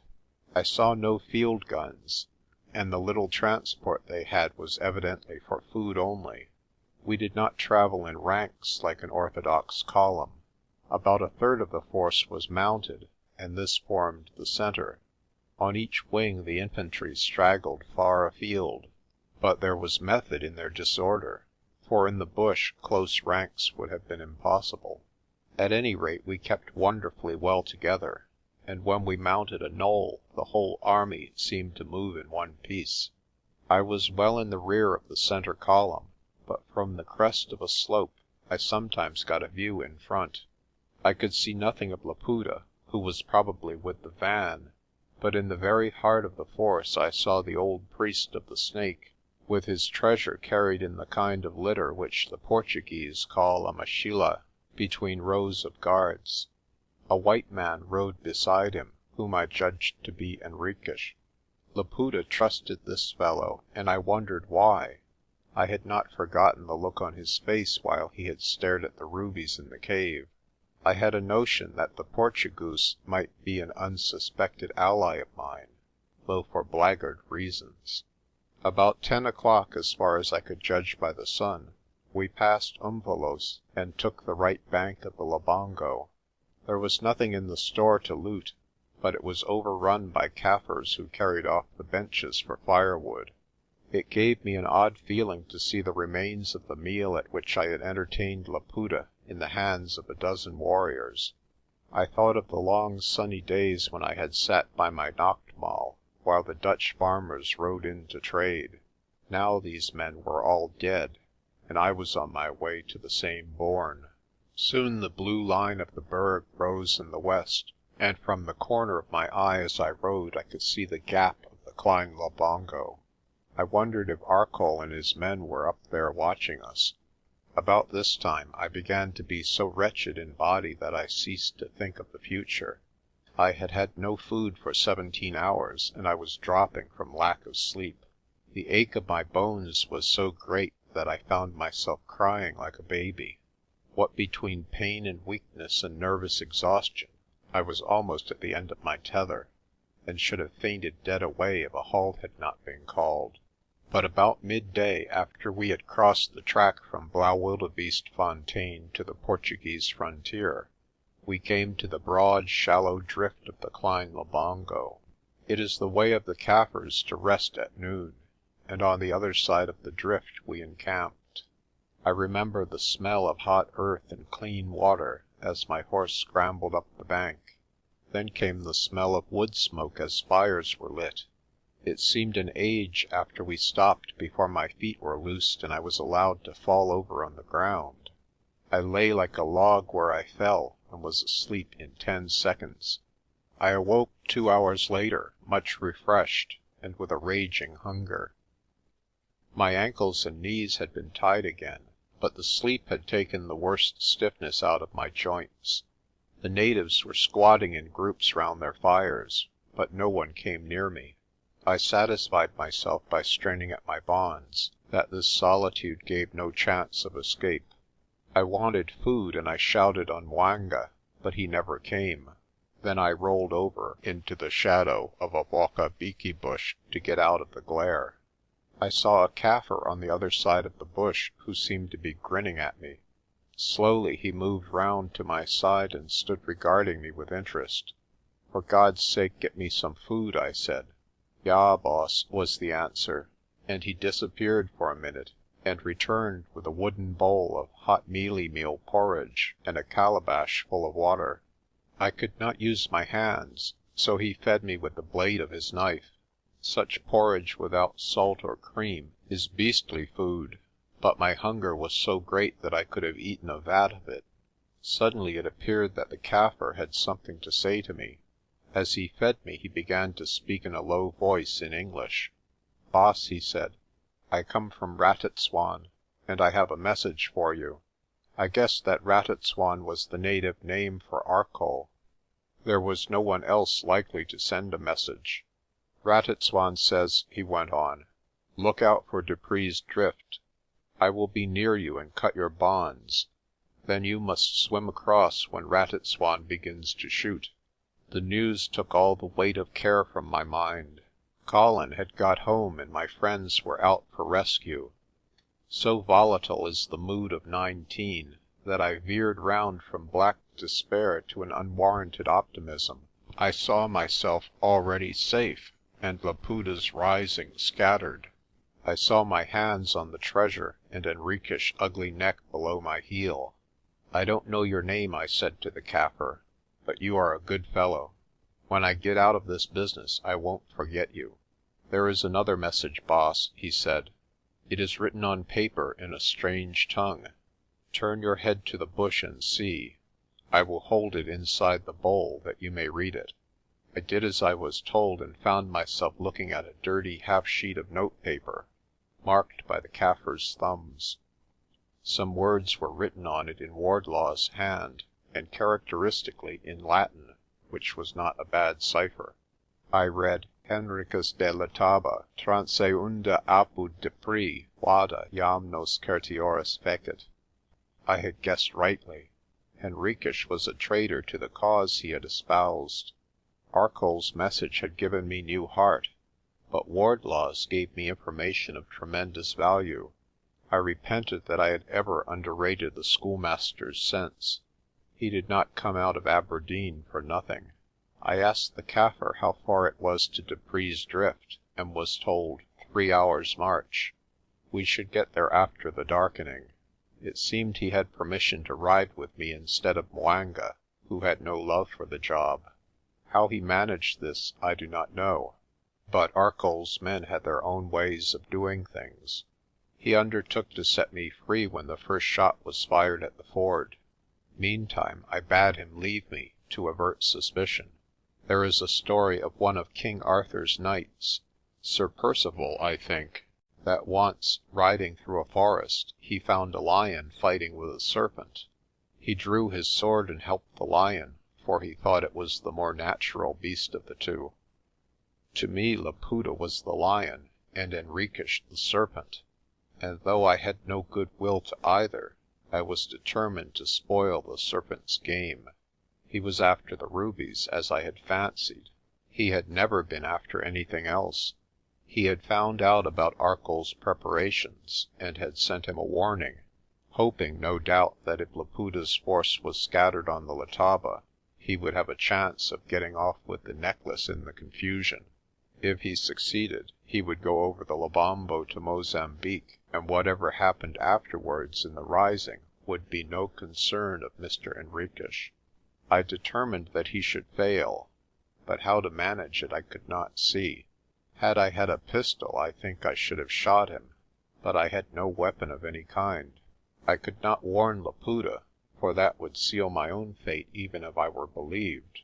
It was clear that Laputa must go to Dupree's Drift, for otherwise I could not escape, and it was equally clear that I must find the means of spoiling the Portugoose game. A shadow fell across the sunlight, and I looked up to see the man I was thinking of standing before me. He had a cigarette in his mouth and his hands in the pockets of his riding breeches. He stood eyeing me with a curious smile on his face. "Well, Mr. Storekeeper," he said, "you and I have met before under pleasanter circumstances." I said nothing, my mind being busy with what to do at the Drift. "We were shipmates, if I am not mistaken," he said.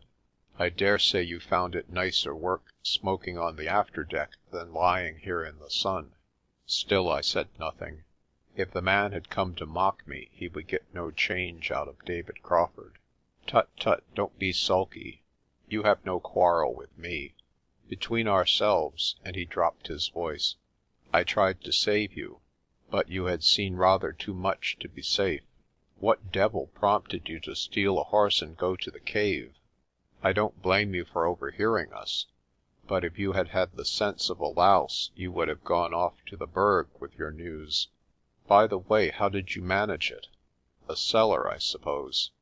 Our friend Laputa was a fool not to take better precautions, but I must say you acted the drunkard pretty well. The vanity of 19 is an incalculable thing."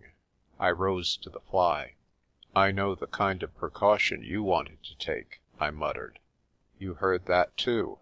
Well, I confess I am in favour of doing a job thoroughly when I take it up. In the Kudu Flats, for example," I said. He sat down beside me and laughed softly. "You heard my little story? You are clever, Mr. Storekeeper, but not quite clever enough. What if I can act a part as well as yourself?" And he thrust his yellow face close to mine. I saw his meaning and did not for a second believe him. but I had the sense to temporize. "Do you mean to say that you did not kill the Dutchman, and did not mean to knife me?" "I mean to say that I am not a fool," he said, lighting another cigarette. "I am a white man, Mr. Storekeeper, and I play the white man's game. Why do you think I am here? Simply because I was the only man in Africa who had the pluck to get to the heart of this business. I am here to dish Laputa, and by God I am going to do it." I was scarcely prepared for such incredible bluff. I knew that every word was a lie, but I wanted to hear more, for the man fascinated me. "I suppose you know what will happen to you," he said, flicking the ashes from his cigarette. "Tomorrow at Inanda's Kraal, when the vow is over, they will give you a taste of Kaffir habits. Not simple death, my friend. That would be easy enough, but a slow death with every refinement of horror. You have broken into their sacred places, and you will be sacrificed to Laputa's god. I have seen native torture before, and his own mother would run away shrieking from a man who had endured it." I said nothing, but the thought made my flesh creep. "Well," he went on, "you're in an awkward plight, but I think I can help you. What if I can save your life, Mr. Storekeeper? You are trussed up like a fowl, and can do nothing. I am the only man alive who can help you. I am willing to do it, too, on my own terms." I did not wait to hear those terms, for I had a shrewd guess what they would be. My hatred of Henriques rose and choked me. I saw murder and trickery in his mean eyes and cruel mouth. I could not, to be saved from the uttermost horror, have made myself his ally. "Now listen, Mr. Portugoose," I cried.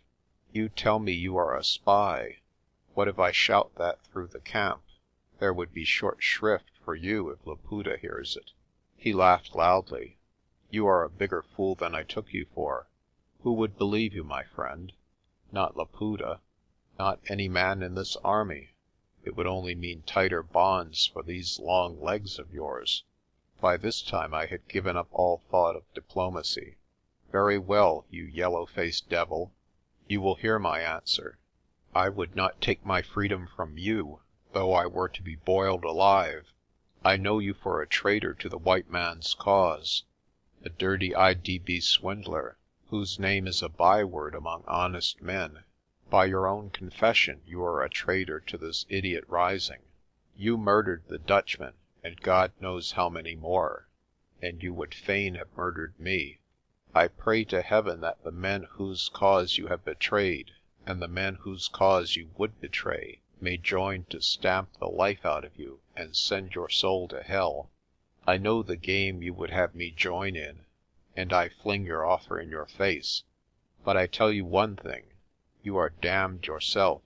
The white men are out, and you will never get over the Lebombo.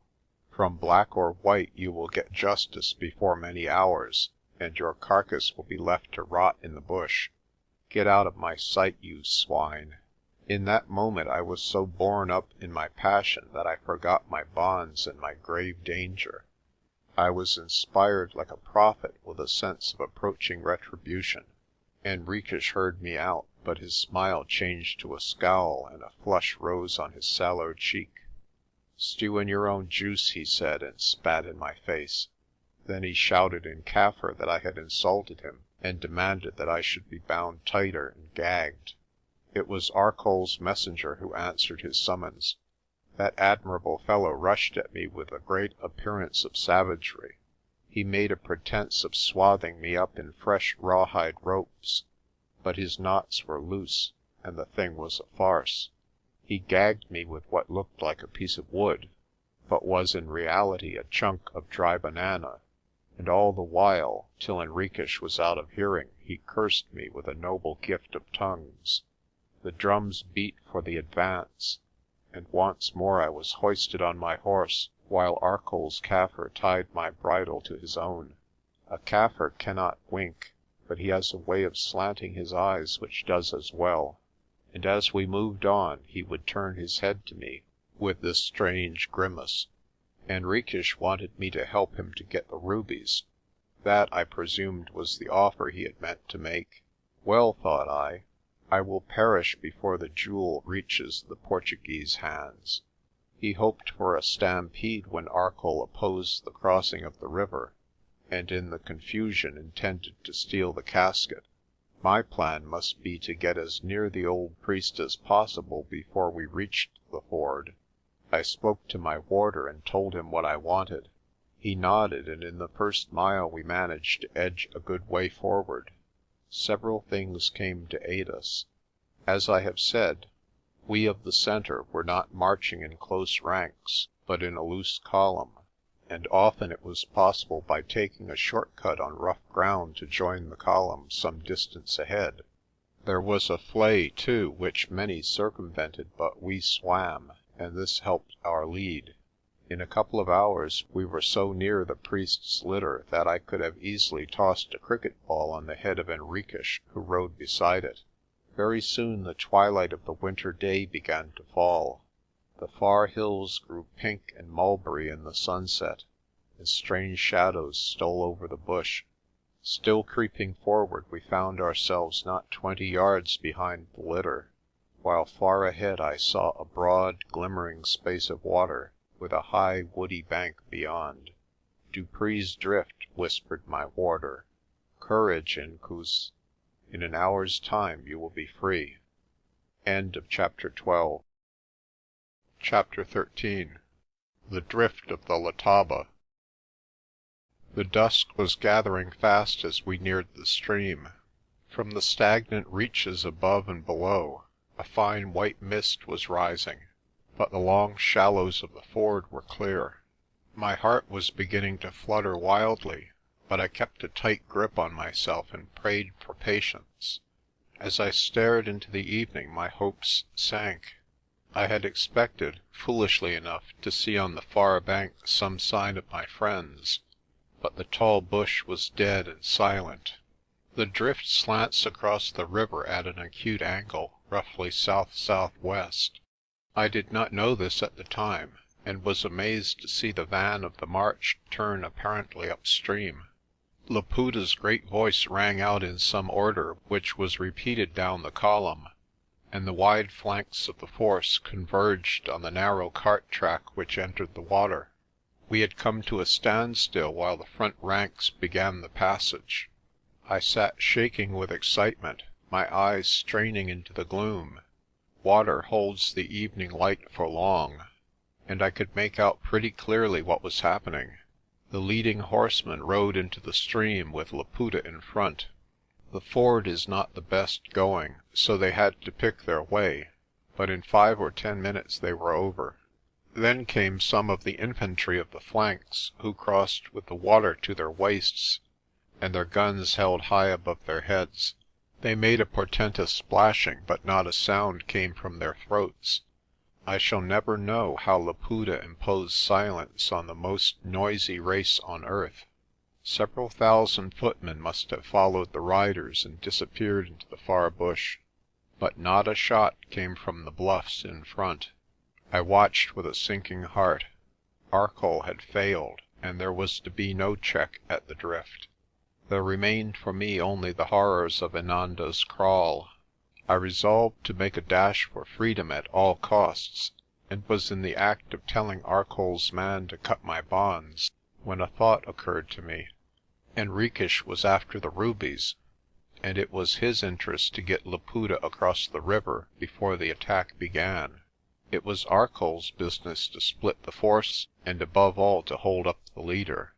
Henriques would tell him, and for that matter he must have assumed himself, that Laputa would ride in the centre of the force. Therefore there would be no check till the time came for the priest's litter to cross. It was well that I had not had my bonds cut. Henriques came riding towards me, his face sharp and bright as a ferret's. He pulled up and asked if I were safe. My Kaffir showed my strapped elbows and feet and tugged at the cords to prove their tightness. "Keep him well," said Henriques, "or you will answer to Inkulu. Forward with him now, and get him through the water." Then he turned and rode back. My warder, apparently obeying orders, led me out of the column and into the bush on the right hand. Soon we were abreast of the litter and some 20 yards to the west of it. The water gleamed through the trees a few paces in front. I could see the masses of infantry converging on the drift, and the churning like a cascade which they made in the passage. Suddenly from the far bank came an order. It was Laputa's voice, thin and high-pitched, as the Kaffir cries when he wishes his words to carry a great distance. Henriques repeated it, and the infantry halted. The riders of the column in front of the litter began to move into the stream. We should have gone with them, but instead we pulled our horses back into the darkness of the bush. It seemed to me that odd things were happening around the priest's litter. Henriques had left it, and dashed past me so close that I could have touched him. From somewhere among the trees a pistol shot cracked into the air. As if in answer to a signal, the high bluff across the stream burst into a sheet of fire. A sheet of fire sounds odd enough for scientific warfare. I saw that my friends were using shotguns and firing with black powder into the mob in the water. It was humane, and it was good tactics, for the flame in the grey dusk had the appearance of a heavy battery of ordnance. Once again I heard Henriques' voice. He was turning the column to the right. He shouted to them to get into cover and take the water higher up. I thought, too, that from far away I heard Laputa. These were maddening seconds. We had left the business of cutting my bonds almost too late. In the darkness of the bush the strips of hide could only be felt for, and my Kaffir had a woefully blunt knife. Reims are always tough to sever, and mine had to be sawn through. Soon my arms were free, and I was plucking at my other bonds. The worst were those on my ankles below the horse's belly.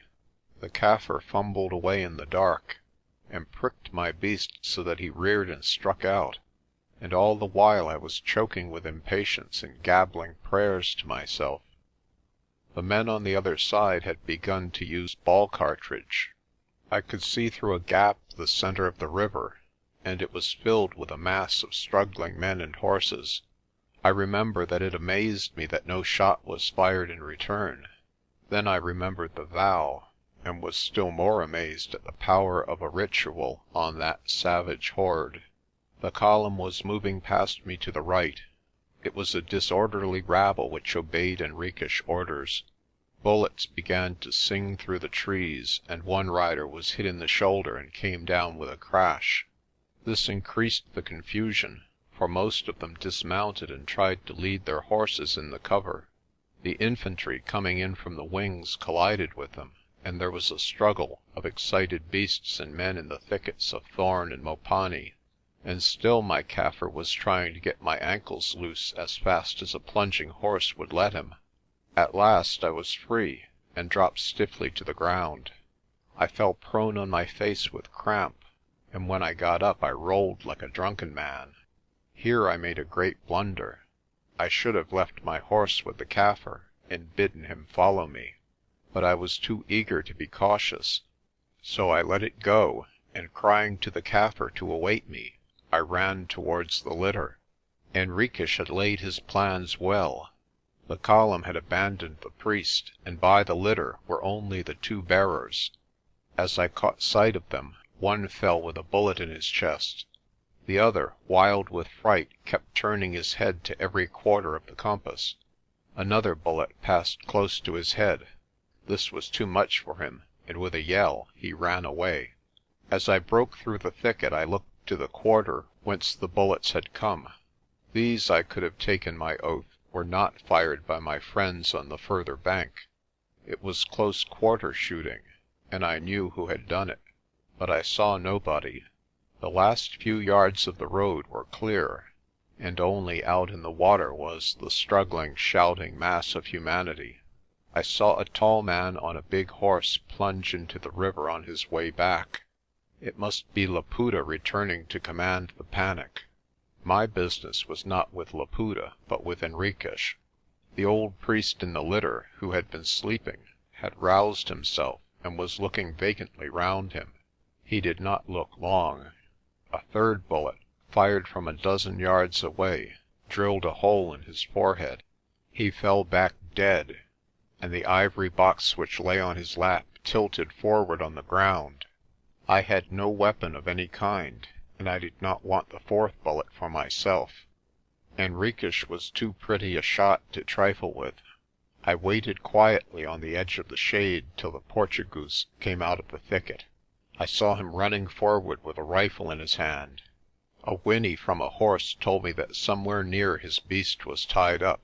It was all but dark, but it seemed to me that I could see the lust of greed in his eyes as he rushed to the litter. Very softly I stole behind him. He tore off the lid of the box and pulled out the great necklace. For a second it hung in his hands, but only for a second. So absorbed was he that he did not notice me standing full before him. Nay, he lifted his head and gave me the finest chance of my life.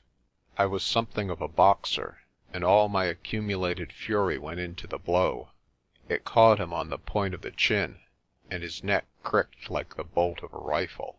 He fell limply on the ground, and the jewels dropped from his hand. I picked them up and stuffed them into my breeches pocket. Then I pulled the pistol out of his belt. It was six-chambered, and I knew that only one had been emptied. I remembered feeling extraordinarily cool and composed, and yet my wits must have been wandering, or I would have never taken the course I did. The right thing to do, on Arcoll's instructions, was to make for the river and swim across to my friends. But Laputa was coming back, and I dreaded meeting him. Laputa seemed to my heated fancy omnipresent. I thought of him as covering the whole bank of the river, whereas I might easily have crossed a little further down, and made my way up the other bank to my friends. It was plain that Laputa intended to evade the patrol, not to capture it, and there, consequently, I should be safe. The next best thing was to find Arcoll's Kaffir, who was not 20 yards away, get some sort of horse and break for the bush. Long before morning we should have been over the Berg and in safety. Nay, if I wanted a mount, there was Henriques' whinnying horse a few paces off. Instead, I did the craziest thing of all. With the jewels in one pocket and the Portugoose pistol in the other, I started running back the road we had come. Chapter 14. I carry the collar of Prester John. I ran till my breath grew short, for some kind of swift motion I had to have or choke. The events of the last few minutes had inflamed my brain. For the first time in my life I had seen men die by violence, nay, by brutal murder. I had put my soul into the blow which laid out Henriques, and I was still hot with the pride of it. Also I had in my pocket the fetish of the whole black world. I had taken their Ark of the Covenant, and soon Laputa would be on my trail.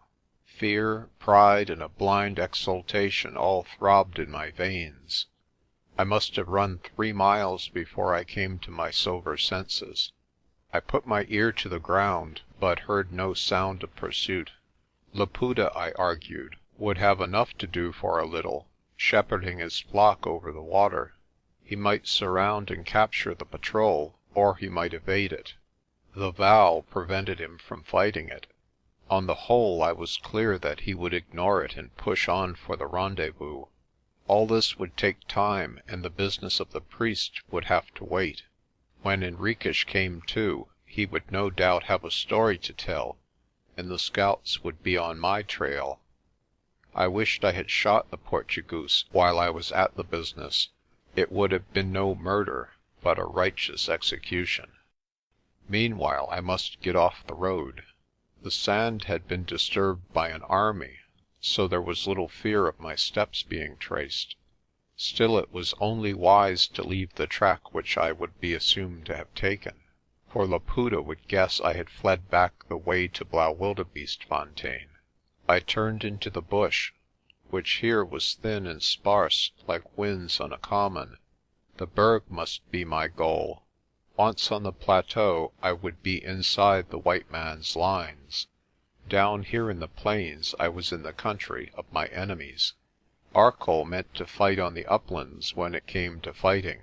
The black man might rage as he pleased in his own flats, but we stood to defend the gates of the hills. Therefore over the Berg I must be before morning, or there would be a dead man with no tales to tell. I think that even at the start of that night's work I realized the exceeding precariousness of my chances. Some 30 miles of bush and swamp separated me from the foot of the mountains. After that there was the climbing of them, for at the point opposite where I now stood, the Berg does not descend sharply on the plain, but is broken into foothills around the glens of the Klein Letaba and the Letsitela. From the spot where these rivers emerge on the flats to the crown of the plateau is 10 miles at the shortest. I had a start of an hour or so, but before dawn I had to traverse 40 miles of unknown and difficult country. Behind me would follow the best trackers in Africa, who knew every foot of the wilderness. It was a wild hazard, but it was my only hope. At this time I was feeling pretty courageous.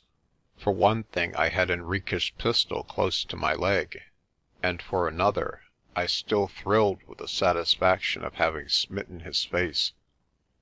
I took the rubies and stowed them below my shirt and next my skin. I remember taking stock of my equipment and laughing at the humour of it. One of the heels was almost twisted off my boots, and my shirt and breeches were old at the best and ragged from hard usage. The whole outfit would have been dear at 5 shillings, or 7 and 6 with the belt thrown in. There was the Portugoose pistol costing, say, a guinea, and last, the Prester's collar, worth several millions. What was more important than my clothing was my bodily strength. I was still very sore from the bonds and the jog of that accursed horse, but exercise was rapidly suppling my joints. About 5 hours ago I had eaten a filling, though not very sustaining meal, and I thought I could go on very well till morning. But I was still badly in arrears with my sleep, and there was no chance of my snatching a minute till I was over the Berg. It was going to be a race against time, and I swore that I should drive my body to the last ounce of strength. Moonrise was still an hour or two away and the sky was bright with myriad stars. I knew now what starlight meant, for there was ample light to pick my way by. I steered by the Southern Cross, for I was aware that the Berg ran north and south, and with that constellation on my left hand I was bound to reach it sooner or later. The bush closed around me with its mysterious dull green shades, and trees which in the daytime were thin scrub now loomed like tall timber. It was very eerie moving, a tiny fragment of mortality in that great silent wilderness, with the starry vault like an impassive celestial audience, watching with many eyes. They cheered me, those stars. In my hurry and fear and passion, they spoke of the old calm dignities of man. I felt less alone when I turned my face to the lights which were slanting alike on this eerie bush and on the homely streets of Kirkcaple. The silence did not last long. First came the long-drawn howl of a wolf, to be answered by others from every quarter of the compass. This serenade went on for a bit, till the jackals chimed in with their harsh bark. I had been caught by darkness before this when hunting on the Berg, and I was not afraid of wild beasts. That is one terror of the bush which travellers' tales have put too high. It was true that I might meet a hungry lion, but the chance was remote, and I had my pistol. Once, indeed, a huge animal bounded across the road a little in front of me. For a moment I took him for a lion, but on reflection I was inclined to think him a very large bush pig. By this time I was out of the thickest bush and into a piece of parkland with long waving tambuki grass, which the Kaffirs would burn later. The moon was coming up, and her faint rays silvered the flat tops of the mimosa trees. I could hear and feel around me the rustling of animals. Once or twice a big buck, an eland or a kudu, broke cover, and at the sight of me went off snorting down the slope.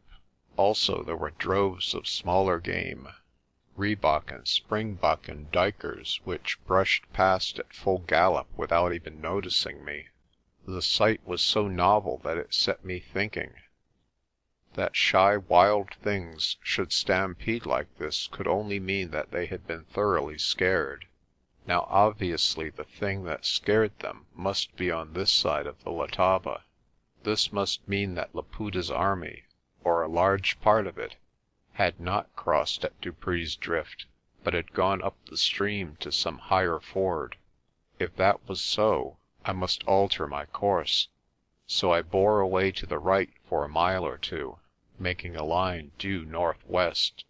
In about an hour's time the ground descended steeply, and I saw before me the shining reaches of a river.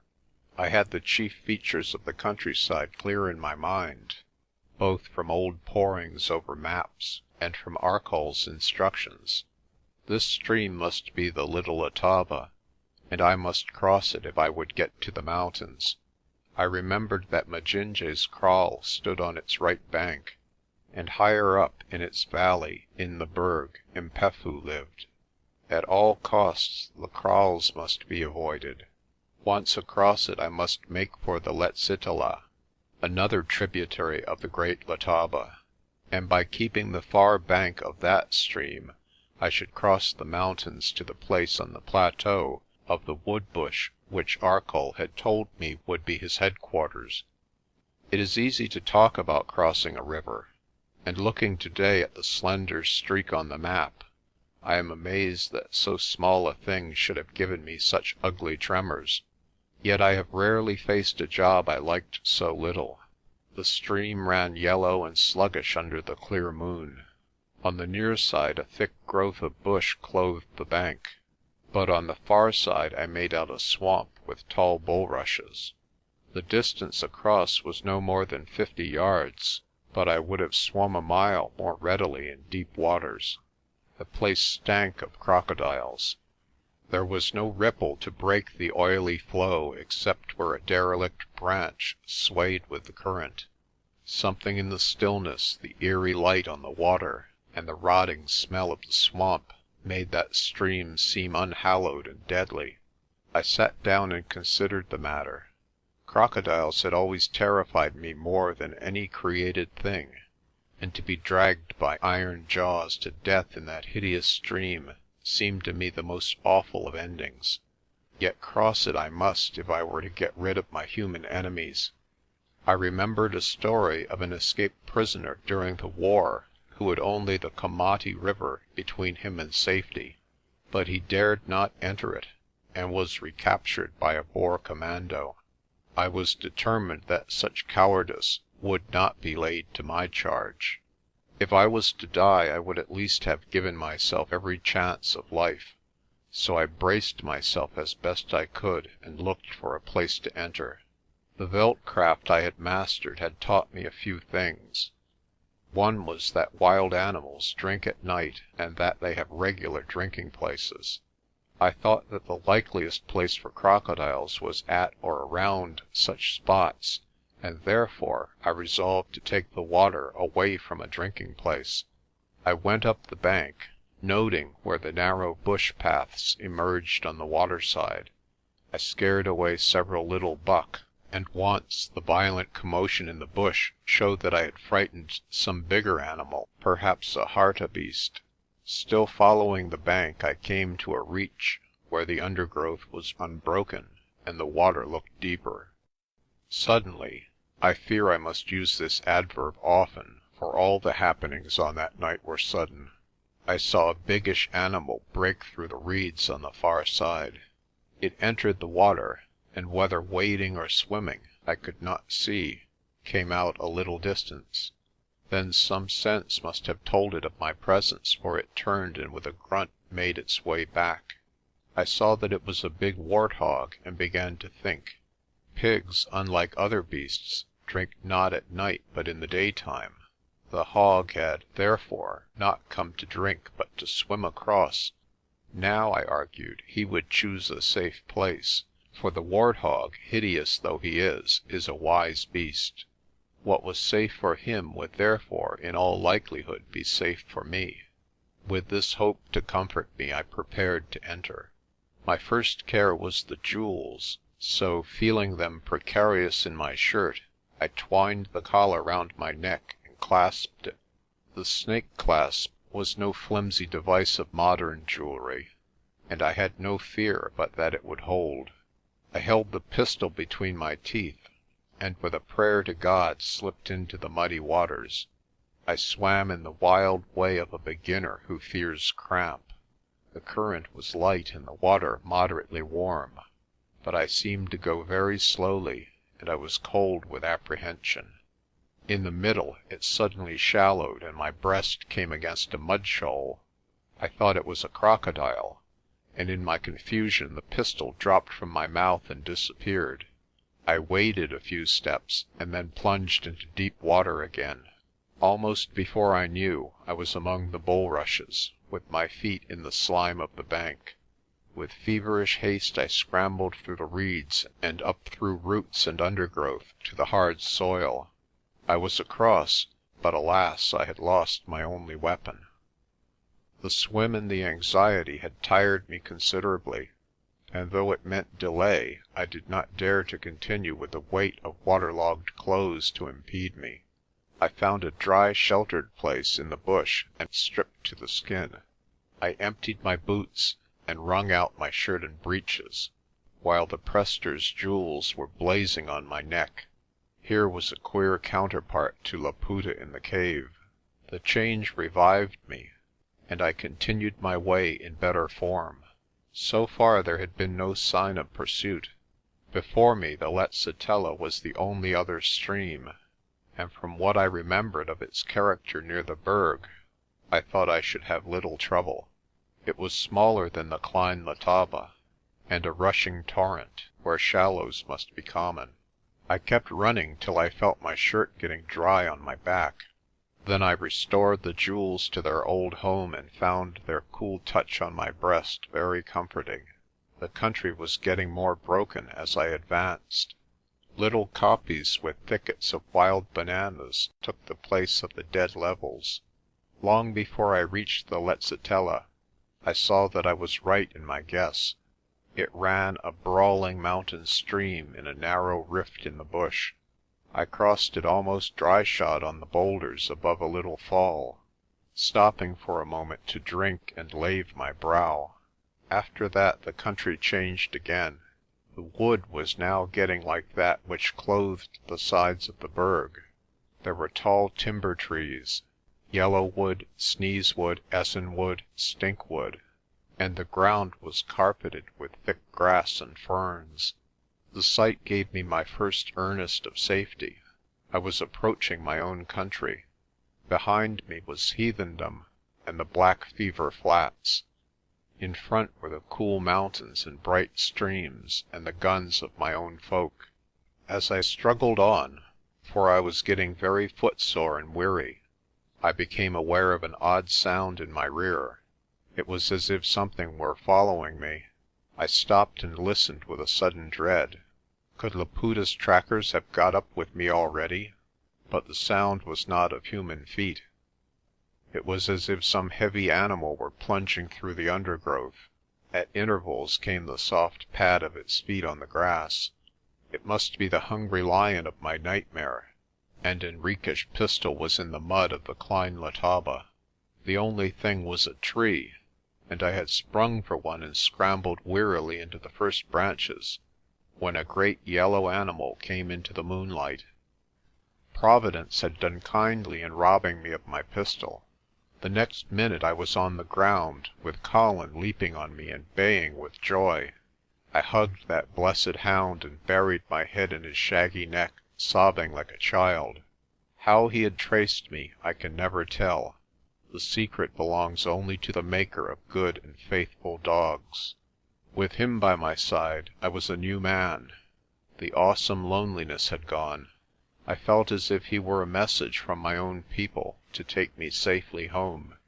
He clearly knew the business afoot, for he padded beside me with never a glance to right or left.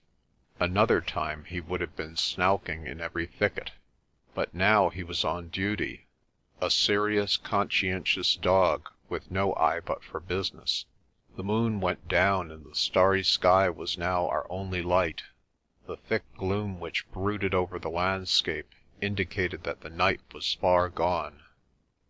I thought I saw a deeper blackness ahead, which might be the line of the Berg.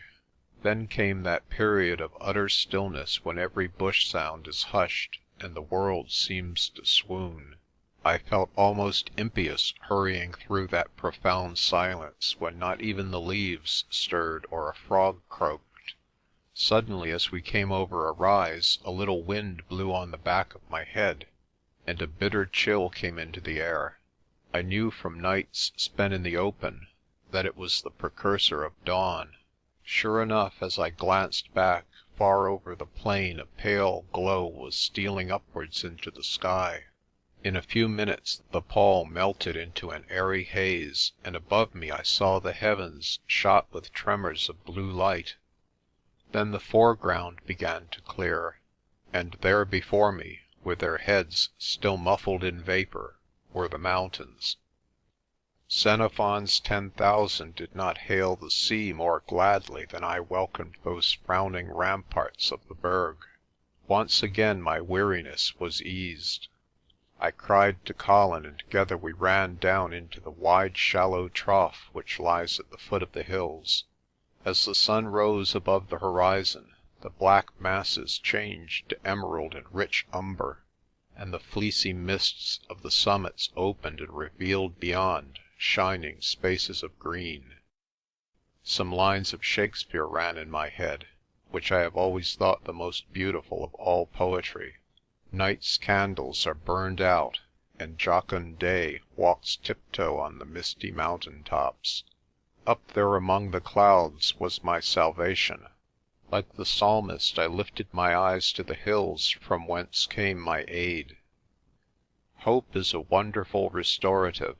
To be near the hills, to smell their odours, to see at the head of the glens the lines of the plateau where were white men and civilization, all gave me new life and courage. Colin saw my mood and spared a moment now and then to inspect a hole or a covert. Down in the shallow trough I saw the links of a burn, the Machudi, which flows down the glen it was my purpose to ascend. Away to the north, in the direction of Majinje's, were patches of Kaffir tillage, and I thought I discerned the smoke fires. Majinje's womankind would be cooking their morning meal. To the south ran a thick patch of forest, but I saw beyond it the spur of the mountain over which runs the high road to Wesselsburg. The clear air of dawn was like wine in my blood. I was not free, but I was on the threshold of freedom. If I could only reach my friends with the Prester's collar in my shirt, I would have performed a feat which would never be forgotten. I would have made history by my glorious folly. Breakfastless and footsore, I was yet a proud man as I crossed the hollow to the mouth of Machudi's glen. My chickens had been counted too soon, and there was to be no hatching. Colin grew uneasy and began to sniff upwind. I was maybe a quarter of a mile from the glen foot, plodding through the long grass of the hollow, when the behaviour of the dog made me stop and listen. In that still air sounds carry far, and I seemed to hear the noise of feet brushing through cover. The noise came both from north and south, from the forest and from the lower course of the Machudi. I dropped into shelter, and running with bent back, got to the summit of a little bush-clad knoll. It was Colin who first caught sight of my pursuers. He was staring at a rift in the trees and suddenly gave a short bark. I looked and saw two men running hard, cross the grass and dip into the bed of the stream. A moment later I had a glimpse of figures on the edge of the forest, moving fast to the mouth of the glen. The pursuit had not followed me. It had waited to cut me off. Fool that I was, I had forgotten the wonders of Kaffir telegraphy. It had been easy for Laputa to send word 40 miles ahead to stop any white man who tried to cross the Berg. And then I knew that I was very weary. End of chapter 14. Chapter 15. Morning in the Berg. I was perhaps half a mile the nearer to the glen, and was likely to get there first. And after that? I could see the track winding by the waterside, and then crossing a hill shoulder which diverted the stream. It was a road a man could scarcely ride, and a tired man would have a hard job to climb. I do not think that I had any hope. My exhilaration had died as suddenly as it had been born. I saw myself caught and carried off to Laputa, who must now be close on the rendezvous at Inanda's Kraal. I had no weapon to make a fight for it. My foemen were many and untired. It must be only a matter of minutes till I was in their hands. More in a dogged fury of disappointment than with any hope of escape, I forced my sore legs up the glen. 10 minutes ago I had been exulting in the glories of the morning, and now the sun was not less bright, nor the colours less fair, but the heart had gone out of the spectator. At first I managed to get some pace out of myself, partly from fear and partly from anger, but I soon found that my body had been tried too far. I could plod along, but to save my life I could not have hurried. Any healthy savage could have caught me in 100 yards. The track, I remember, was overhung with creepers, and often I had to squeeze through thickets of tree ferns. Countless little brooks ran down from the hillside, threads of silver among the green pastures. Soon I left the stream and climbed up on the shoulder, where the road was not much better than a precipice. Every step was a weariness. I could hardly drag one foot after the other, and my heart was beating like the fanners of a mill. I had spasms of acute sickness, and it took all my resolution to keep me from lying down by the roadside. At last I was at the top of the shoulder, and could look back. There was no sign of anybody on the road, so far as I could see. Could I have escaped them? I had been in the shadow of the trees for the first part, and they may have lost sight of me and concluded that I had avoided the glen, or tried one of the faces. Before me, I remember, there stretched the upper glen, a green cup-shaped hollow with the sides scarred by ravines. There was a high waterfall in one of them, which was white as snow against the red rocks. My wits must have been shaky, for I took the fall for a snowdrift and wondered foolishly why the Berg had grown so alpine. A faint spasm of hope took me into that green cup. The bracken was as thick as on the Pentlands, and there was a multitude of small lovely flowers in the grass. It was like a water meadow at home, such a place as I had often in boyhood searched for moss-cheepers and corncrakes' eggs. Birds were crying round me as I broke this solitude, and one small buck, a klipspringer, rose from my feet and dashed up one of the gullies. Before me was a steep green wall with the blue sky above it. Beyond it was safety, but as my sweat-dimmed eyes looked at it, I knew that I could never reach it. Then I saw my pursuers. High up on the left side, and rounding the rim of the cup, were little black figures. They had not followed my trail, but certain of my purpose had gone forward to intercept me. I remember feeling a puny weakling compared with those lusty natives who could make such good going on steep mountains. They were certainly no men of the plains, but hillmen, probably some remnants of old Machudi's tribe who still squatted in the glen. Machudi was a blackguard chief whom the Boers long ago smashed in one of their native wars. He was a fierce old warrior and had put up a good fight to the last, till a hired impi of Swazis had surrounded his hiding place in the forest and destroyed him. A Boer farmer on the plateau had his skull, and used to drink whiskey out of it when he was merry. The sight of the pursuit was the last straw. I gave up hope, and my intentions were narrowed to one frantic desire — to hide the jewels. Patriotism, which I had almost forgotten, flickered up in the crisis. At any rate Laputa should not have the Snake. If he drove out the white man, he should not clasp the Prester's rubies on his great neck. There was no cover in that green cup, so I turned up the ravine on the right side. The enemy, so far as I could judge, were on the left and in front, and in the gully I might find a pothole to bury the necklet in. Only a desperate resolution took me through the tangle of juniper bushes into the red screes of the gully. At first I could not find what I sought. The stream in the ravine slid down a long slope like a mill race, and the sides were bare and stony. Still I plodded on, helping myself with a hand on Colin's back, for my legs were numb with fatigue. By and by the gully narrowed, and I came to a flat place with a long pool. Beyond was a little fall, and up this I climbed into a network of tiny cascades.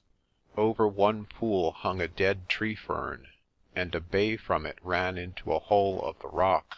I slipped the jewels far into the hole, where they lay on the firm sand showing odd lights through the dim blue water. Then I scrambled down again to the flat space and the pool, and looked round to see if anyone had reached the edge of the ravine. There was no sign as yet of the pursuit, so I dropped limply on the shingle and waited, for I had suddenly conceived a plan. As my breath came back to me, my wits came back from their wandering. These men were not there to kill me, but to capture me.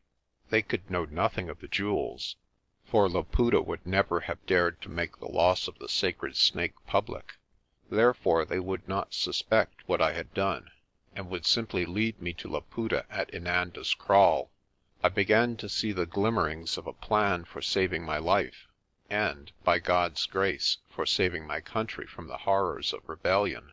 The more I thought, the better I liked it. It demanded a bold front, and it might well miscarry, but I had taken such desperate hazards during the past days that I was less afraid of fortune. Anyhow, the choice lay between certain death and a slender chance of life, and it was easy to decide.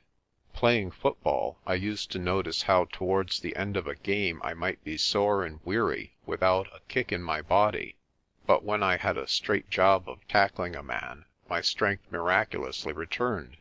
It was even so now. I lay on my side luxuriating in being still, and slowly a sort of vigour crept back into my limbs. Perhaps a half hour of rest was given me before, on the lip of the gully, I saw figures appear. Looking down, I saw several men who had come across from the opposite side of the valley, scrambling up the stream. I got to my feet, with Colin bristling beside me, and awaited them with the stiffest face I could muster. As I expected, they were Machudi's men. I recognized them by the red ochre in their hair, and their copper wire necklets. Big fellows they were, long-legged and deep in the chest, the true breed of mountaineers. I admired their light tread on the slippery rock.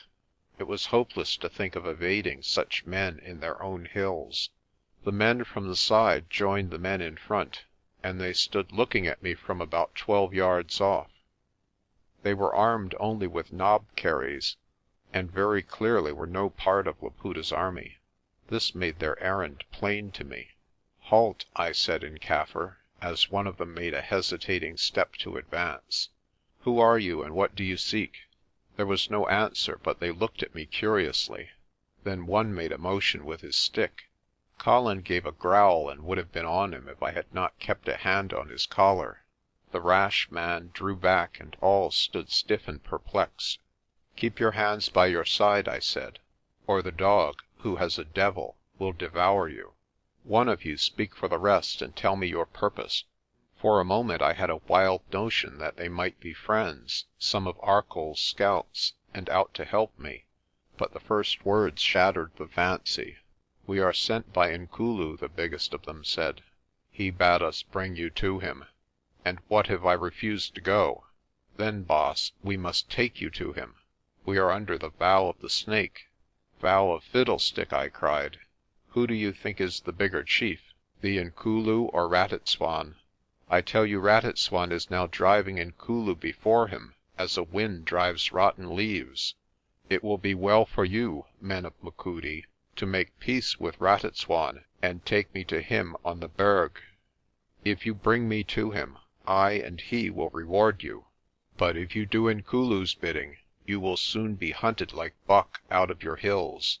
They grinned at one another, but I could see that my words had no effect. Laputa had done his business too well. The spokesman shrugged his shoulders in the way the Kaffirs have. "We wish you no ill, boss, but we have been bidden to take you to Inkulu. We cannot disobey the commands of the Snake." My weakness was coming on me again, and I could talk no more. I sat down plump on the ground, almost falling into the pool. "Take me to Inkulu," I stammered with a dry throat. "I do not fear him," and I rolled half fainting on my back. These clansmen of Machudi were decent fellows. One of them had some Kaffir beer in a calabash, which he gave me to drink. The stuff was thin and sickly, but the fermentation in it did me good. I had the sense to remember my need of sleep. "The day is young," I said, "and I have come far. I ask to be allowed to sleep for an hour."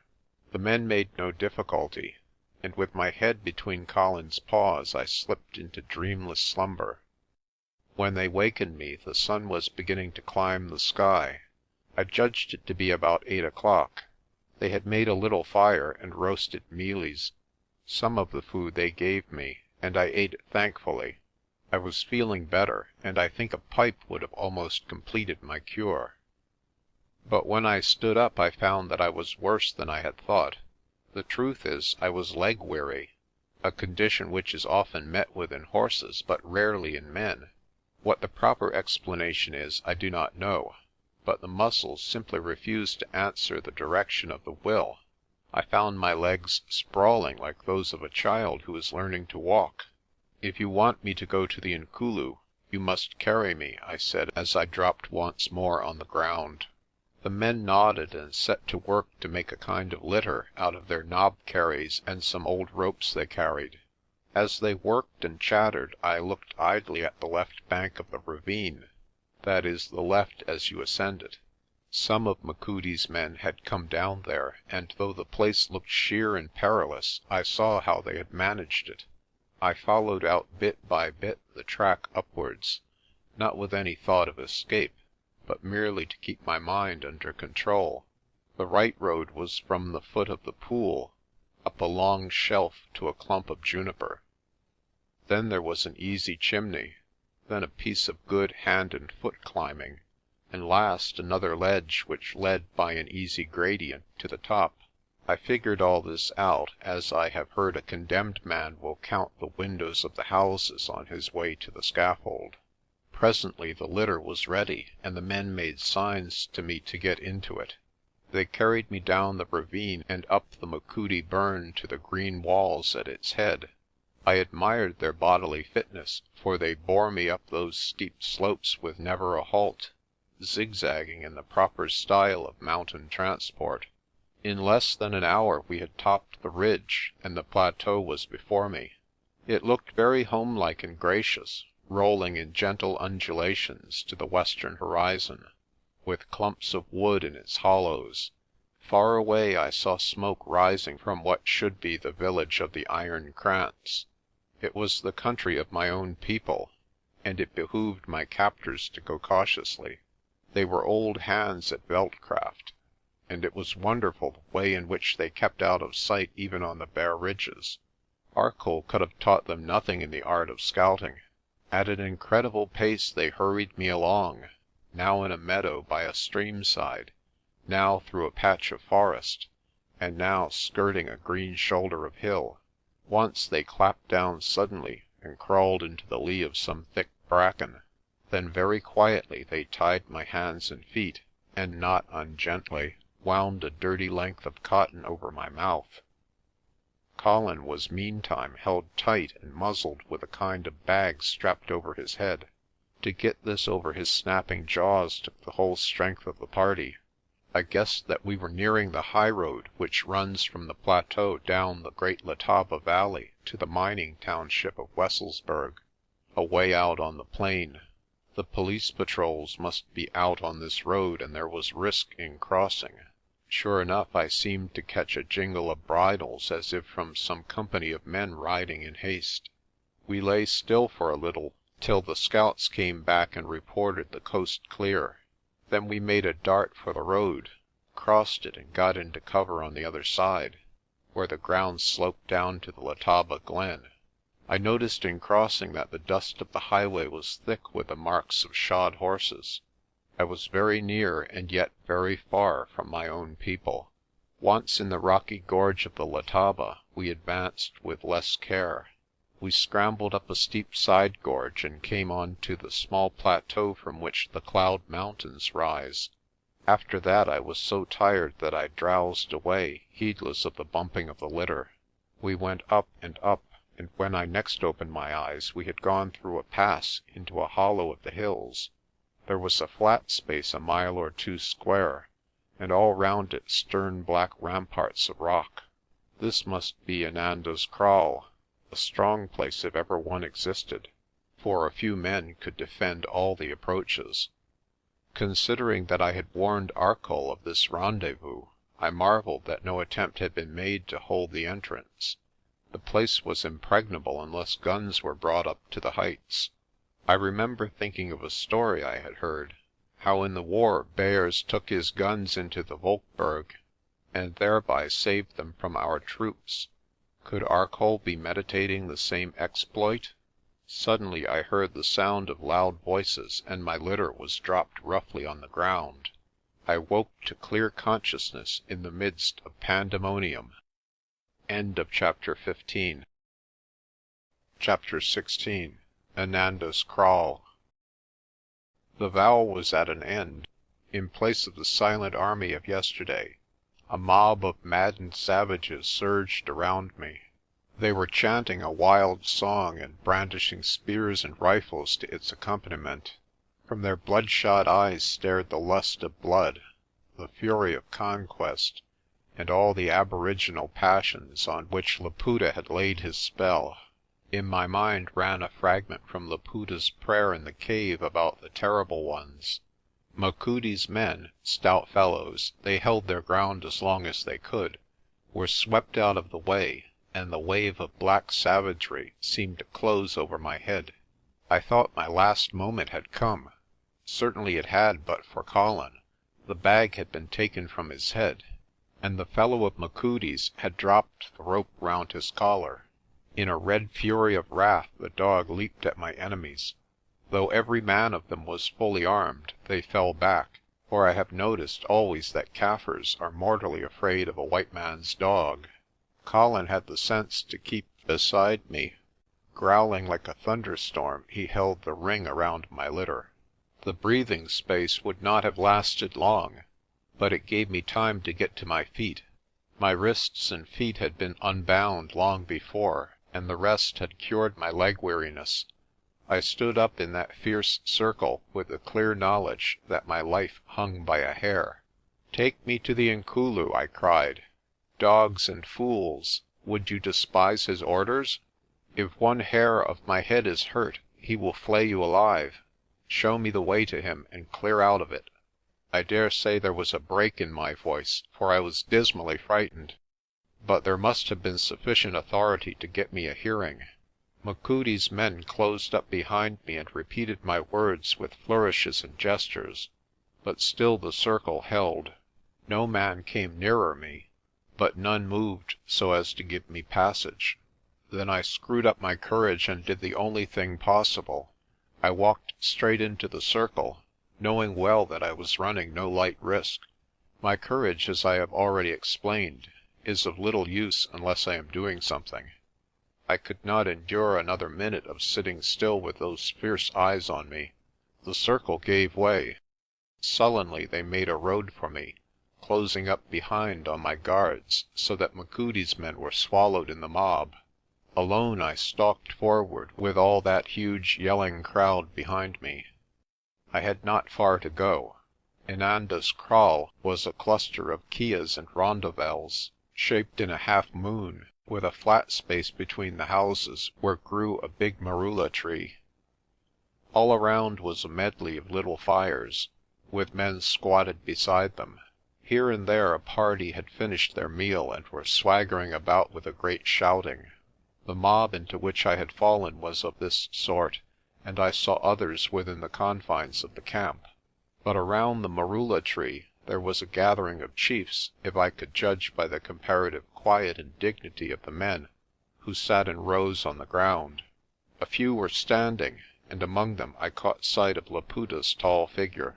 I strode towards it, wondering if the chiefs would let me pass. The hubbub of my volunteer attendants brought the eyes of the company round to me. In a second it seemed every man was on his feet. I could only pray that Laputa would get to me before his friends had time to spear me. I remember I fixed my eyes on a spur of hill beyond the kraal, and walked on with the best resolution I could find. Already I felt in my breast some of the long thin assegais of Umbooni's men. But Laputa did not intend that I should be butchered. A word from him brought his company into order, and the next thing I knew I was facing him, where he stood in front of the biggest kya with Henriques beside him, and some of the northern indunas. Henriques looked ghastly in the clear morning light, and he had a linen rag bound round his head and jaw, as if he suffered from toothache. His face was more livid, his eyes more bloodshot, and at the sight of me his hand went to his belt and his teeth snapped. But he held his peace, and it was Laputa who spoke. He looked straight through me and addressed Machudi's men. "You have brought back the prisoner. That is well, and your service will be remembered. Go to Mpefu's camp on the hill there, and you will be given food." The men departed, and with them fell away the crowd which had followed me. I was left very giddy and dazed to confront Laputa and his chiefs. The whole scene was swimming before my eyes. I remember there was a clucking of hens from somewhere behind the kraal, which called up ridiculous memories. I was trying to remember the plan I had made in Machudi's glen. I kept saying to myself like a parrot, "The army cannot know about the jewels. Laputa must keep his loss secret. I can get my life from him if I offer to give them back." It had sounded a good scheme 3 hours before, but with the man's hard face before me it seemed a frail peg to hang my fate on. Laputa's eye fell on me, a clear, searching eye with a question in it. There was something he was trying to say to me which he dared not put into words. I guessed what the something was, for I saw his glance run over my shirt and my empty pockets. "You have made little of your treachery," he said. "Fool, did you think to escape me? I could bring you back from the ends of the earth." "There was no treachery," I replied.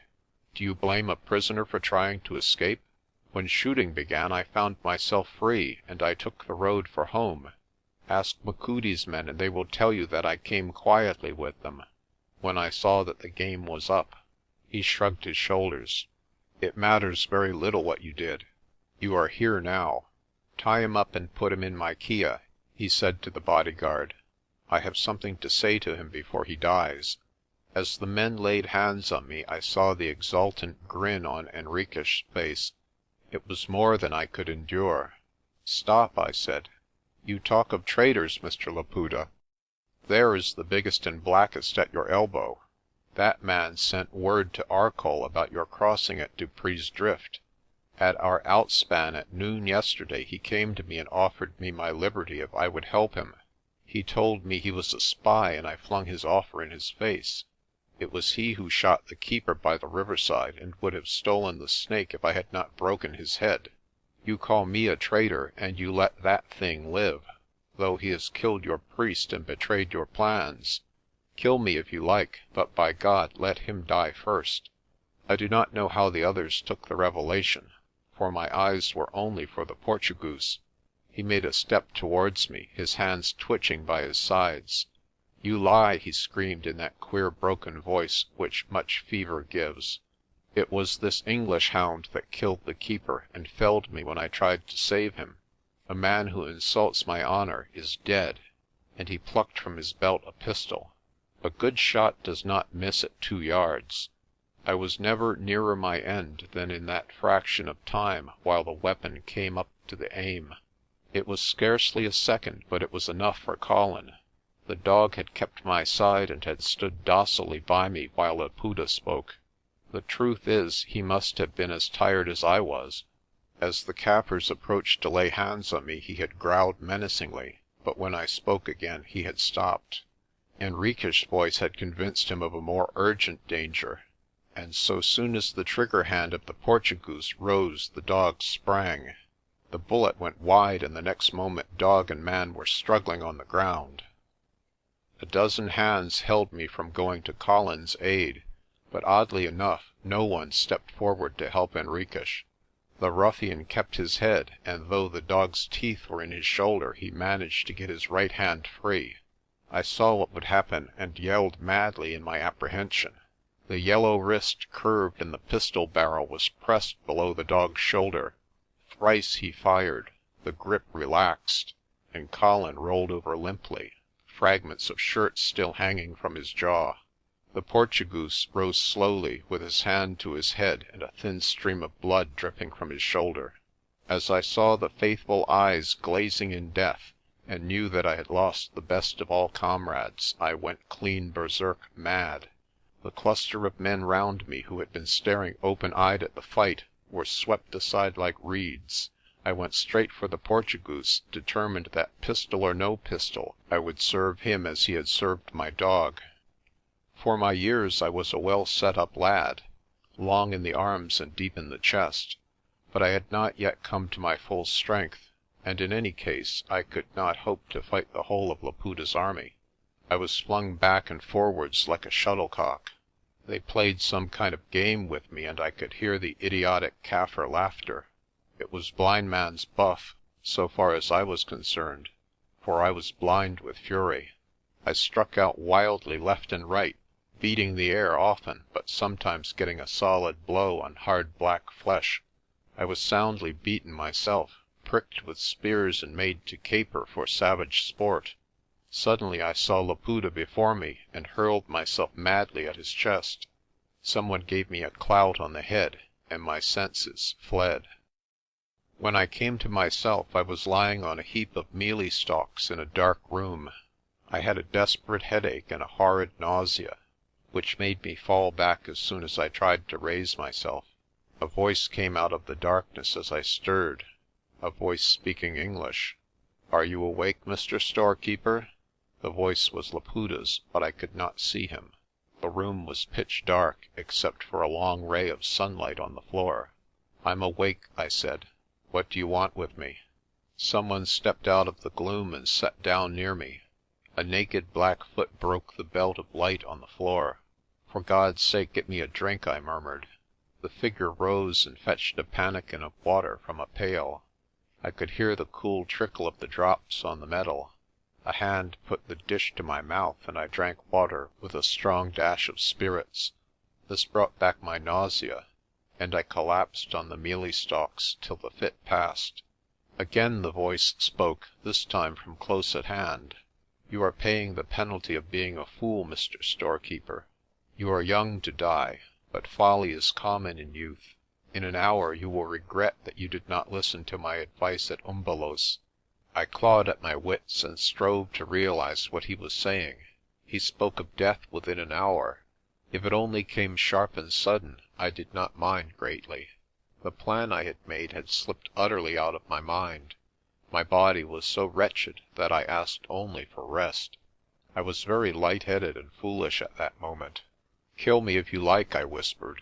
"Some day you will pay dearly for it all. But for God's sake go away and leave me alone." Laputa laughed. It was a horrid sound in the darkness. "You are brave, Mr. Storekeeper, but I have seen a brave man's courage ebb very fast when he saw the death which I have arranged for you. Would you like to hear something of it by way of preparation?" In a low, gentle voice he began to tell me mysteries of awful cruelty. At first I scarcely heard him, but as he went on my brain seemed to wake from its lethargy. I listened with freezing blood. Not in my wildest nightmares had I imagined such a fate. Then, in spite of myself, a cry broke from me. "It interests you?" Laputa asked. "I could tell you more, but something must be left to the fancy. Yours should be an active one," and his hand gripped my shaking wrist and felt my pulse. "Henriques will see that the truth does not fall short of my forecast," he went on, "for I have appointed Henriques your executioner." The name brought my senses back to me. "Kill me," I said, "but for God's sake kill Henriques too. If you did justice you would let me go and roast the Portugoose alive. But for me the snake would be over the Lebombo by this time, in Henriques' pocket. But it is not, my friend.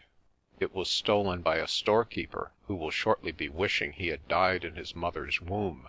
My plan was slowly coming back to me. "If you value Prester John's collar, you will save my life. What will your rising be without the snake? Would they follow you a yard if they suspected you had lost it?" "So you would threaten me," Laputa said very gently. Then in a burst of wrath he shouted, "They will follow me to hell for my own sake. Imbecile, do you think my power is built on a trinket? When you are in your grave I will be ruling 100 millions from the proudest throne on earth." He sprang to his feet and pulled back a shutter of the window, letting a flood of light into the hut. In that light I saw that he had in his hands the ivory box which had contained the collar. "I will carry the casket through the wars," he cried, "and if I choose never to open it, who will gainsay me? You besotted fool, to think that any theft of yours could hinder my destiny." He was the blustering savage again, and I preferred him in the part. All that he said might be true, but I thought I could detect in his voice a keen regret, and in his air a touch of disquiet. The man was a fanatic, and like all fanatics, had his superstitions. "Yes," I said, "but when you mount the throne you speak of, it would be a pity not to have the rubies on your neck after all your talk in the cave." I thought he would have throttled me. He glowered down at me with murder in his eyes. Then he dashed the casket on the floor with such violence that it broke into fragments. "Give me back the Ndhlondhlo," he cried like a petted child. "Give me back the collar of John." This was the moment I had been waiting for. "Now see here, Mr. Laputa," I said. "I am going to talk business. Before you started this rising you were a civilized man with a good education.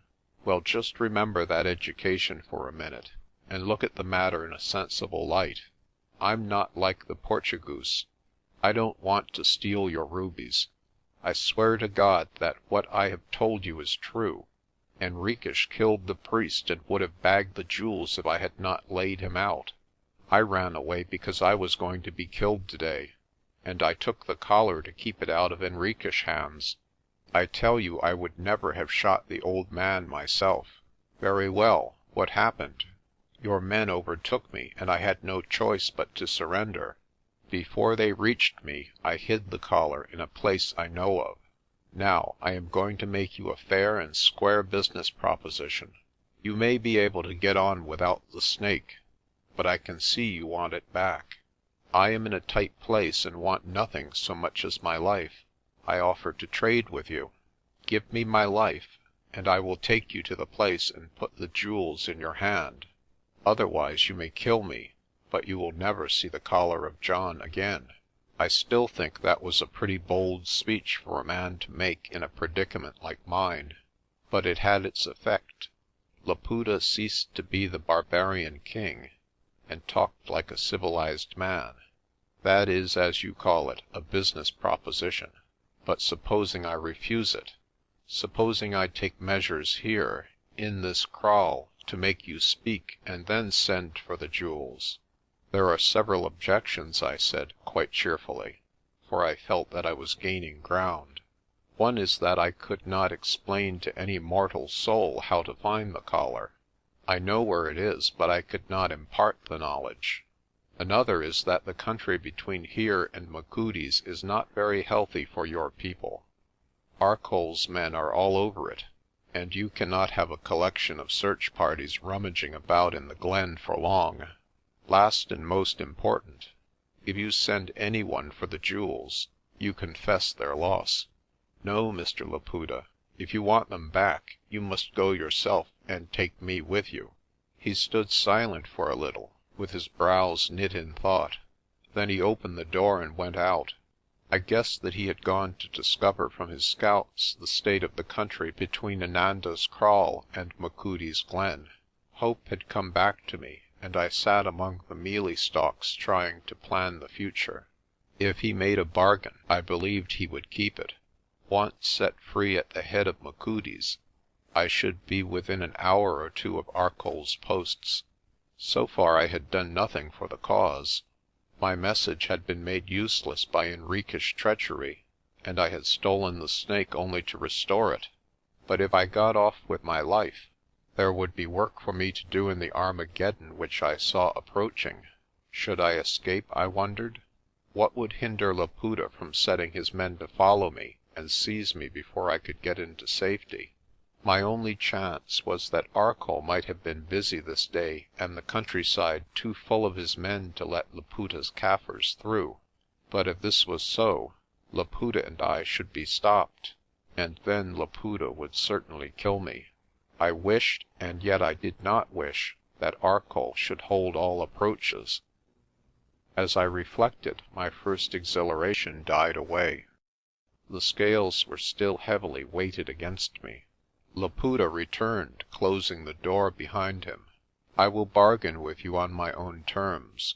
You shall have your life, and in return you will take me to the place where you hid the collar and put it into my hands. I will ride there, and you will run beside me, tied to my saddle. If we are in danger from the white men, I will shoot you dead. Do you accept?" "Yes," I said, scrambling to my feet and ruefully testing my shaky legs. "But if you want me to get to Machudi's, you must go slowly, for I am nearly foundered." Then he brought out a Bible and made me swear on it that I would do as I promised. "Swear to me in turn," I said, "that you will give me my life if I restore the jewels." He swore, kissing the book like a witness in a police court. I had forgotten that the man called himself a Christian. "One thing more I ask," I said. "I want my dog decently buried." "That has been already done," was the reply. "He was a brave animal, and my people honour bravery." Chapter 17. A Deal and Its Consequences. My eyes were bandaged tight, and a thong was run round my right wrist and tied to Laputa's saddle bow. I felt the glare of the afternoon sun, and my head and my shins were continually barked by stones and trees. But these were my only tidings of the outer world. By the sound of his paces Laputa was riding the schimmel, and if anyone thinks it easy to go blindfolded by a horse's side, I hope he will soon have the experience. In the darkness I could not tell the speed of the beast. When I ran I overshot it and was tugged back. When I walked my wrist was dislocated with the tugs forward. For an hour or more I suffered this breakneck treatment. We were descending. Often I could hear the noise of falling streams, and once we splashed through a mountain ford. Laputa was taking no risks, for he clearly had in mind the possibility of some accident which would set me free, and he had no desire to have me guiding Arcoll to his camp. But as I stumbled and sprawled down these rocky tracks I was not thinking of Laputa's plans. My whole soul was filled with regret for Colin and rage against his murderer. After my first mad rush I had not thought about my dog. He was dead, but so would I be in an hour or two, and there was no cause to lament him. But at the first revival of hope my grief had returned. As they bandaged my eyes, I was wishing that they would let me see his grave. As I followed beside Laputa, I told myself that if ever I got free, when the war was over, I would go to Inanda's Kraal, find the grave, and put a tombstone over it in memory of the dog that saved my life. I would also write that the man who shot him was killed on such and such a day, at such and such a place, by Colin's master. I wondered why Laputa had not the wits to see the Portugoose's treachery, and to let me fight him. I did not care what were the weapons, knives or guns or naked fists. I would certainly kill him, and afterwards the Kaffirs could do as they pleased with me. Hot tears of rage and weakness wet the bandage on my eyes, and the sobs which came from me were not only those of weariness. At last we halted. Laputa got down and took off the bandage, and I found myself in one of the hill meadows which lie among the foothills of the Wolkberg. The glare blinded me, and for a little I could only see the marigolds growing at my feet. Then I had a glimpse of the deep gorge of the great Letaba below me, and far to the east the flats running out to the hazy blue line of the Lebombo hills. Laputa let me sit on the ground for a minute or two to get my breath and rest my feet. "That was a rough road," he said.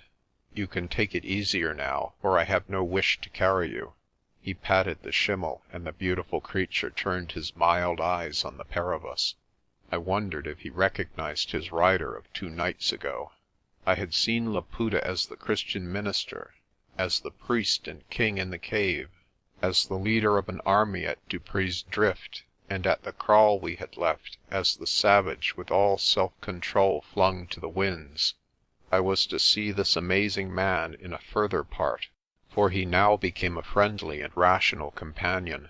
He kept his horse at an easy walk and talked to me as if we were 2 friends out for a trip together. Perhaps he had talked thus to Arcoll, the half-caste who drove his Cape cart. The wooded bluff above Machudi's glen showed far in front. He told me the story of the Machudi War, which I knew already, but he told it as a saga. There had been a stratagem by which one of the Boer leaders, a Grobelaar, I think, got some of his men into the enemy's camp by hiding them in a captured forage wagon. "Like the Trojan horse," I said involuntarily. "Yes," said my companion, "the same old device," and to my amazement he quoted some lines of Virgil. "Do you understand Latin?" he asked.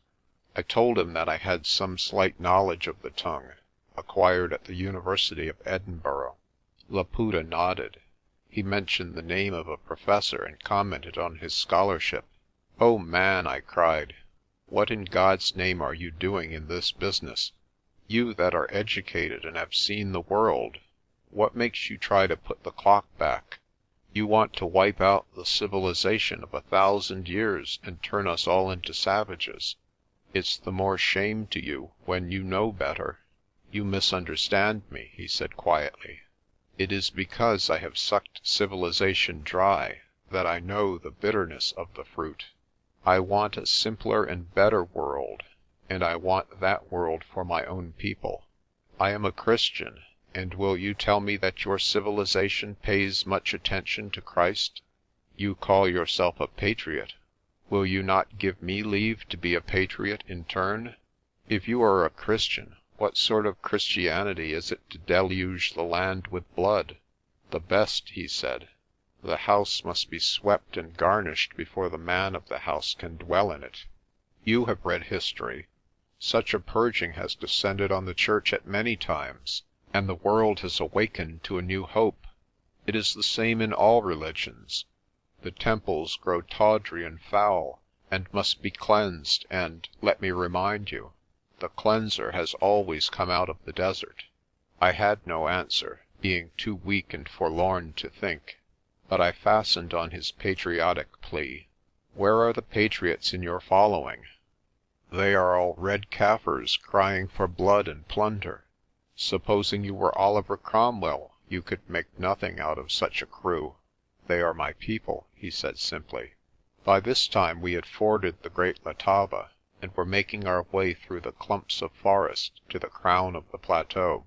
I noticed that Laputa kept well in cover, preferring the tangle of wooded undergrowth to the open spaces of the water meadows.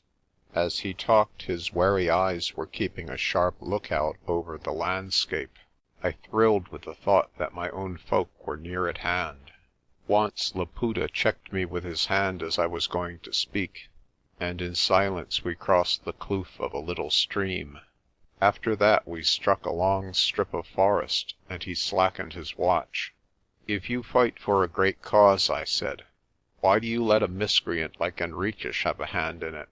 You must know that the man's only interest in you is the chance of loot. I am for you against Henriques, and I tell you plain that if you don't break the snake's back it will sting you." Laputa looked at me with an odd, meditative look. "You misunderstand again, Mr. Storekeeper. The Portuguese is what you call a mean white. His only safety is among us. I am campaigner enough to know that an enemy who has a burning grievance against my other enemies is a good ally. You are too hard on Henriques. You and your friends have treated him as a Kaffir, and a Kaffir he is in everything but Kaffir virtues. What makes you so anxious that Henriques should not betray me?" "I'm not a mean white," I said, "and I will speak the truth. I hope, in God's name, to see you smashed, but I want it done by honest men, and not by a yellow devil who has murdered my dog and my friends.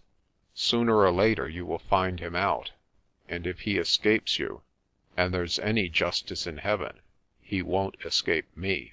"Brave words," said Laputa with a laugh, and then in 1 second he became rigid in the saddle.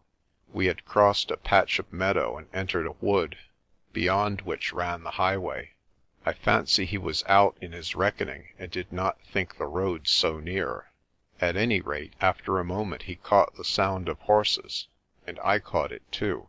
The wood was thin, and there was no room for retreat, while to recross the meadow would bring us clean into the open. He jumped from his horse, untied with amazing quickness the rope halter from its neck, and started to gag me by winding the thing round my jaw. I had no time to protest that I would keep faith, and my right hand was tethered to his pommel. In the grip of these great arms I was helpless, and in a trice was standing dumb as a lamp post, while Laputa, his left arm round both of mine, and his right hand over the schimmel's eyes, strained his ears like a sable antelope who has scented danger. There was never a more brutal gagging. The rope crushed my nose and drove my lips down on my teeth besides gripping my throat, so that I could scarcely breathe. The pain was so great that I became sick and would have fallen but for Laputa. Happily I managed to get my teeth apart, so that one coil slipped between and eased the pain of the jaws, but the rest was bad enough to make me bite frantically on the toe, and I think in a little my sharp front teeth would have severed it. All this discomfort prevented me seeing what happened. The wood, as I have said, was thin, and through the screen of leaves I had confused impression of men and horses passing interminably. There can only have been a score at the most, but the moments drag if a cord is gripping your throat. When Laputa at length untied me, I had another fit of nausea, and leaned helplessly against a tree. Laputa listened till the sound of the horses had died away. Then silently we stole to the edge of the road, across and into the thicker evergreen bush on the far side. At a pace which forced me to run hard, we climbed a steepish slope, till ahead of us we saw the bald green crown of the meadowland. I noticed that his face had grown dark and sullen again. He was in an enemy's country and had the air of the hunted instead of the hunter. When I stopped he glowered at me, and once, when I was all but overcome with fatigue, he lifted his hand in a threat. Had he carried a sjambok, it would have fallen on my back. If he was nervous, so was I. The fact that I was out of the Kaffir country and in the land of my own folk was a kind of qualified liberty. At any moment, I felt, Providence might intervene to set me free.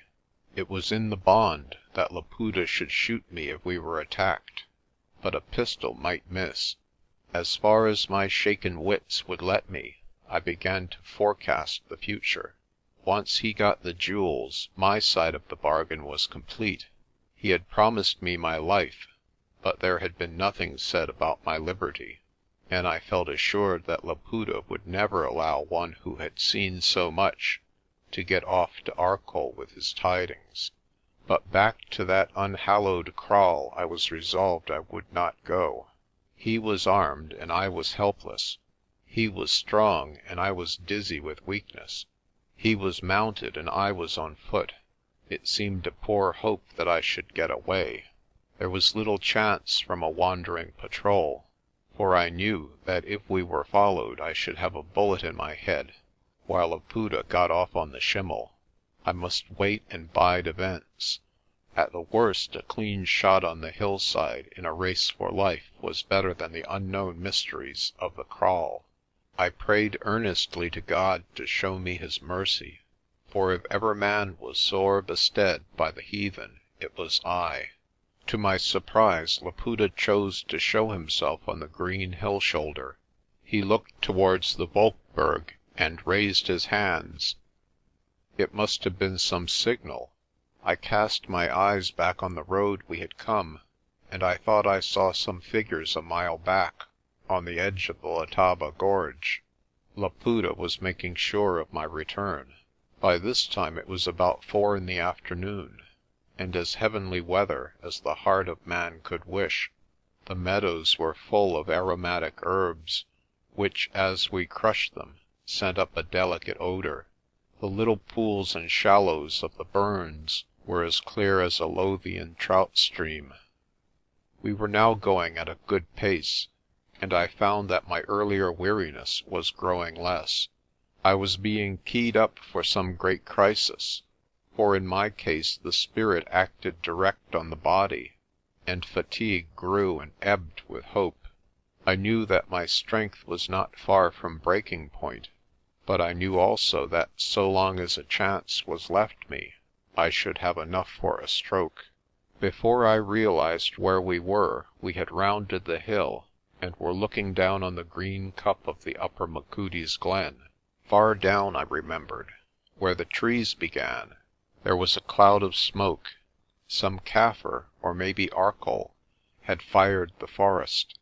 The smoke was drifting away under a light west wind over the far plains, so that they were seen through a haze of opal. Laputa bade me take the lead. I saw quite clear the red kloof on the far side where the collar was hid. To get there we might have ridden straight into the cup, but a providential instinct made me circle round the top till we were on the lip of the ravine. This was the road some of Machudi's men had taken, and unthinkingly I followed them. 20 minutes' riding brought us to the place, and all the while I had no kind of plan of escape. I was in the hands of my Maker, watching, like the Jews of old, for a sign. Laputa dismounted and looked down into the gorge. "There is no road there," I said. "We must go down to the foot and come up the stream side. It would be better to leave your horse here." He started down the cliff, which from above looks a sheer precipice. Then he seemed to agree with me, took the rope from the Schimmel's neck, and knee-haltered his beast. And at that moment I had an inspiration.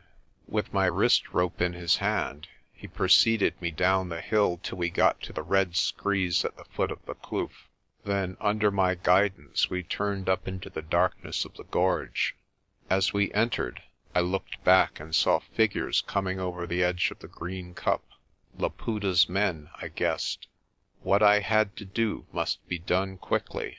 We climbed up the burn, over the succession of little cataracts, till we came to the flat space of shingle and the long pool where I had been taken that morning. The ashes of the fire which Machudi's men had made were plain on the rock. After that I had to climb a waterfall to get to the rock pool where I had bestowed the rubies. "You must take off this thong," I said. "I must climb to get the collar. Cover me with a pistol if you like. I won't be out of sight." Laputa undid the thong and set me free. From his belt he took a pistol, cocked it, and held it over his left hand. I had seen this way of shooting adopted by indifferent shots, and it gave me a wild hope that he might not be much of a marksman. It did not take me long to find the pool, close against the blackened stump of a tree fern. I thrust in my hand and gathered up the jewels from the cool sand. They came out glowing like living fires, and for a moment I thrilled with a sense of reverence. Surely these were no common stones which held in them the very heart of hell. Clutching them tightly, I climbed down to Laputa. At the sight of the great snake he gave a cry of rapture. Tearing it from me, he held it at arm's length, his face lit with a passionate joy. He kissed it, he raised it to the sky. Nay, he was on his knees before it. Once more he was the savage transported in the presence of his fetish. He turned to me with burning eyes. "Down on your knees," he cried, "and reverence the Ndhlondhlo. Down, you impious dog, and seek pardon for your sacrilege." "I won't," I said. "I won't bow to any heathen idol." He pointed his pistol at me. "In a second I shoot where your head is now. Down, you fool, or perish." "You promised me my life," I said stubbornly, though heaven knows why I chose to act thus. He dropped the pistol and flung himself on me. I was helpless as a baby in his hands. He forced me to the ground and rolled my face in the sand. Then he pulled me to my feet and tossed me backward, till I almost staggered into the pool. I saved myself and staggered instead, into the shallow at the foot of it, close under the ledge of the precipice. That morning, when Machudi's men were cooking breakfast, I had figured out a route up the cliff. This route was now my hope of escape. Laputa had dropped his pistol, and the collar had plunged him in an ecstasy of worship. Now, if ever, was my time. I must get on the shelf which ran sideways up the cliff, and then scramble for dear life. I pretended to be dazed and terrified. "You promised me my life," I whimpered. "Your life," he cried. "Yes, you shall have your life, and before long you will pray for death." "But I saved the collar," I pleaded. "Henriques would have stolen it. I brought it safe here, and now you have got it." Meantime I was pulling myself up on the shelf, and loosening with one hand a boulder which overhung the pool. "You have been repaid," he said savagely. "You will not die." "But my life is no use without liberty," I said, working at the boulder till it lay loose in its niche. He did not answer, being intent on examining the collar to see if it had suffered any harm. "I hope it isn't scratched," I said. "Henriques trod on it when I hit him."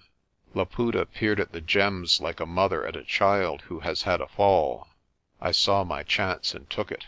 With a great heave I pulled the boulder down into the pool. It made a prodigious splash, sending a shower of spray over Laputa and the collar. In cover of it I raced up the shelf, straining for the shelter of the juniper tree. A shot rang out and struck the rock above me. A second later I had reached the tree and was scrambling up the crack beyond it.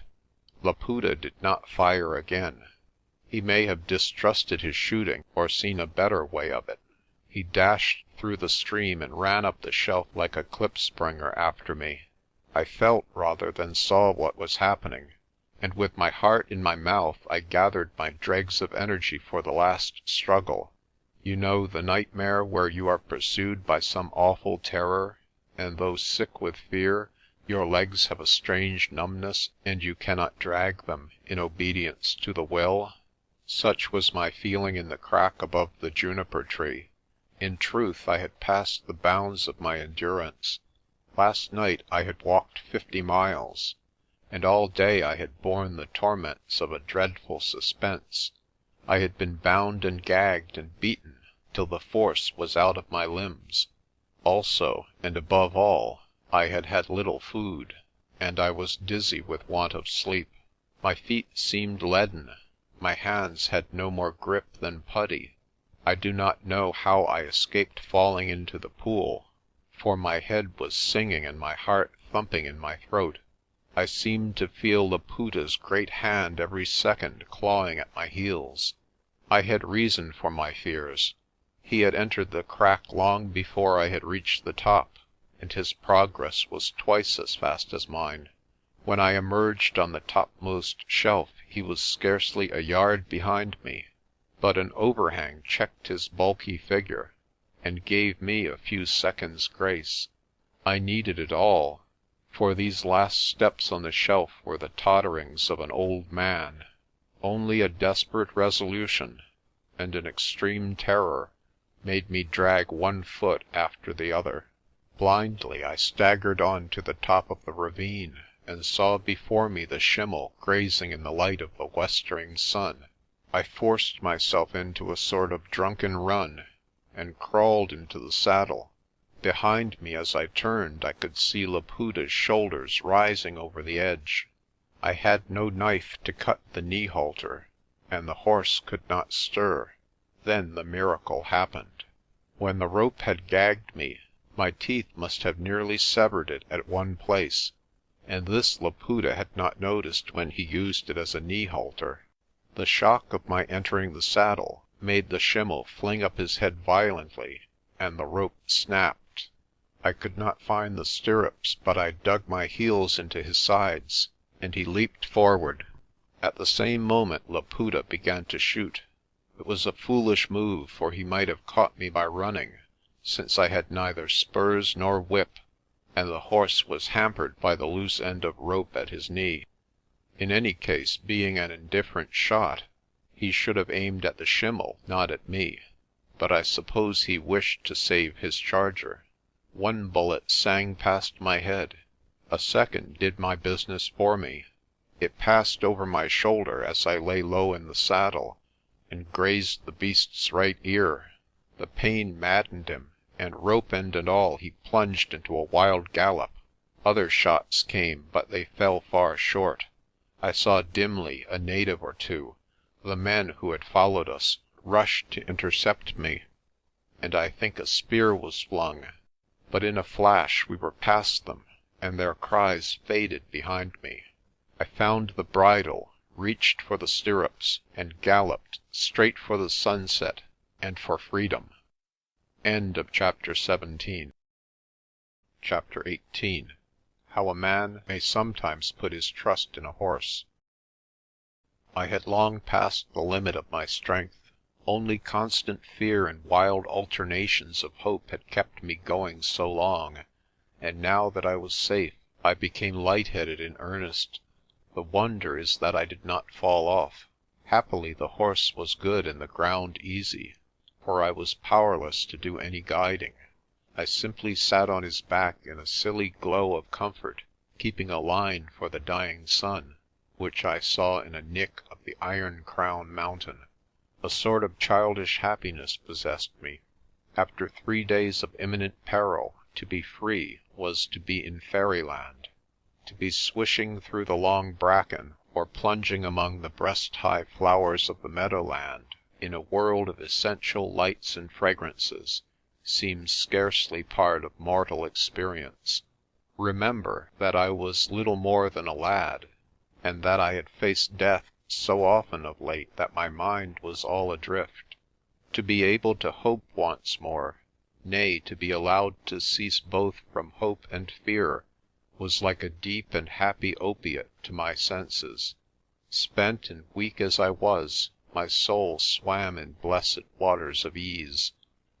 The mood did not last long. I came back to earth with a shock, as the schimmel stumbled at the crossing of a stream. I saw that the darkness was fast falling, and with the sight, panic returned to me. Behind me I seemed to hear the sound of pursuit. The noise was in my ears, but when I turned it ceased, and I saw only the dusky shoulders of hills. I tried to remember what Arcoll had told me about his headquarters, but my memory was wiped clean. I thought they were on or near the highway, but I could not remember where the highway was. Besides, he was close to the enemy, and I wanted to get back into the towns, far away from the battle line. If I rode west, I must come in time to villages where I could hide myself. These were unworthy thoughts, but my excuse must be my tattered nerves. When a man comes out of great danger, he is apt to be a little deaf to the call of duty. Suddenly I became ashamed. God had preserved me from deadly perils, but not that I might cower in some shelter. I had a mission as clear as Laputa's. For the first time I became conscious to what a little thing I owed my salvation. That matter of the broken halter was like the finger of divine providence. I had been saved for a purpose, and unless I fulfilled that purpose I should again be lost. I was always a fatalist, and in that hour of strained body and soul I became something of a mystic. My panic ceased, my lethargy departed, and a more manly resolution took their place. I gripped the schimmel by the head and turned him due left. Now I remembered where the high road ran, and I remembered something else, for it was borne in on me that Laputa had fallen into my hands. Without any subtle purpose I had played a master game. He was cut off from his people, without a horse, on the wrong side of the high road, which Arcoll's men patrolled. Without him the rising would crumble. There might be war, even desperate war, but we should fight against a leaderless foe. If he could only be shepherded to the north, his game was over, and at our leisure we could mop up the scattered concentrations. I was now as eager to get back into danger as I had been to get into safety. Arcoll must be found and warned, and that at once, or Laputa would slip over to Inanda's Kraal under cover of dark. It was a matter of minutes, and on these minutes depended the lives of thousands. It was also a matter of ebbing strength, for with my return to common sense I saw very clearly how near my capital was spent. If I could reach the high road, find Arcoll or Arcoll's men, and give them my news, I would do my countrymen a service such as no man in Africa could render. But I felt my head swimming. I was swaying crazily in the saddle, and my hands had scarcely the force of a child's. I could only lie limply on the horse's back, clutching at his mane with trembling fingers. I remember that my head was full of a text from the Psalms about not putting one's trust in horses. I prayed that this one horse might be an exception, for he carried more than Caesar and his fortunes. My mind is a blank about these last minutes. In less than an hour after my escape I struck the highway, but it was an hour which in the retrospect unrolls itself into unquiet years. I was dimly conscious of scrambling through a ditch and coming to a ghostly white road. The schimmel swung to the right, and the next I knew, someone had taken my bridle and was speaking to me. At first I thought it was Laputa and screamed. Then I must have tottered in the saddle, for I felt an arm slip round my middle. The rider uncorked a bottle with his teeth and forced some brandy down my throat. I choked and coughed and then looked up to see a white policeman staring at me. I knew the police by the green shoulder straps. "Arcoll," I managed to croak. "For God's sake take me to Arcoll." The man whistled shrilly on his fingers, and a second rider came cantering down the road. As he came up I recognized his face, but could not put a name to it. "Losh, it's the lad Crawfurd," I heard a voice say. "Crawfurd, man. D'ye no mind me at Lourenço Markish?" Aitken! The Scotch tongue worked a spell with me. It cleared my wits and opened the gates of my past life. At last I knew I was among my own folk. "I must see Arcoll. I have news for him. Tremendous news. Oh, man, take me to Arcoll and ask me no questions." "Where is he? Where is he?" "As it happens, he's about 200 yards off," Aitken said. "That light ye see at the top of the brae is his camp." They helped me up the road, a man on each side of me, for I could never have kept in the saddle without their support. My message to Arcoll kept humming in my head as I tried to put it into words, for I had a horrid fear that my wits would fail me and I should be dumb when the time came. Also, I was in a fever of haste. Every minute I wasted increased Laputa's chance of getting back to the kraal. He had men with him every bit as skilful as Arcoll's trackers. Unless Arcoll had a big force and the best horses, there was no hope. Often in looking back at this hour, I have marvelled at the strangeness of my behaviour. Here was I just set free from the certainty of a hideous death, and yet I had lost all joy in my security. I was more fevered at the thought of Laputa's escape than I had been at the prospect of David Crawfurd's end. The next thing I knew I was being lifted off the schimmel by what seemed to me 1,000 hands. Then came a glow of light, a great moon in the centre of which I stood blinking. I was forced to sit down on a bed while someone gave me a cup of hot tea, far more reviving than any spirits. I became conscious that someone was holding my hands and speaking very slowly and gently. "Davie," the voice said, "you're back among friends, my lad. Tell me, where have you been?" "I want Arcoll," I moaned. "Where is Ratitswan?" There were tears of weakness running down my cheeks. "Arcoll is here," said the voice. "He is holding your hands, Davie. Quiet, lad, quiet. Your troubles are all over now." I made a great effort, found the eyes to which the voice belonged, and spoke to them. "Listen. I stole the collar of Prester John at Dupree's Drift. I was caught in the Berg and taken to the kraal. I forget its name, but I had hid the rubies." "Yes," the voice said, "you hid the rubies. And then?" "Inkulu wanted them back, so I made a deal with him. I took him to Machudi's and gave him the collar, and then he fired at me, and I climbed and climbed. I climbed on a horse," I concluded childishly. I heard the voice say, "Yes?" again inquiringly, but my mind ran off at a tangent. "Beyers took guns up into the Boksberg," I cried shrilly. "Why the devil don't you do the same? You have the whole Kaffir army in a trap." I saw a smiling face before me. "Good lad. Collis told me you weren't wanting in intelligence. What if we have done that very thing, Davie?" But I was not listening. I was trying to remember the thing I most wanted to say, and that was not about Beyers and his guns. Those were nightmare minutes. A speaker who has lost the thread of his discourse. A soldier who with a bayonet at his throat has forgotten the password. I felt like them, and worse. And to crown all, I felt my faintness coming back and my head dropping with heaviness. I was in a torment of impotence. Arcoll, still holding my hands, brought his face close to mine so that his clear eyes mastered and constrained me. "Look at me, Davie," I heard him say. "You have something to tell me, and it is very important. It is about Laputa, isn't it? Think, man. You took him to Machudi's and gave him the collar. He has gone back with it to Inanda's kraal. Very well, my guns will hold him there." I shook my head. "You can't. You may split the army, but you can't hold Laputa.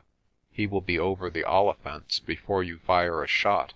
We will hunt him down before he crosses, and if not, we will catch him at the railway." "For God's sake hurry then," I cried. "In an hour he will be over it and back in the kraal." "But the river is a long way." "River?" I repeated hazily. "What river? The Letaba is not the place. It is the road I mean." Arcoll's hands closed firmly on my wrists. "You left Laputa at Machudi's and rode here without stopping? That would take you an hour. Had Laputa a horse?" "Yes, but I took it," I stammered. "You can see it behind me."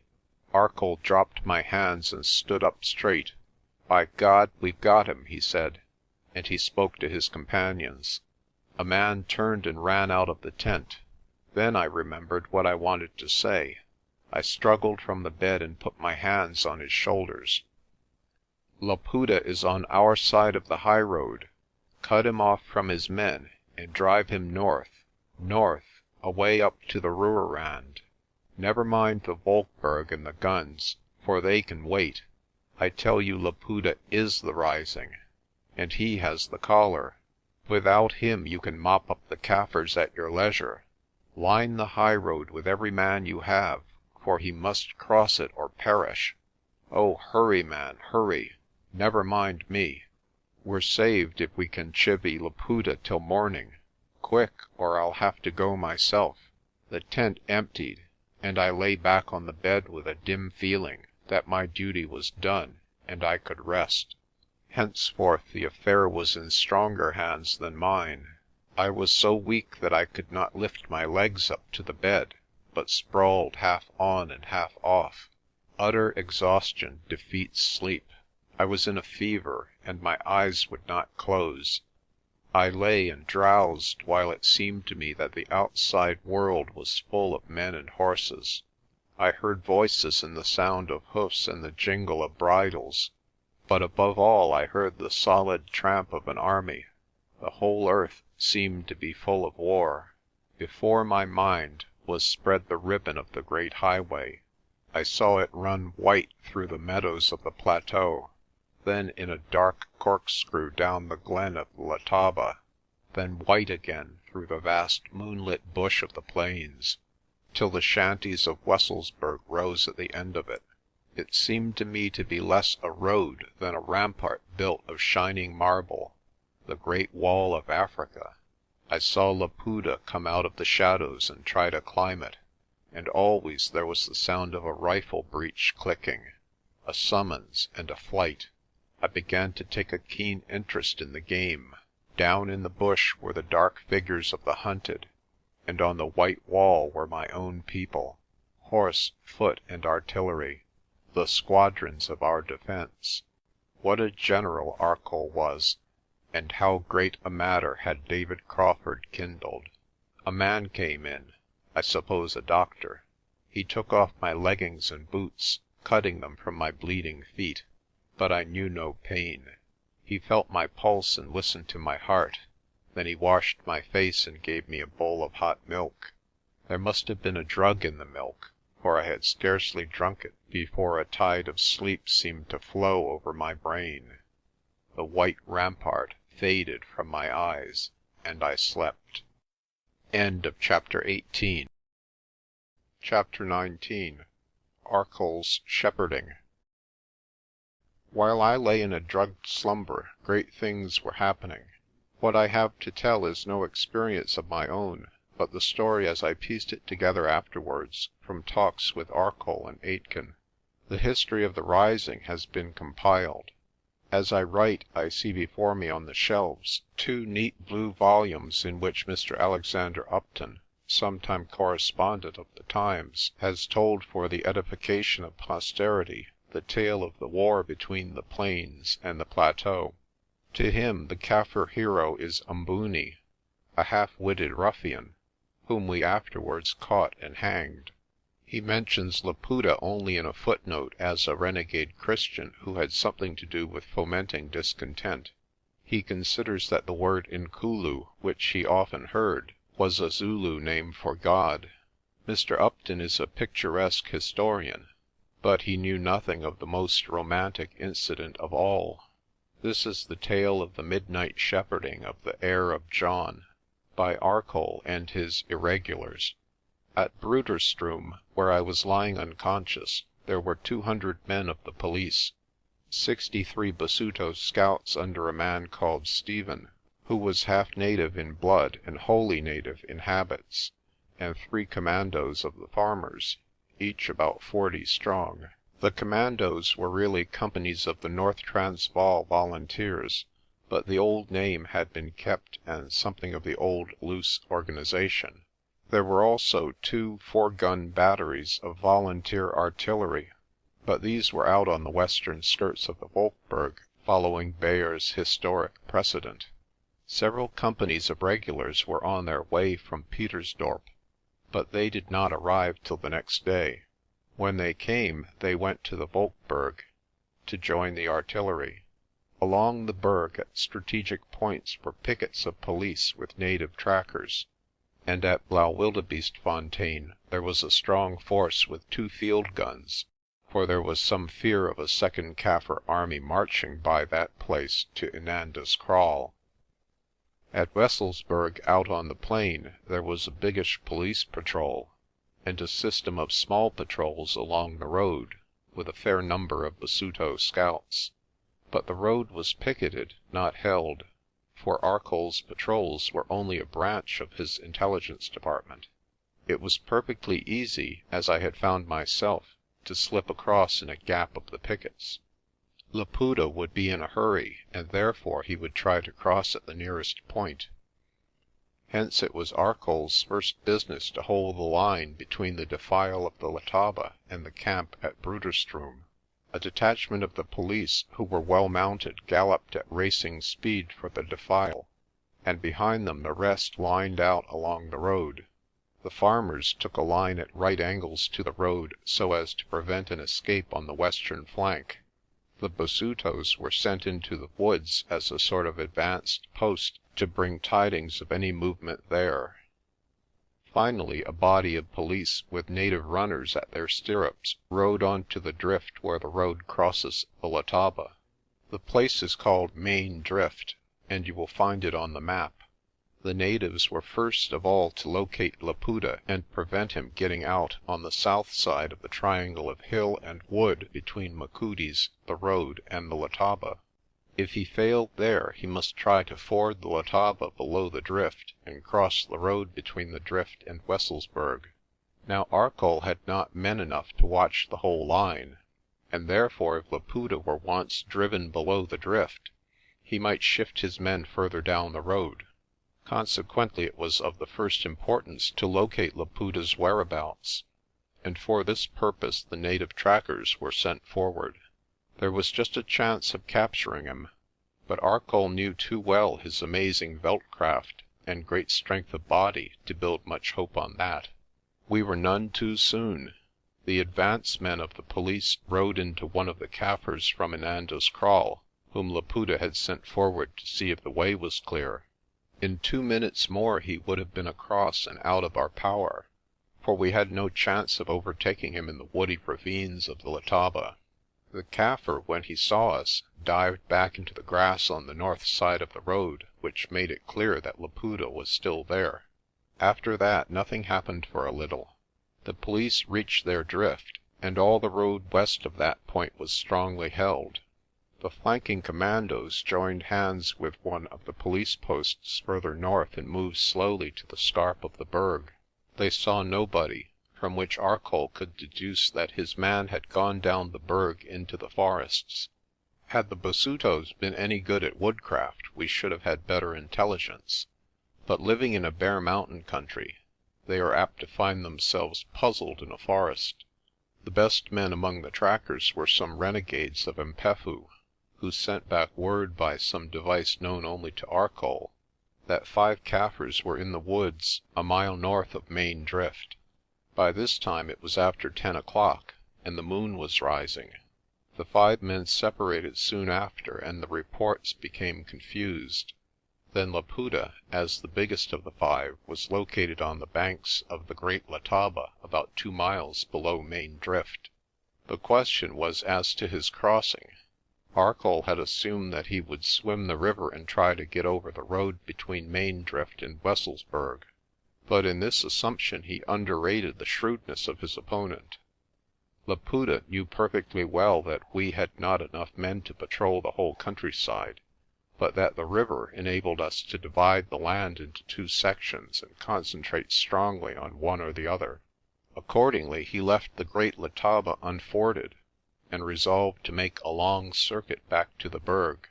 One of his Kaffirs swam the river, and when word of this was brought, Arcoll began to withdraw his posts further down the road. But as the men were changing, Mpefu's fellows got wind of Laputa's turn to the left, and in great haste Arcoll countermanded the move and waited in deep perplexity at Main Drift. The salvation of his scheme were the farmers on the scarp of the Berg. They lit fires and gave Laputa the notion of a great army. Instead of going up the glen of Machudi or the Letsitela, he bore away to the north for the valley of the Klein Letaba.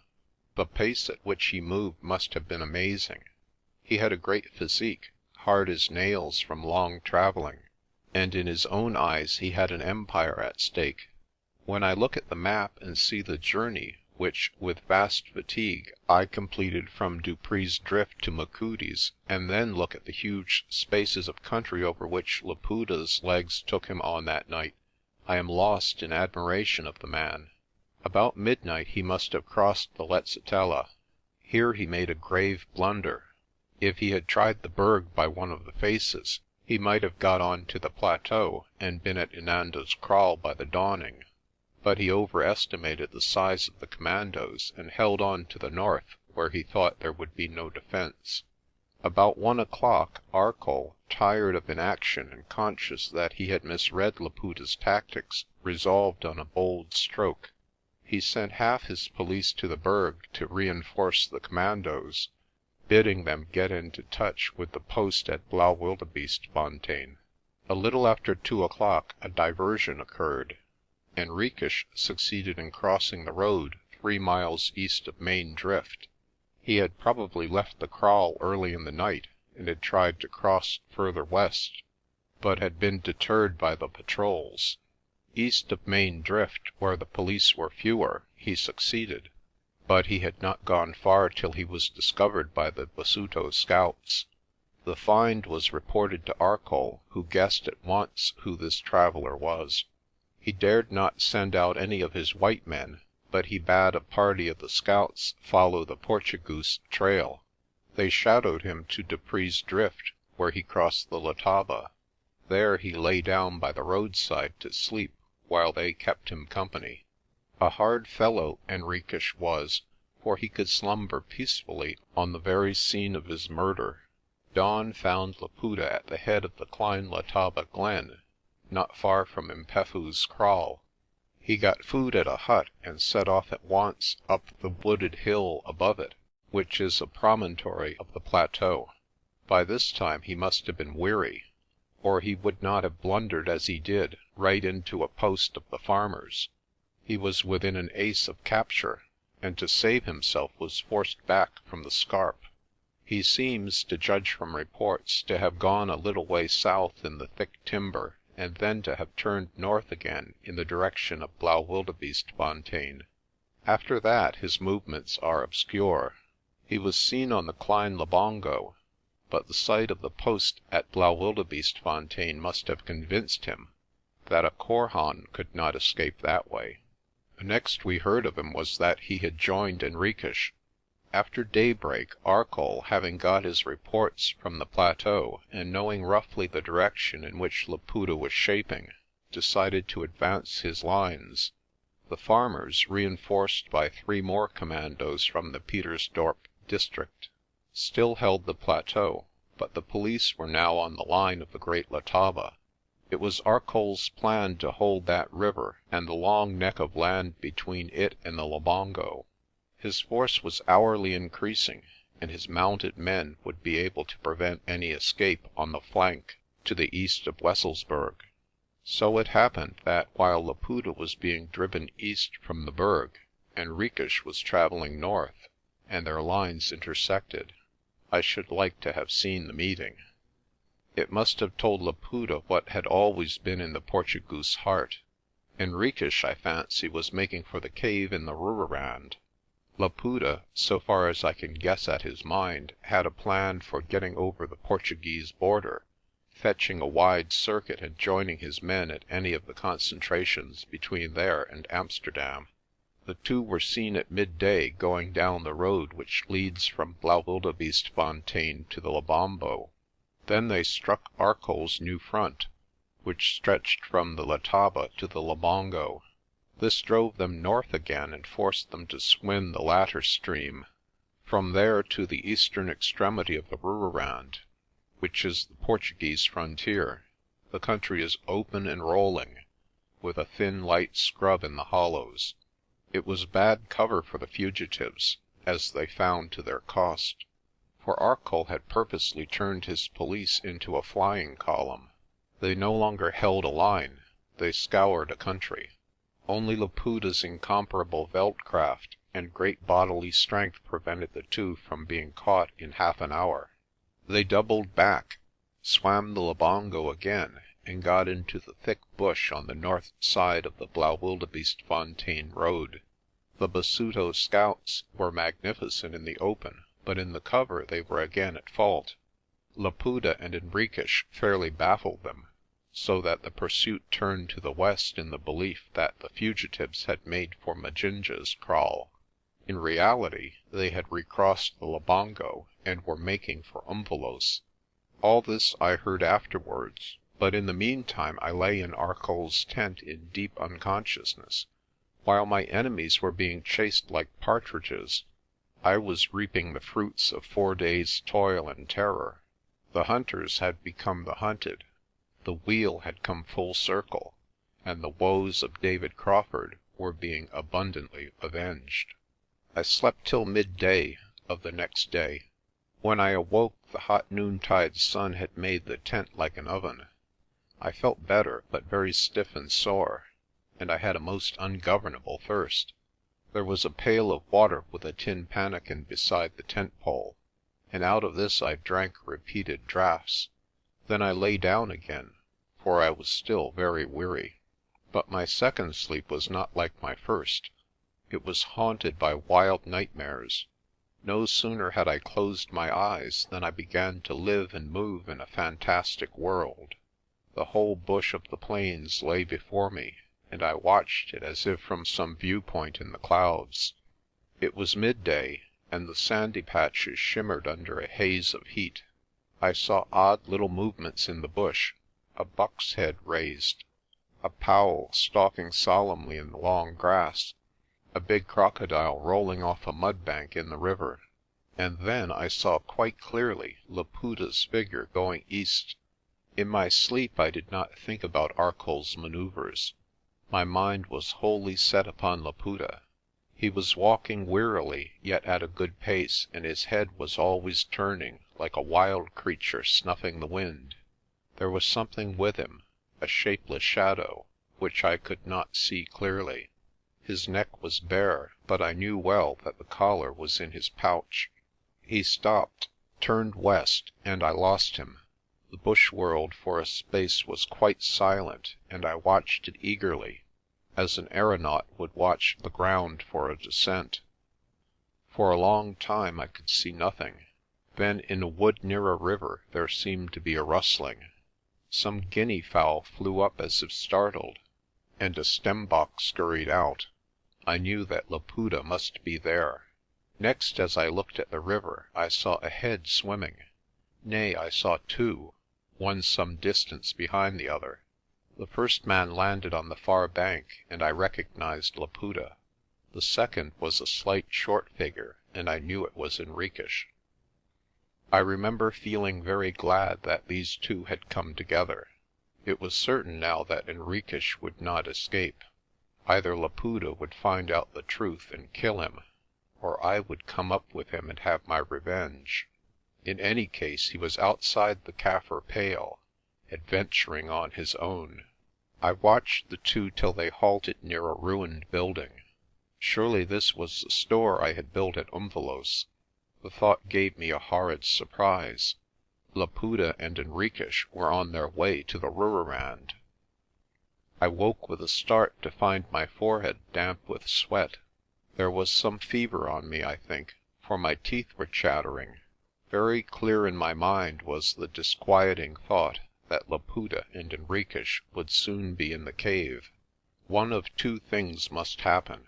Either Henriques would kill Laputa, get the collar of rubies, and be in the wilds of Mozambique before I could come up with his trail, or Laputa would outwit him and have the handling himself of the treasure of gold and diamonds which had been laid up for the rising.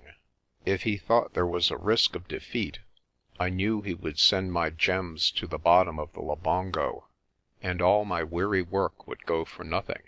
I had forgotten all about patriotism.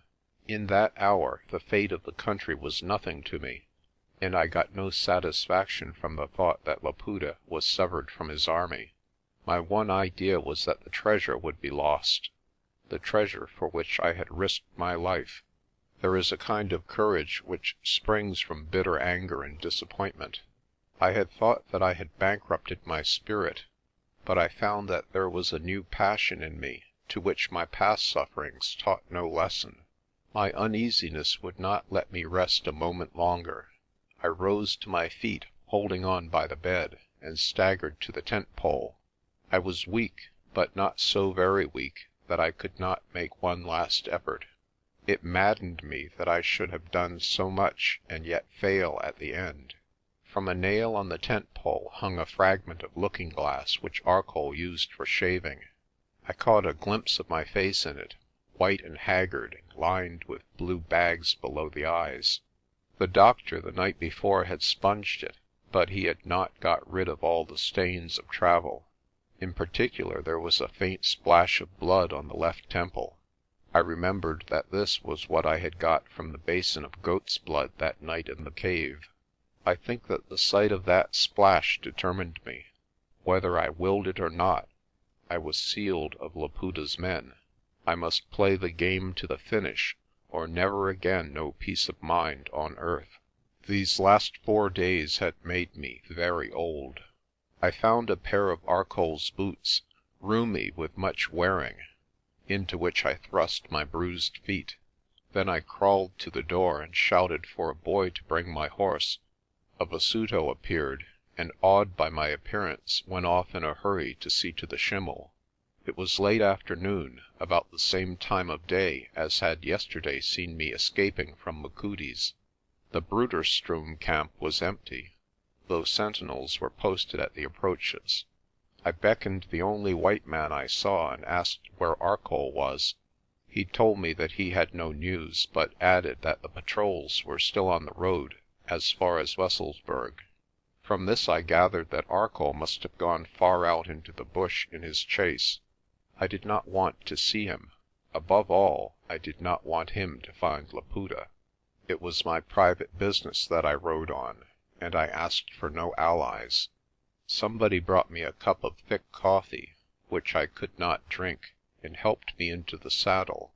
The schimmel was fresh and kicked freely as I cantered off the grass into the dust of the highroad. The whole world, I remember, was still and golden in the sunset. End of chapter 19. Chapter 20. My last sight of the Reverend John Laputa. It was dark before I got into the gorge of the Letaba. I passed many patrols, but few spoke to me, and none tried to stop me. Some may have known me, but I think it was my face and figure which tied their tongues. I must have been pale as death, with tangled hair and fever burning in my eyes. Also on my left temple was the splash of blood. At Main Drift I found a big body of police holding the ford. I splashed through and stumbled into one of their campfires. A man questioned me and told me that Arcoll had got his quarry. He's dead, they say. They shot him out on the hills when he was making for the Limpopo. But I knew that this was not true. It was burned on my mind that Laputa was alive, nay, was waiting for me, and that it was God's will that we should meet in the cave. A little later I struck the track of the Kaffirs' march. There was a broad trampled way through the bush, and I followed it, for it led to Dupree's Drift. All this time I was urging the schimmel with all the vigour I had left in me. I had quite lost any remnant of fear. There were no terrors left for me either from nature or man. At Dupree's Drift I rode the ford without a thought of crocodiles. I looked placidly at the spot where Henriques had slain the keeper, and I had stolen the rubies. There was no interest or imagination lingering in my dull brain. My nerves had suddenly become things of stolid, untempered iron. Each landmark I passed was noted down as one step nearer to my object. At Umvelos I had not the leisure to do more than glance at the shell which I had built. I think I had forgotten all about that night when I lay in the cellar and heard Laputa's plans. Indeed, my doings of the past days were all hazy and trivial in my mind. I only saw one sight clearly. 2 men, one tall and black, the other little and sallow, slowly creeping nearer to the Rooirand, and myself, a midget on a horse, spurring far behind through the bush on their trail. I saw the picture as continuously and clearly as if I had been looking at a scene on the stage. There was only one change in the setting. The three figures seemed to be gradually closing together. I had no exhilaration in my quest. I do not think I had even much hope, for something had gone numb and cold in me and killed my youth. I told myself that treasure hunting was an enterprise accursed of God, and that I should most likely die. That Laputa and Henriques would die I was fully certain. The three of us would leave our bones to bleach among the diamonds, and in a little the Prester's collar would glow amid a heap of human dust. I was quite convinced of all this, and quite apathetic. It really did not matter so long as I came up with Laputa and Henriques and settled scores with them. That mattered everything in the world, for it was my destiny. I had no means of knowing how long I took, but it was after midnight before I passed Umvelos, and ere I got to the Rooirand there was a fluttering of dawn in the east. I must have passed east of Arcoll's men who were driving the bush towards Majinje's.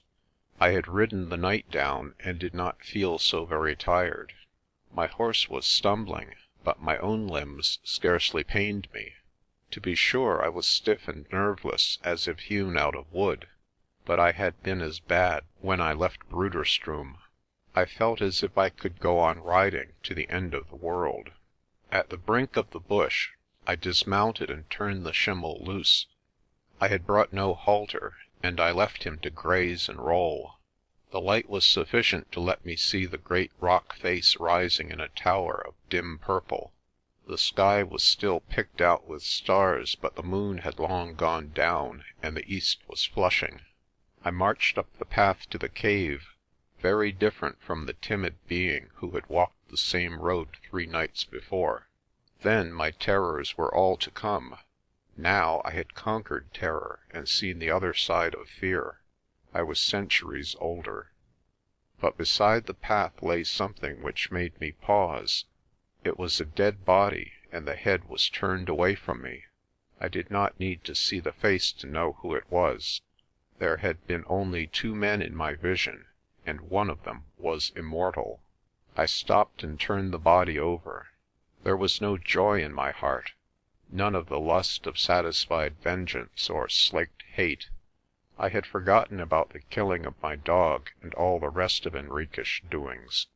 It was only with curiosity that I looked down on the dead face, swollen and livid in the first light of morning.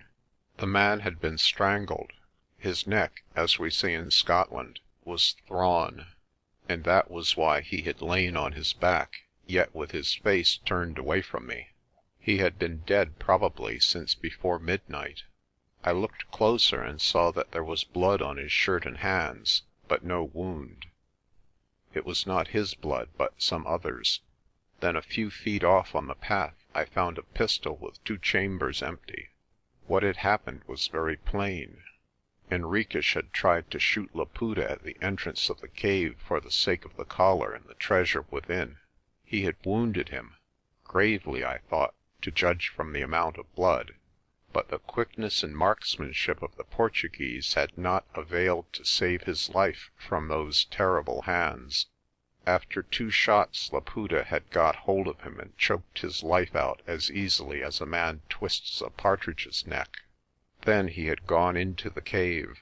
I saw the marks of blood on the road and hastened on. Laputa had been hours in the cave, enough to work havoc with the treasure. He was wounded too, and desperate. Probably he had come to the Rooirand looking for sanctuary and rest for a day or 2. But if Henriques had shot straight, he might find a safer sanctuary and a longer rest. For the 3rd time in my life I pushed up the gully between the straight high walls of rock, and heard from the heart of the hills the thunder of the imprisoned river. There was only the faintest gleam of light in the cleft, but it sufficed to show me that the way to the cave was open. The hidden turnstile in the right wall stood ajar. I entered and carelessly swung it behind me. The gates clashed into place with a finality which told me that they were firmly shut. I did not know the secret of them, so how should I get out again? These things troubled me less than the fact that I had no light at all now. I had to go on my knees to ascend the stair, and I could feel that the steps were wet. It must be Laputa's blood. Next I was out on the gallery which skirted the chasm. The sky above me was growing pale with dawn, and far below the tossing waters were fretted with light. A light fragrant wind was blowing on the hills, and a breath of it came down the funnel. I saw that my hands were all bloody with the stains on the steps, and I rubbed them on the rock to clean them. Without a tremor I crossed the stone slab over the gorge and plunged into the dark alley which led to the inner chamber. As before, there was a light in front of me, but this time it was a pinpoint and not the glare of many torches. I felt my way carefully by the walls of the passage, though I did not really fear anything. It was by the stopping of these lateral walls that I knew I was in the cave, for the place had only one single speck of light. The falling wall of water stood out grey-green and ghostly on the left, and I noticed that higher up it was lit as if from the open air. There must be a great funnel in the hillside in that direction. I walked a few paces and then I made out that the spark in front was a lantern.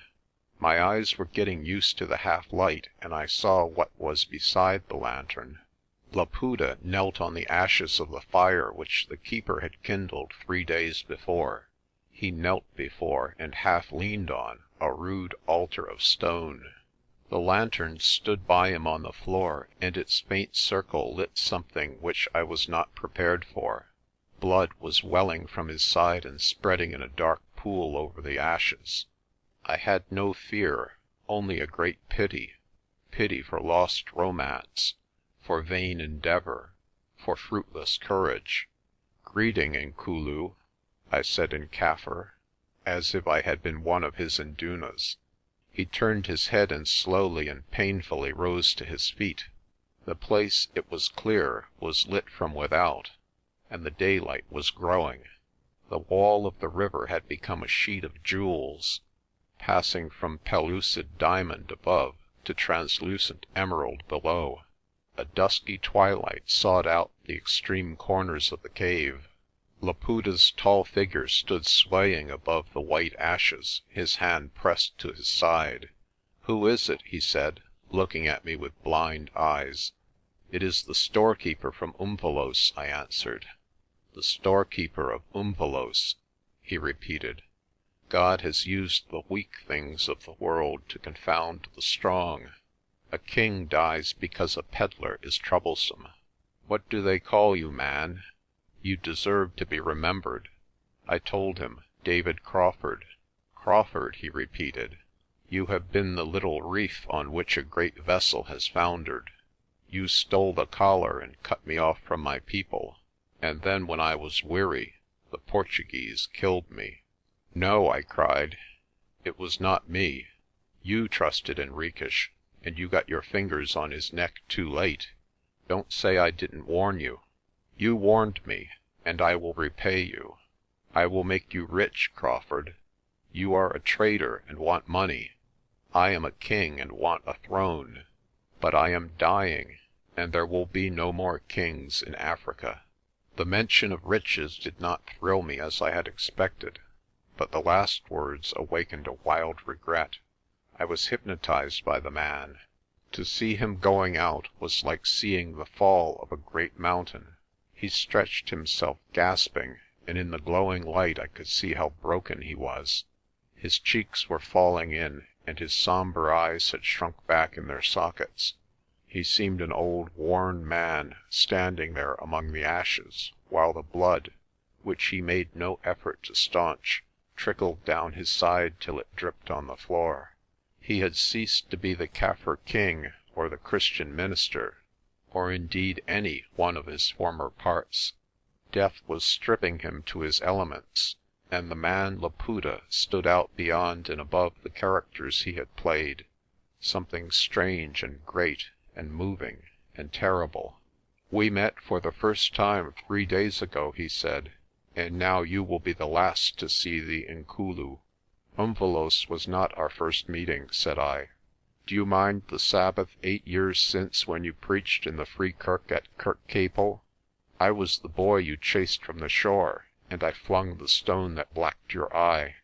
Besides, I came out from England with you and Henriques, and I was in the boat which took you from Durban to Delagoa Bay. You and I have been long acquainted, Mr. Laputa." "It is the hand of God," he said solemnly. "Your fate has been twisted with mine, and now you will die with me." I did not understand this talk about dying. I was not mortally wounded like him, and I did not think Laputa had the strength to kill me even if he wished. But my mind was so impassive that I scarcely regarded his words. "I will make you rich," he cried. "Crawfurd the storekeeper will be the richest man in Africa. We are scattered and our wealth is another's. He shall have the gold and the diamonds, all but the collar, which goes with me." He staggered into a dark recess, one of many in the cave, and I followed him. There were boxes there, tea chests, cartridge cases, and old brass-ribbed Portuguese coffers.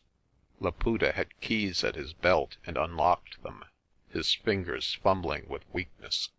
I peered in and saw gold coin and little bags of stones. "Money and diamonds," he cried. "Once it was the war chest of a king, and now it will be the hoard of a trader." "No, by the Lord, the trader's place is with the terrible ones." An arm shot out and my shoulder was fiercely gripped. "You stole my horse. That is why I am dying. But for you, I and my army would be over the Olifants. I am going to kill you, Crawfurd," and his fingers closed in to my shoulder blades.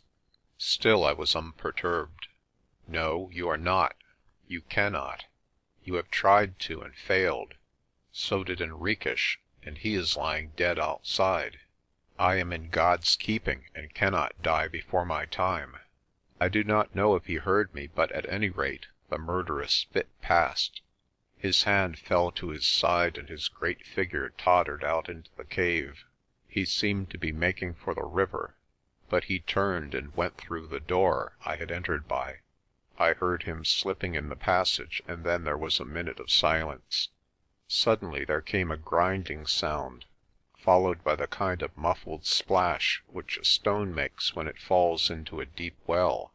I thought Laputa had fallen into the chasm, but when I reached the door his swaying figure was coming out of the corridor.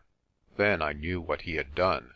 He had used the remnant of his giant strength to break down the bridge of stone across the gorge, and so cut off my retreat. I really did not care. Even if I had got over the bridge, I should probably have been foiled by the shut turnstile. I had quite forgotten the meaning of fear of death. I found myself giving my arm to the man who had tried to destroy me. "I have laid up for you treasure in heaven," he said. "Your earthly treasure is in the boxes, but soon you will be seeking incorruptible jewels in the deep, deep water. It is cool and quiet down there, and you forget the hunger and pain." The man was getting very near his end. The madness of despair came back to him, and he flung himself among the ashes. "We are going to die together, Crawfurd," he said. "God has twined our threads, and there will be only one cutting. Tell me what has become of my army." "Arcoll has guns on the Volkberg," I said. "They must submit or perish." "I have other armies." "No, no, they are nothing. They will all wander and blunder and fight and be beaten. There is no leader anywhere, and I am dying." There was no gainsaying the signs of death. I asked him if he would like water, but he made no answer. His eyes were fixed on vacancy, and I thought I could realize something of the bitterness of that great regret. For myself, I was as cold as a stone. I had no exultation of triumph, still less any fear of my own fate. I stood silent. the half-remorseful spectator of a fall like the fall of Lucifer. I would have taught the world wisdom. Laputa was speaking English in a strange, thin, abstracted voice. There would have been no king like me since Charlemagne, and he strayed into Latin, which I have been told since was an adaptation of the epitaph of Charles the Great. Sub hoc conditorio, he crooned, situm est corpus Ioannis, magni et orthodoxi imperatoris, qui imperium Africanum nobiliter ampliavit, et multos per annos mundum felicita rexit. He must have chosen this epitaph long ago. He lay for a few seconds with his head on his arms, his breast heaving with agony. No one will come after me. My race is doomed, and in a little they will have forgotten my name. I alone could have saved them. Now they go the way of the rest, and the warriors of John become drudges and slaves. Something clicked in his throat. He gasped and fell forward, and I thought he was dead. Then he struggled as if to rise. I ran to him, and with all my strength aided him to his feet. "Unarm, Eros," he cried. "The long day's task is done." With the strange power of a dying man he tore off his leopard skin and belt, till he stood stark as on the night when he had been crowned. From his pouch he took the Prester's collar.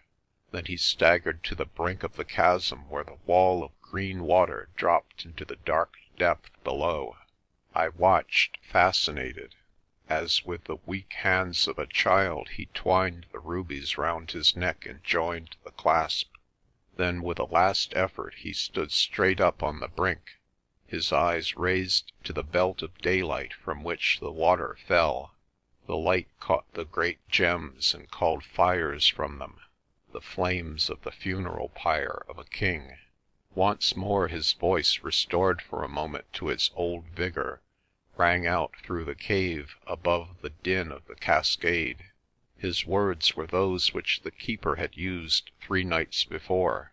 With his hands held high, and the collar burning on his neck, he cried, "The snake returns to the house of its birth. Come," he cried to me, "the heir of John is going home." Then he leapt into the gulf. There was no sound of falling, so great was the rush of water.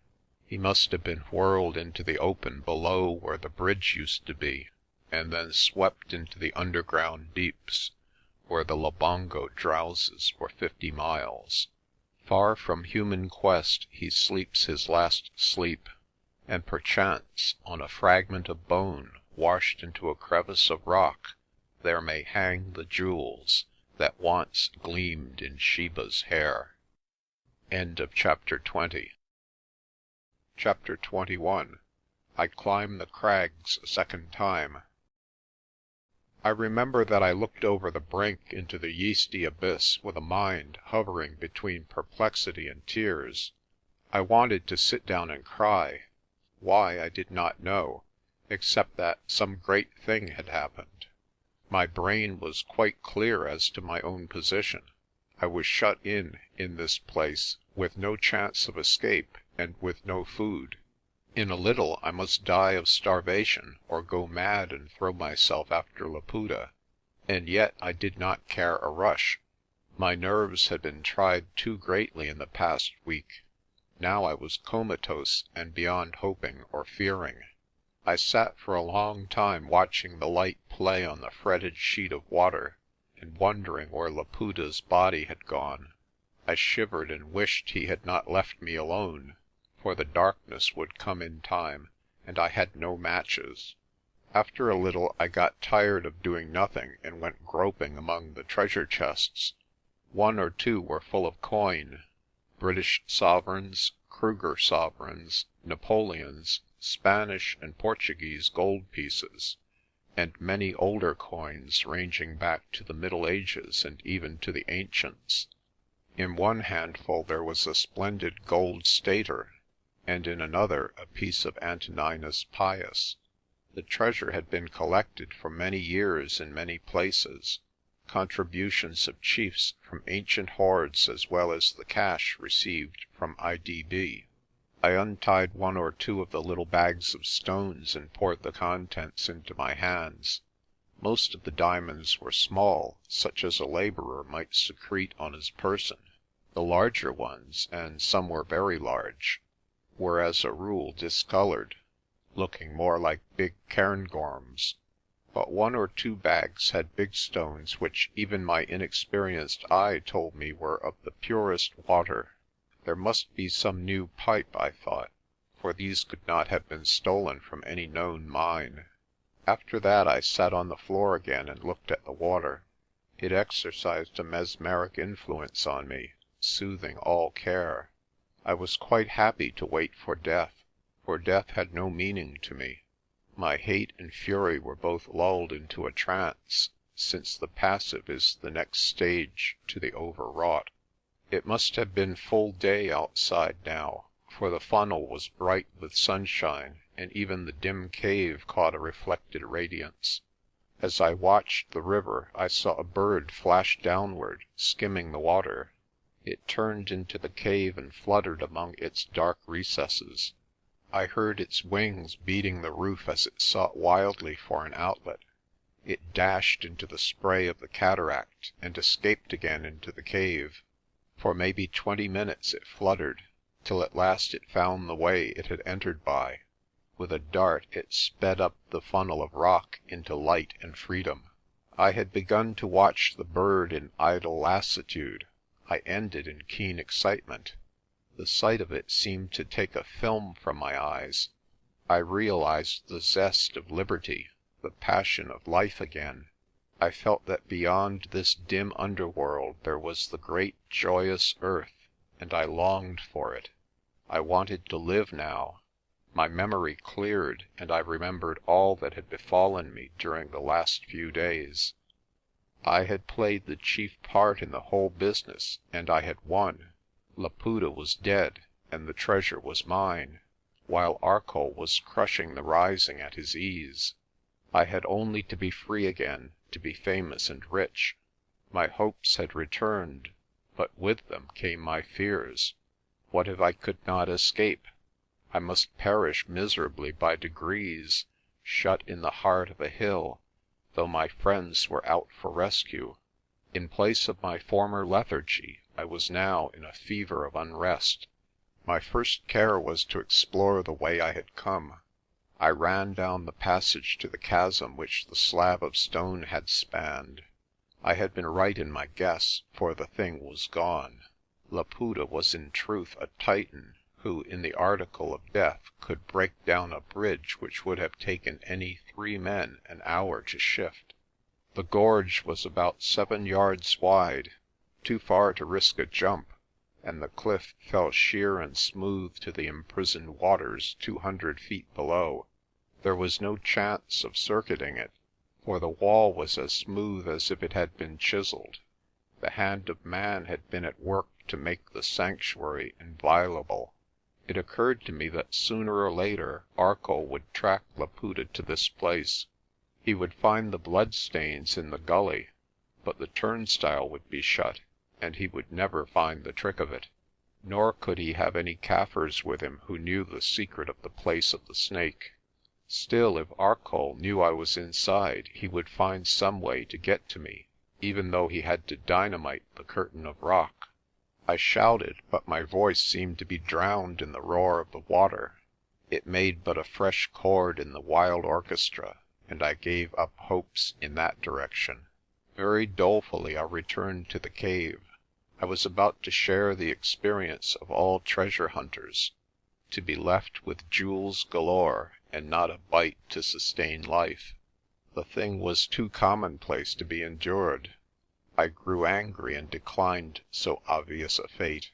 Exiln plan maak, I told myself in the old Dutchman's words. I had come through worse dangers, and a way I should find. To starve in the cave was no ending for David Crawford. Far better to join Laputa in the depths in a manly hazard for liberty. My obstinacy and irritation cheered me. What had become of the lacklustre young fool who had mooned here a few minutes back? Now I was as tense and strung for effort as the day I had ridden from Blaauwildebeestefontein to Umvelos. I felt like a runner in the last lap of the race. For 4 days I had lived in the midst of terror and darkness. Daylight was only a few steps ahead. Daylight and youth restored, and a new world. There were only 2 outlets from that cave, the way I had come and the way the river came. The first was closed, the second a sheer staring impossibility. I had been into every niche and cranny, and there was no sign of a passage. I sat down on the floor and looked at the wall of water. It fell, as I have already explained, in a solid sheet, which made up the whole of the wall of the cave. Higher than the roof of the cave I could not see what happened, except that it must be the open air, for the sun was shining on it. The water was about 3 yards distant from the edge of the cave's floor, but it seemed to me that high up, level with the roof, this distance decreased to little more than a foot. I could not see what the walls of the cave were like, but they looked smooth and difficult. Supposing I managed to climb up to the level of the roof close to the water, how on earth was I to get outside onto the wall of the ravine? I knew from my old days of rock climbing what a complete obstacle the overhang of a cave is. While I looked, however, I saw a thing which I had not noticed before. On the left side of the fall, the water sluiced down in a sheet to the extreme edge of the cave, almost sprinkling the floor with water. But on the right side the force of water was obviously weaker, and a little short of the level of the cave roof there was a spike of rock which slightly broke the fall. The spike was covered, but the covering was shallow, for the current flowed from it in a rose-shaped spray. If a man could get to that spike, and could get a foot on it without being swept down, it might be possible, just possible, to do something with the wall of the chasm above the cave. Of course I knew nothing about the nature of that wall. It might be as smooth as a polished pillar. The result of these cogitations was that I decided to prospect the right wall of the cave close to the waterfall. But first I went rummaging in the back part to see if I could find anything to assist me. In one corner there was a rude cupboard with some stone and metal vessels. Here too were the few domestic utensils of the dead keeper. In another were several locked coffers on which I could make no impression. There were the treasure chests too, but they held nothing save treasure, and gold and diamonds were no manner of use to me. Other odds and ends I found: spears, a few skins, and a broken and notched axe. I took the axe in case there might be cutting to do. Then at the back of a bin my hand struck something which brought the blood to my face.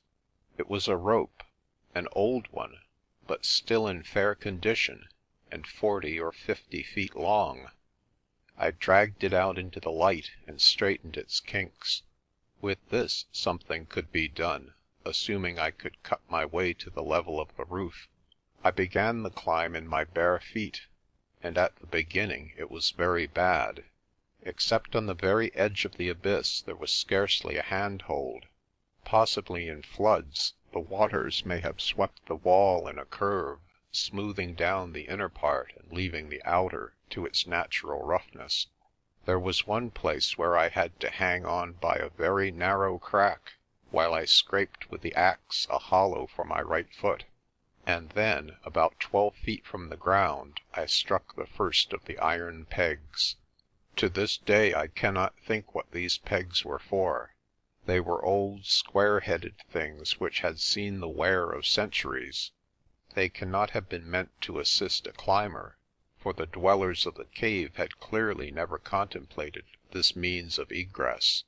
Perhaps they had been used for some kind of ceremonial curtain in a dim past. They were rusty and frail, and one of them came away in my hand, but for all that they marvellously assisted my ascent.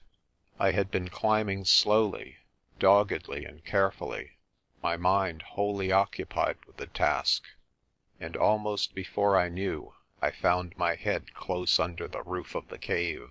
It was necessary now to move towards the river, and the task seemed impossible. I could see no foothold save two frail pegs, and in the corner between the wall and the roof was a rough arch too wide for my body to jam itself in. Just below the level of the roof, say 2 feet, I saw the submerged spike of rock.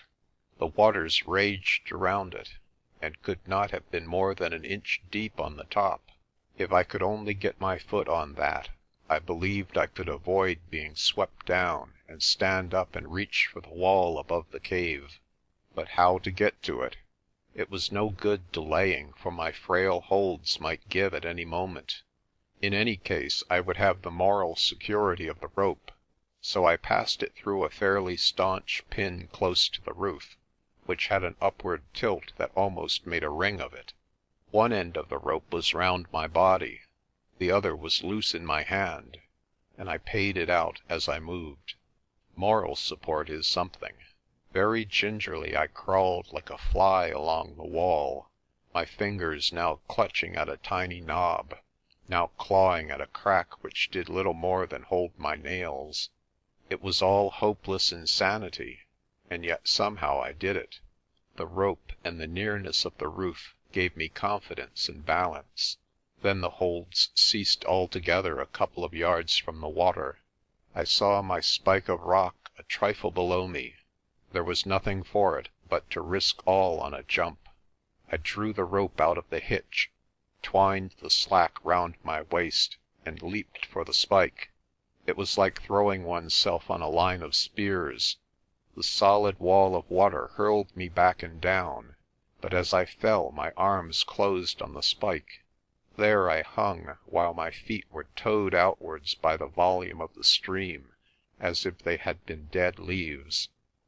I was half stunned by the shock of the drip on my head, but I kept my wits and presently got my face outside the falling sheet, and breathed.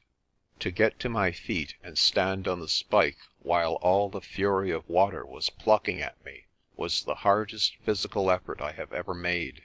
It had to be done very circumspectly, for a slip would send me into the abyss.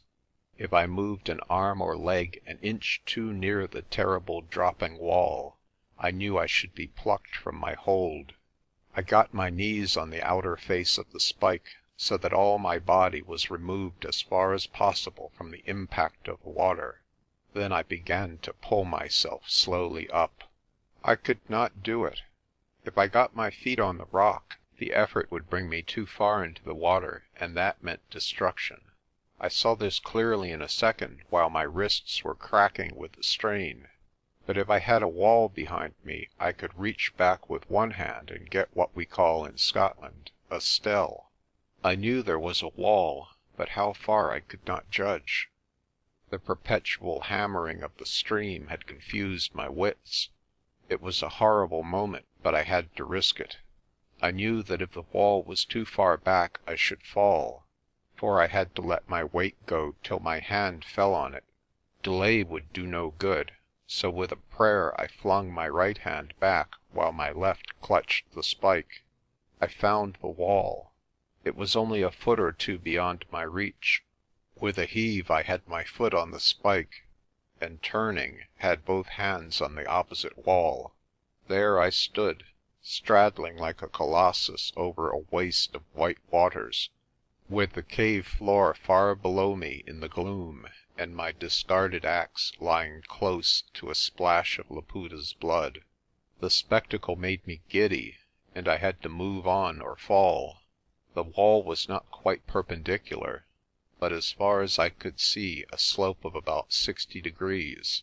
It was ribbed and terraced pretty fully, but I could see no ledge within reach which offered standing room. Once more I tried the moral support of the rope, and as well as I could, dropped a noose on the spike which might hold me if I fell. Then I boldly embarked on a hand traverse. pulling myself along a little ledge till I was right in the angle of the fall. Here, happily, the water was shallower and less violent, and with my legs up to the knees in foam, I managed to scramble into a kind of corner. Now at last I was on the wall of the gully and above the cave. I had achieved by amazing luck one of the most difficult of all mountaineering operations. I had got out of a cave to the wall above. My troubles were by no means over, for I found the cliff most difficult to climb. The great rush of the stream dizzied my brain, the spray made the rock damp, and the slope steepened as I advanced. At one overhang my shoulder was almost in the water again. All this time I was climbing doggedly, with terror somewhere in my soul, and hope lighting but a feeble lamp. I was very distrustful of my body, for I knew that at any moment my weakness might return. The fever of 3 days of peril and stress is not allayed by one night's rest. By this time I was high enough to see that the river came out of the ground about 50 feet short of the lip of the gully, and some 10 feet beyond where I stood. Above the hole, whence the waters issued, was a loose slope of slabs and screes. It looked an ugly place, but there I must go, for the rock wall I was on was getting unscalable. I turned the corner a foot or two above the water, and stood on a slope of about 50 degrees, running from the parapet of stone to a line beyond which blue sky appeared. At the first step I took, the place began to move. A boulder crashed into the fall and tore down into the abyss with a shattering thunder. I lay flat and clutched desperately at every hold, but I had loosened an avalanche of earth, and not till my feet were sprayed by the water did I get a grip of firm rock and check my descent. All this frightened me horribly with the kind of despairing, angry fear which I had suffered at Bruderstroom, when I dreamed that the treasure was lost. I could not bear the notion of death when I had won so far. After that I advanced, not by steps, but by inches. I felt more poised and pinnacled in the void than when I had stood on the spike of rock, for I had a substantial hold neither for foot nor hand. It seemed weeks before I made any progress away from the lip of the waterhole. I dared not look down, but kept my eyes on the slope before me, searching for any patch of ground which promised stability. Once I found a scrog of juniper with firm roots, and this gave me a great lift.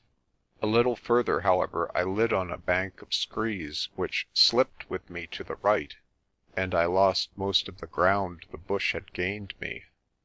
My whole being, I remember, was filled with a devouring passion to be quit of this gully and all that was in it. Then, not suddenly as in romances, but after hard striving and hope long deferred, I found myself on a firm outcrop of weathered stone. In 3 strides I was on the edge of the plateau. Then I began to run, and at the same time to lose the power of running. I cast one look behind me, and saw a deep cleft of darkness out of which I had climbed. Down in the cave it had seemed light enough, but in the clear sunshine of the top of the gorge looked a very pit of shade. For the first and last time in my life I had vertigo.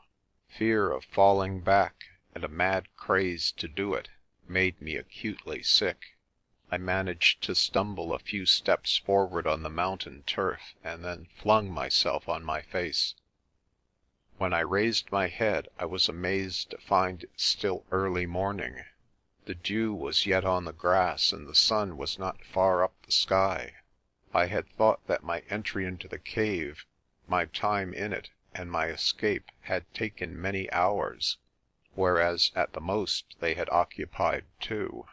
It was little more than dawn, such a dawn as walks only on the hilltops. Before me was the shallow vale with its bracken and sweet grass, and the shining links of the stream and the loch still grey in the shadow of the beleaguering hills. Here was a fresh, clean land, a land for homesteads and orchards and children. All of a sudden I realized that at last I had come out of savagery. The burden of the past days slipped from my shoulders. I felt young again, and cheerful and brave. Behind me was the black night and the horrid secrets of darkness. Before me was my own country, for that loch and that bracken might have been on a Scotch moor. The fresh scent of the air and the whole morning mystery put song into my blood. I remembered that I was not yet 20. My first care was to kneel there among the bracken and give thanks to my Maker, who in very truth had shown me his goodness in the land of the living. After a little I went back to the edge of the cliff. There, where the road came out of the bush, was the body of Henriques, lying scrawled on the sand, with 2 dismounted riders looking hard at it. I gave a great shout, for in the men I recognized Aitken and the schoolmaster, Wardlaw. End of chapter 21. Chapter 22. A Great Peril and a Great Salvation. I must now take up some of the ragged ends which I have left behind me. It is not my task, as I have said, to write the history of the Great Rising. That has been done by abler men who were at the centre of the business, and had some knowledge of strategy and tactics, whereas I was only a raw lad who was privileged by fate to see the start. If I could, I would fain make an epic of it, and show how the plains found at all points the plateau guarded, how wits overcame numbers, and at every pass which the natives tried, the great guns spoke and the tide rolled back. Yet I fear it would be an epic without a hero. There was no leader left when Laputa had gone. There were months of guerrilla fighting and then months of reprisals, when chief after chief was hunted down and brought to trial. Then the amnesty came and a clean sheet, and white Africa drew breath again with certain grave reflections left in her head. On the whole, I am not sorry that the history is no business of mine. Romance died with the Arab John, and the crusade became a sorry mutiny. I can fancy how differently Laputa would have managed it all had he lived, how swift and sudden his plans would have been, how under him the fighting would not have been in the mountain glens, but far in the high veld among the dorps and townships. With the Inkulu alive we warred against odds. With the Inkulu dead the balance sank heavily in our favour. I leave to others the marches and strategy of the thing, and hasten to clear up the obscure parts in my own fortunes. Arcoll received my message from Umvelos by Colin, or rather Wardlaw received it, and sent it on to the post on the Berg where the leader had gone. Close on its heels came the message from Henriques by a Shangaan in his pay. It must have been sent off before the Portugoose got to the Rooirand, from which it would appear that he had his own men in the bush near the store, and that I was lucky to get off as I did. Arcoll might have disregarded Henriques' news as a trap if it had come alone, but my corroboration impressed and perplexed him. He began to credit the Portugoose with treachery, but he had no inclination to act on his message, since it conflicted with his plans. He knew that Laputa must come into the Berg sooner or later, and he had resolved that his strategy must be to await him there. But there was the question of my life. He had every reason to believe that I was in the greatest danger, and he felt a certain responsibility for my fate. With the few men at his disposal he could not hope to hold up the great Kaffir army, but there was a chance that he might by a bold stand effect my rescue.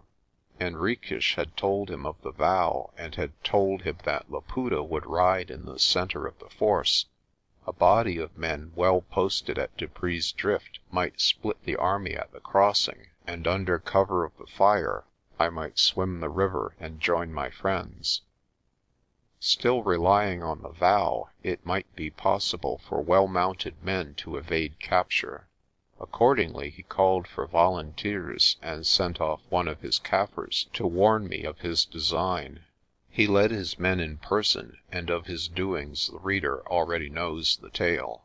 But though the crossing was flung into confusion and the rear of the army was compelled to follow the northerly bank of the Letaba, there was no sign of me anywhere.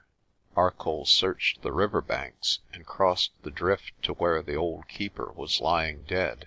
He then concluded that I had been murdered early in the march, and his Kaffir, who might have given him news of me, was carried up the stream in the tide of the disorderly army. Therefore he and his men rowed back with all haste to the Berg by way of main drift, and reached Bruderstroom before Laputa had crossed the highway. My information about Inanda's Kraal decided Arcoll's next move. Like me, he remembered Bayer's performance, and resolved to repeat it. He had no hope of catching Laputa, but he thought he might hold up the bulk of his force, if he got guns on the ridge above the kraal. A message had already been sent for guns, and the first to arrive got to Bruderstroom about the hour when I was being taken by Machudi's men in the kloof. The ceremony of the purification prevented Laputa from keeping a good lookout, and the result was that a way was made for the guns on the northwestern corner of the rampart of rock. It was the way which Bayer's had taken, and indeed the enterprise was directed by one of Bayer's old commandants. All that day the work continued while Laputa and I were travelling to Machudi's. Then came the evening when I staggered into camp and told my news.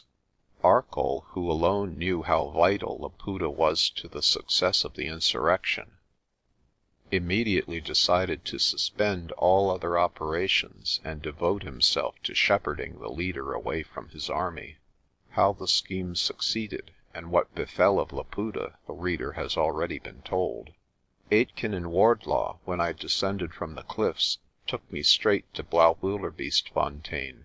I was like a man who is recovering from bad fever, cured, but weak and foolish, and it was a slow journey which I made to Umvelos, riding on Aitken's pony. At Umvelos we found a picket who had captured the schimmel by the roadside. That wise beast, when I turned him loose at the entrance to the cave, had trotted quietly back the way he had come. At Umvelos, Aitken left me, and next day, with Wardlaw as companion, I rode up the glen of the Klein Labongo and came in the afternoon to my old home. The store was empty, for Japp some days before had gone off post-haste to Petersdorp, but there was Zeeta, cleaning up the place as if war had never been heard of. I slept the night there, and in the morning found myself so much recovered that I was eager to get away. I wanted to see Arcoll about many things, but mainly about the treasure in the cave. It was an easy journey to Bruderstroom through the meadows of the plateau. The farmers' commandos had been recalled, but the ashes of their campfires were still grey among the bracken. I fell in with a police patrol, and was taken by them to a spot on the upper Letaba, some miles west of the camp, where we found Arcoll at late breakfast. I had resolved to take him into my confidence, so I told him the full tale of my night's adventure. He was very severe with me, I remember, for my daft-like ride, but his severity relaxed before I had done with my story. The telling brought back the scene to me, and I shivered at the picture of the cave with the morning breaking through the veil of water and Laputa in his death throes. Arcoll did not speak for some time. "So he is dead," he said at last, half whispering to himself. "Well, he was a king, and died like a king. Our job now is simple, for there is none of his breed left in Africa." Then I told him of the treasure. "It belongs to you, Davy," he said, "and we must see that you get it. This is going to be a long war, but if we survive to the end, you will be a rich man." "But in the meantime," I asked, "supposing other Kaffirs hear of it and come back and make a bridge over the gorge? They may be doing it now." "I'll put a guard on it," he said, jumping up briskly. It's maybe not a soldier's job, but you've saved this country, Davy, and I'm going to make sure that you have your reward." After that I went with Arcoll to Inanda's Kraal. I am not going to tell the story of that performance, for it occupies no less than 2 chapters in Mr. Upton's book. He makes 1 or 2 blunders, for he spells my name with an O, and he says we walked out of the camp on our perilous mission, with faces white and set as a crusader's. That is certainly not true, for in the first place nobody saw us go who could judge how we looked, and in the second place we were both smoking and feeling quite cheerful. At home they made a great fuss about it and started a newspaper cry about the Victoria Cross, but the danger was not so terrible after all, and in any case it was nothing to what I had been through in the past week. I take credit to myself for suggesting the idea. By this time we had the army in the kraal at our mercy. Laputa not having returned, they had no plans. It had been the original intention to start for the Olifants on the following day, so there was a scanty supply of food. Besides, there were the makings of a pretty quarrel between Umbooni and some of the North Country chiefs, and I verily believe that if we had held them tight there for a week they would have destroyed each other in faction fights. In any case, in a little they would have grown desperate and tried to rush the approaches on the north and south. Then we must either have used the guns on them, which would have meant a great slaughter, or let them go to do mischief elsewhere. Arcoll was a merciful man who had no love for butchery. Besides, he was a statesman with an eye to the future of the country after the war. But it was his duty to isolate Laputa's army, and at all costs it must be prevented from joining any of the concentrations in the south. Then I proposed to him to do as Rhodes did in the Matapos, and go and talk to them. By this time, I argued, the influence of Laputa must have sunk and the fervour of the purification be half forgotten. The army had little food and no leader. The rank and file had never been fanatical, and the chiefs and indunas must now be inclined to sober reflections. But once blood was shed, the lust of blood would possess them. Our only chance was to strike when their minds were perplexed and undecided. Arcoll did all the arranging. He had a message sent to the chiefs inviting them to an indaba, and presently word was brought back that an indaba was called for the next day at noon. That same night we heard that Umbooni and about 20 of his men had managed to evade our ring of scouts and got clear away to the south. This was all to our advantage, as it removed from the coming indaba the most irreconcilable of the chiefs. That indaba was a queer business. Arcoll and I left our escort at the foot of a ravine and entered the kraal by the same road as I had left it. It was a very bright, hot winter's day, and try as I might I could not bring myself to think of any danger. I believe that in this way most temerarious deeds are done. The doer has become insensible to danger, and his imagination is clouded with some engrossing purpose. The first sentries received us gloomily enough, and closed behind us as they had done when Machudi's men hailed me thither. Then the job became eerie, for we had to walk across a green flat with thousands of eyes watching us.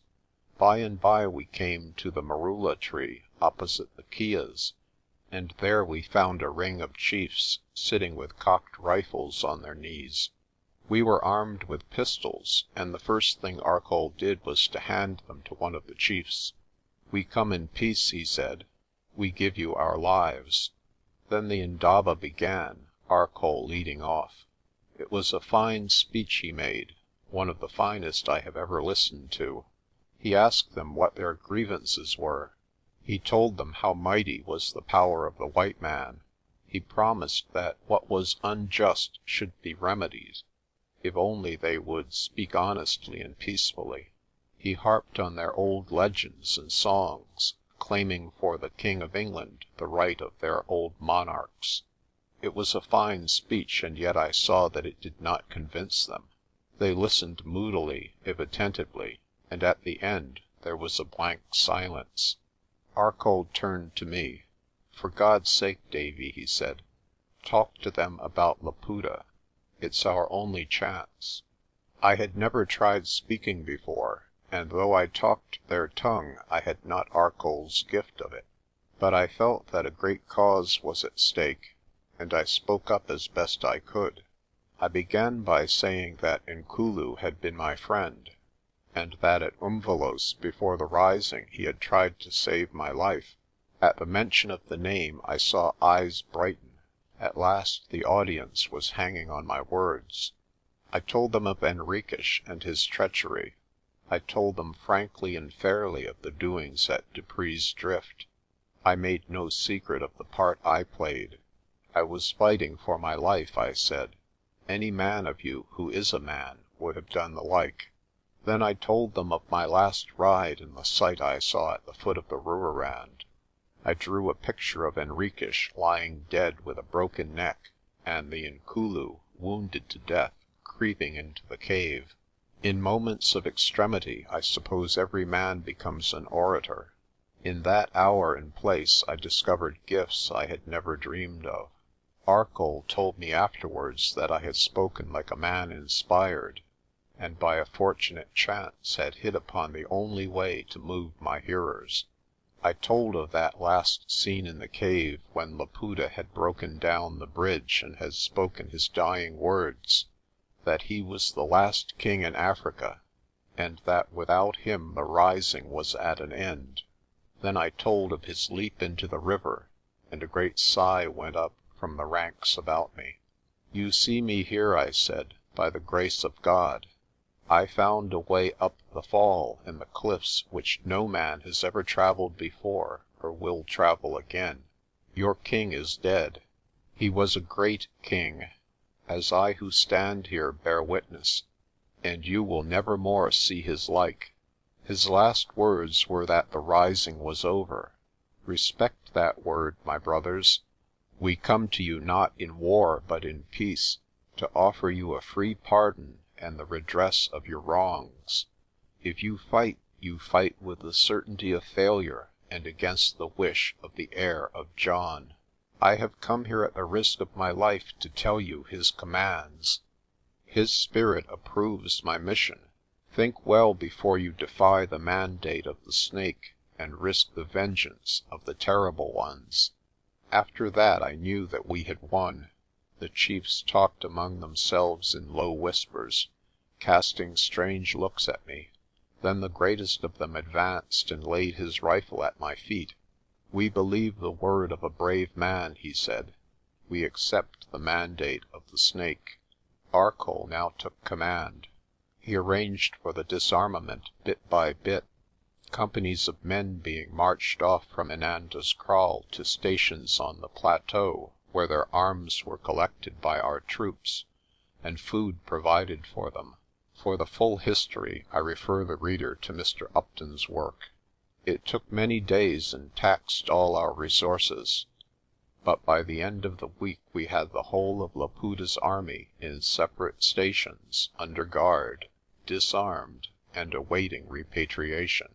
Then Arcoll went south to the war which was to rage around the Swaziland and Zululand borders for many months, while to Aitken and myself was entrusted the work of settlement. We had inadequate troops at our command, and but for our prestige and the weight of Laputa's dead hand, there might any moment have been a tragedy. The task took months, for many of the levies came from the far north, and the job of feeding troops on a long journey was difficult enough in the winter season, when the energies of the country were occupied with the fighting in the south. Yet it was an experience for which I shall ever be grateful, for it turned me from a rash boy into a serious man. I knew then the meaning of the white man's duty. He has to take all risks, recking nothing of his life or his fortunes, and well content to find his reward in the fulfilment of his task. That is the difference between white and black, the gift of responsibility, the power of being in a little way a king, and so long as we know this and practice it, we will rule, not in Africa alone, but wherever there are dark men who live only for the day and their own bellies. Moreover, the work made me pitiful and kindly. I learned much of the untold grievances of the natives, and saw something of their strange, twisted reasoning. Before we had got Laputa's army back to their kraals, with food enough to tide them over the spring sowing, Aitken and I had got sounder policy in our heads than you will find in the towns, where men sit in offices and see the world through a mist of papers.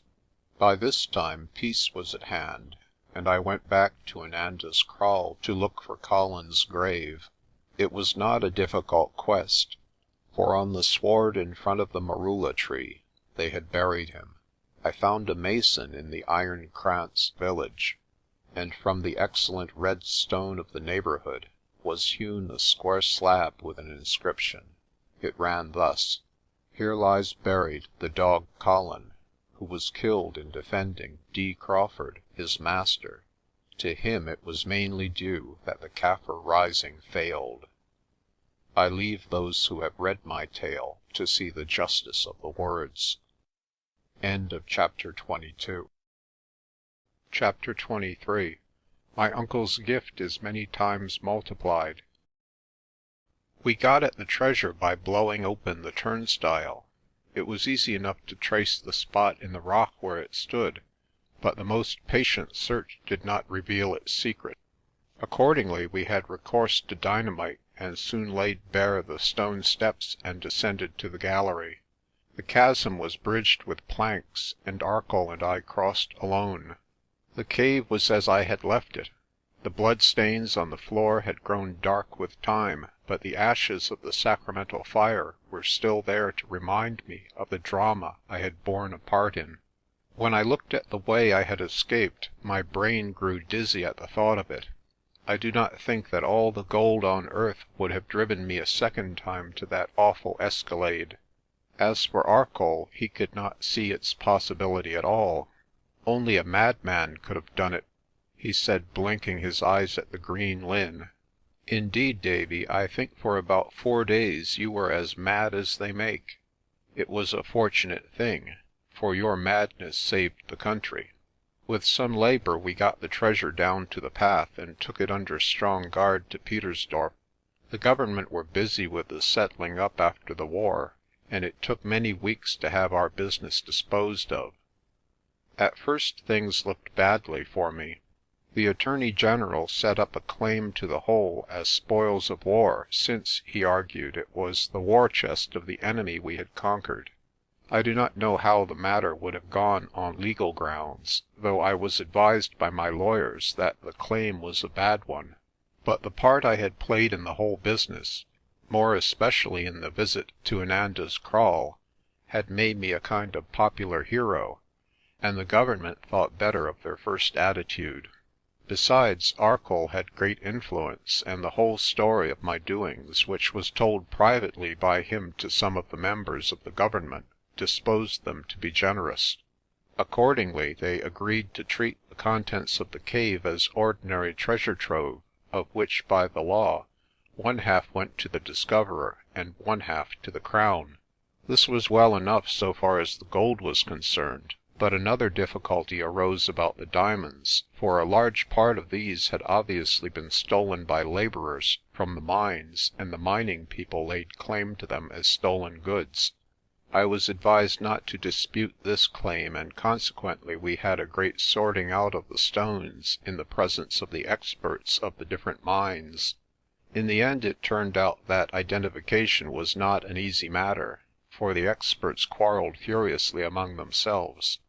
A compromise was at last come to and a division made, and then the diamond companies behaved very handsomely, voting me a substantial sum in recognition of my services in recovering their property. What with this, and with my half share of the gold, and my share of the unclaimed stones, I found that I had a very considerable fortune. The whole of my stones I sold to De Beers, for if I had placed them on the open market, I should have upset the delicate equipoise of diamond values. When I came finally to cast up my accounts, I found that I had secured a fortune of a trifle over £250,000. The wealth did not dazzle so much as it solemnized me. I had no impulse to spend any part of it in a riot of folly. It had come to me like fairy gold out of the void. It had been bought with men's blood, almost with my own.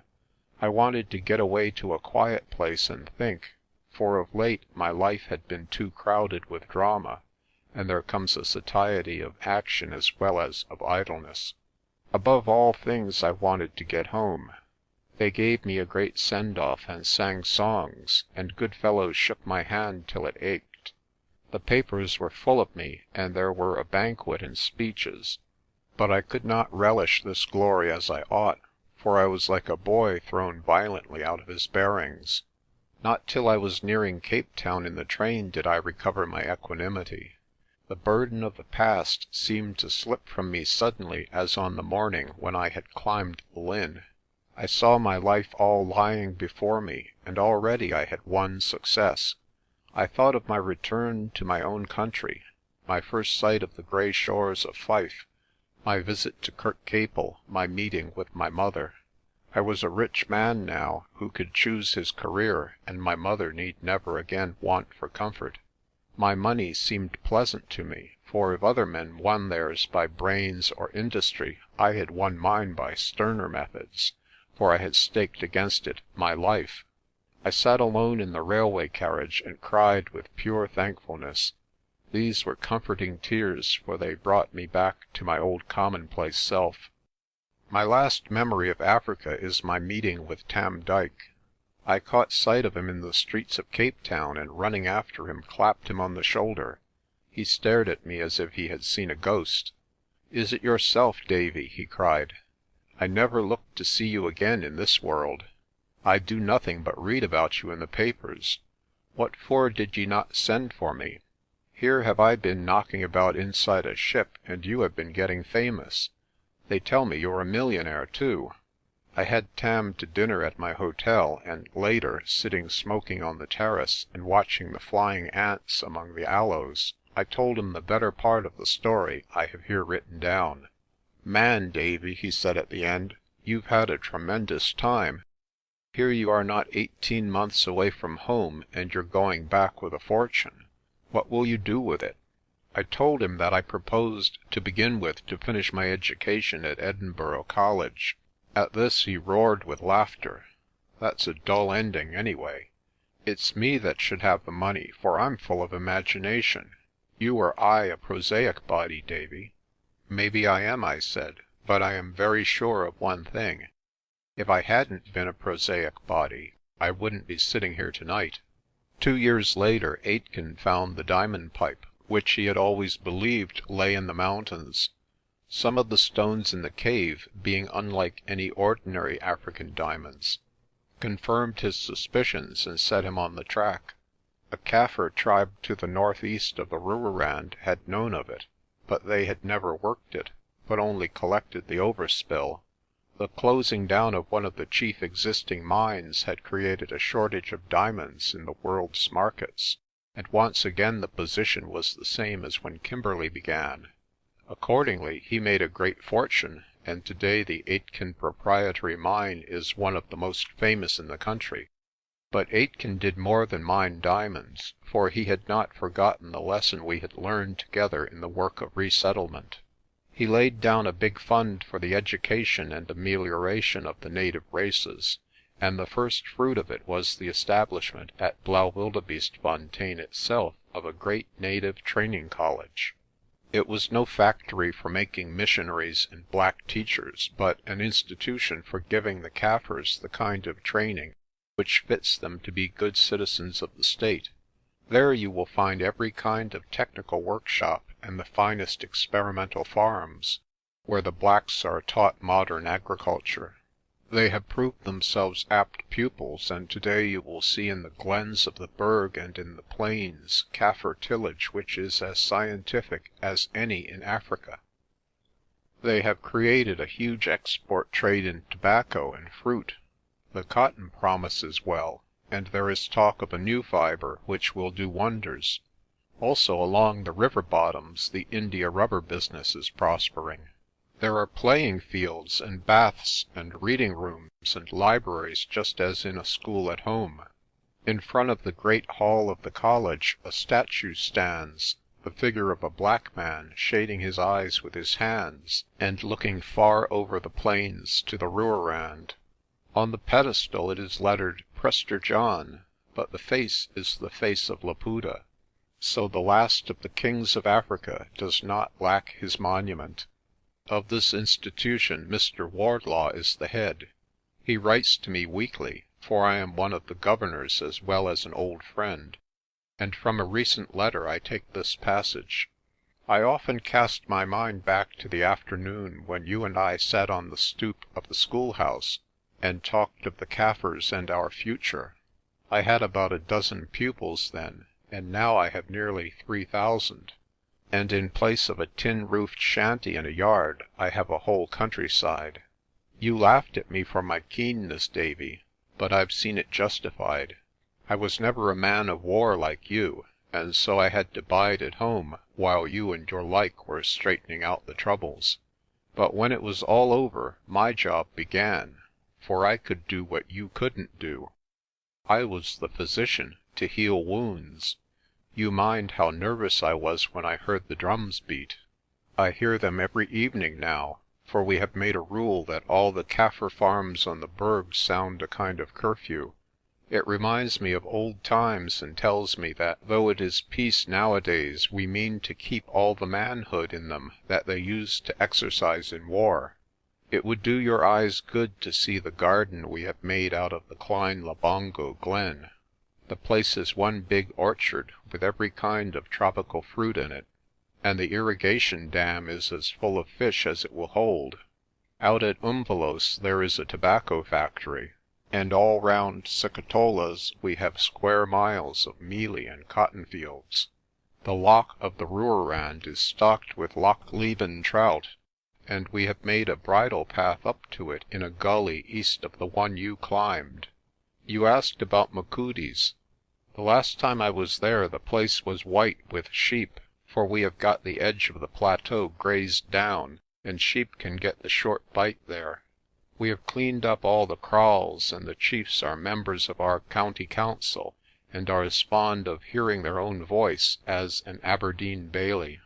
It's a queer transformation we have wrought, and when I sit and smoke my pipe in the evening, and look over the plains and then at the big black statue you and Aitken set up, I thank the Providence that has guided me so far.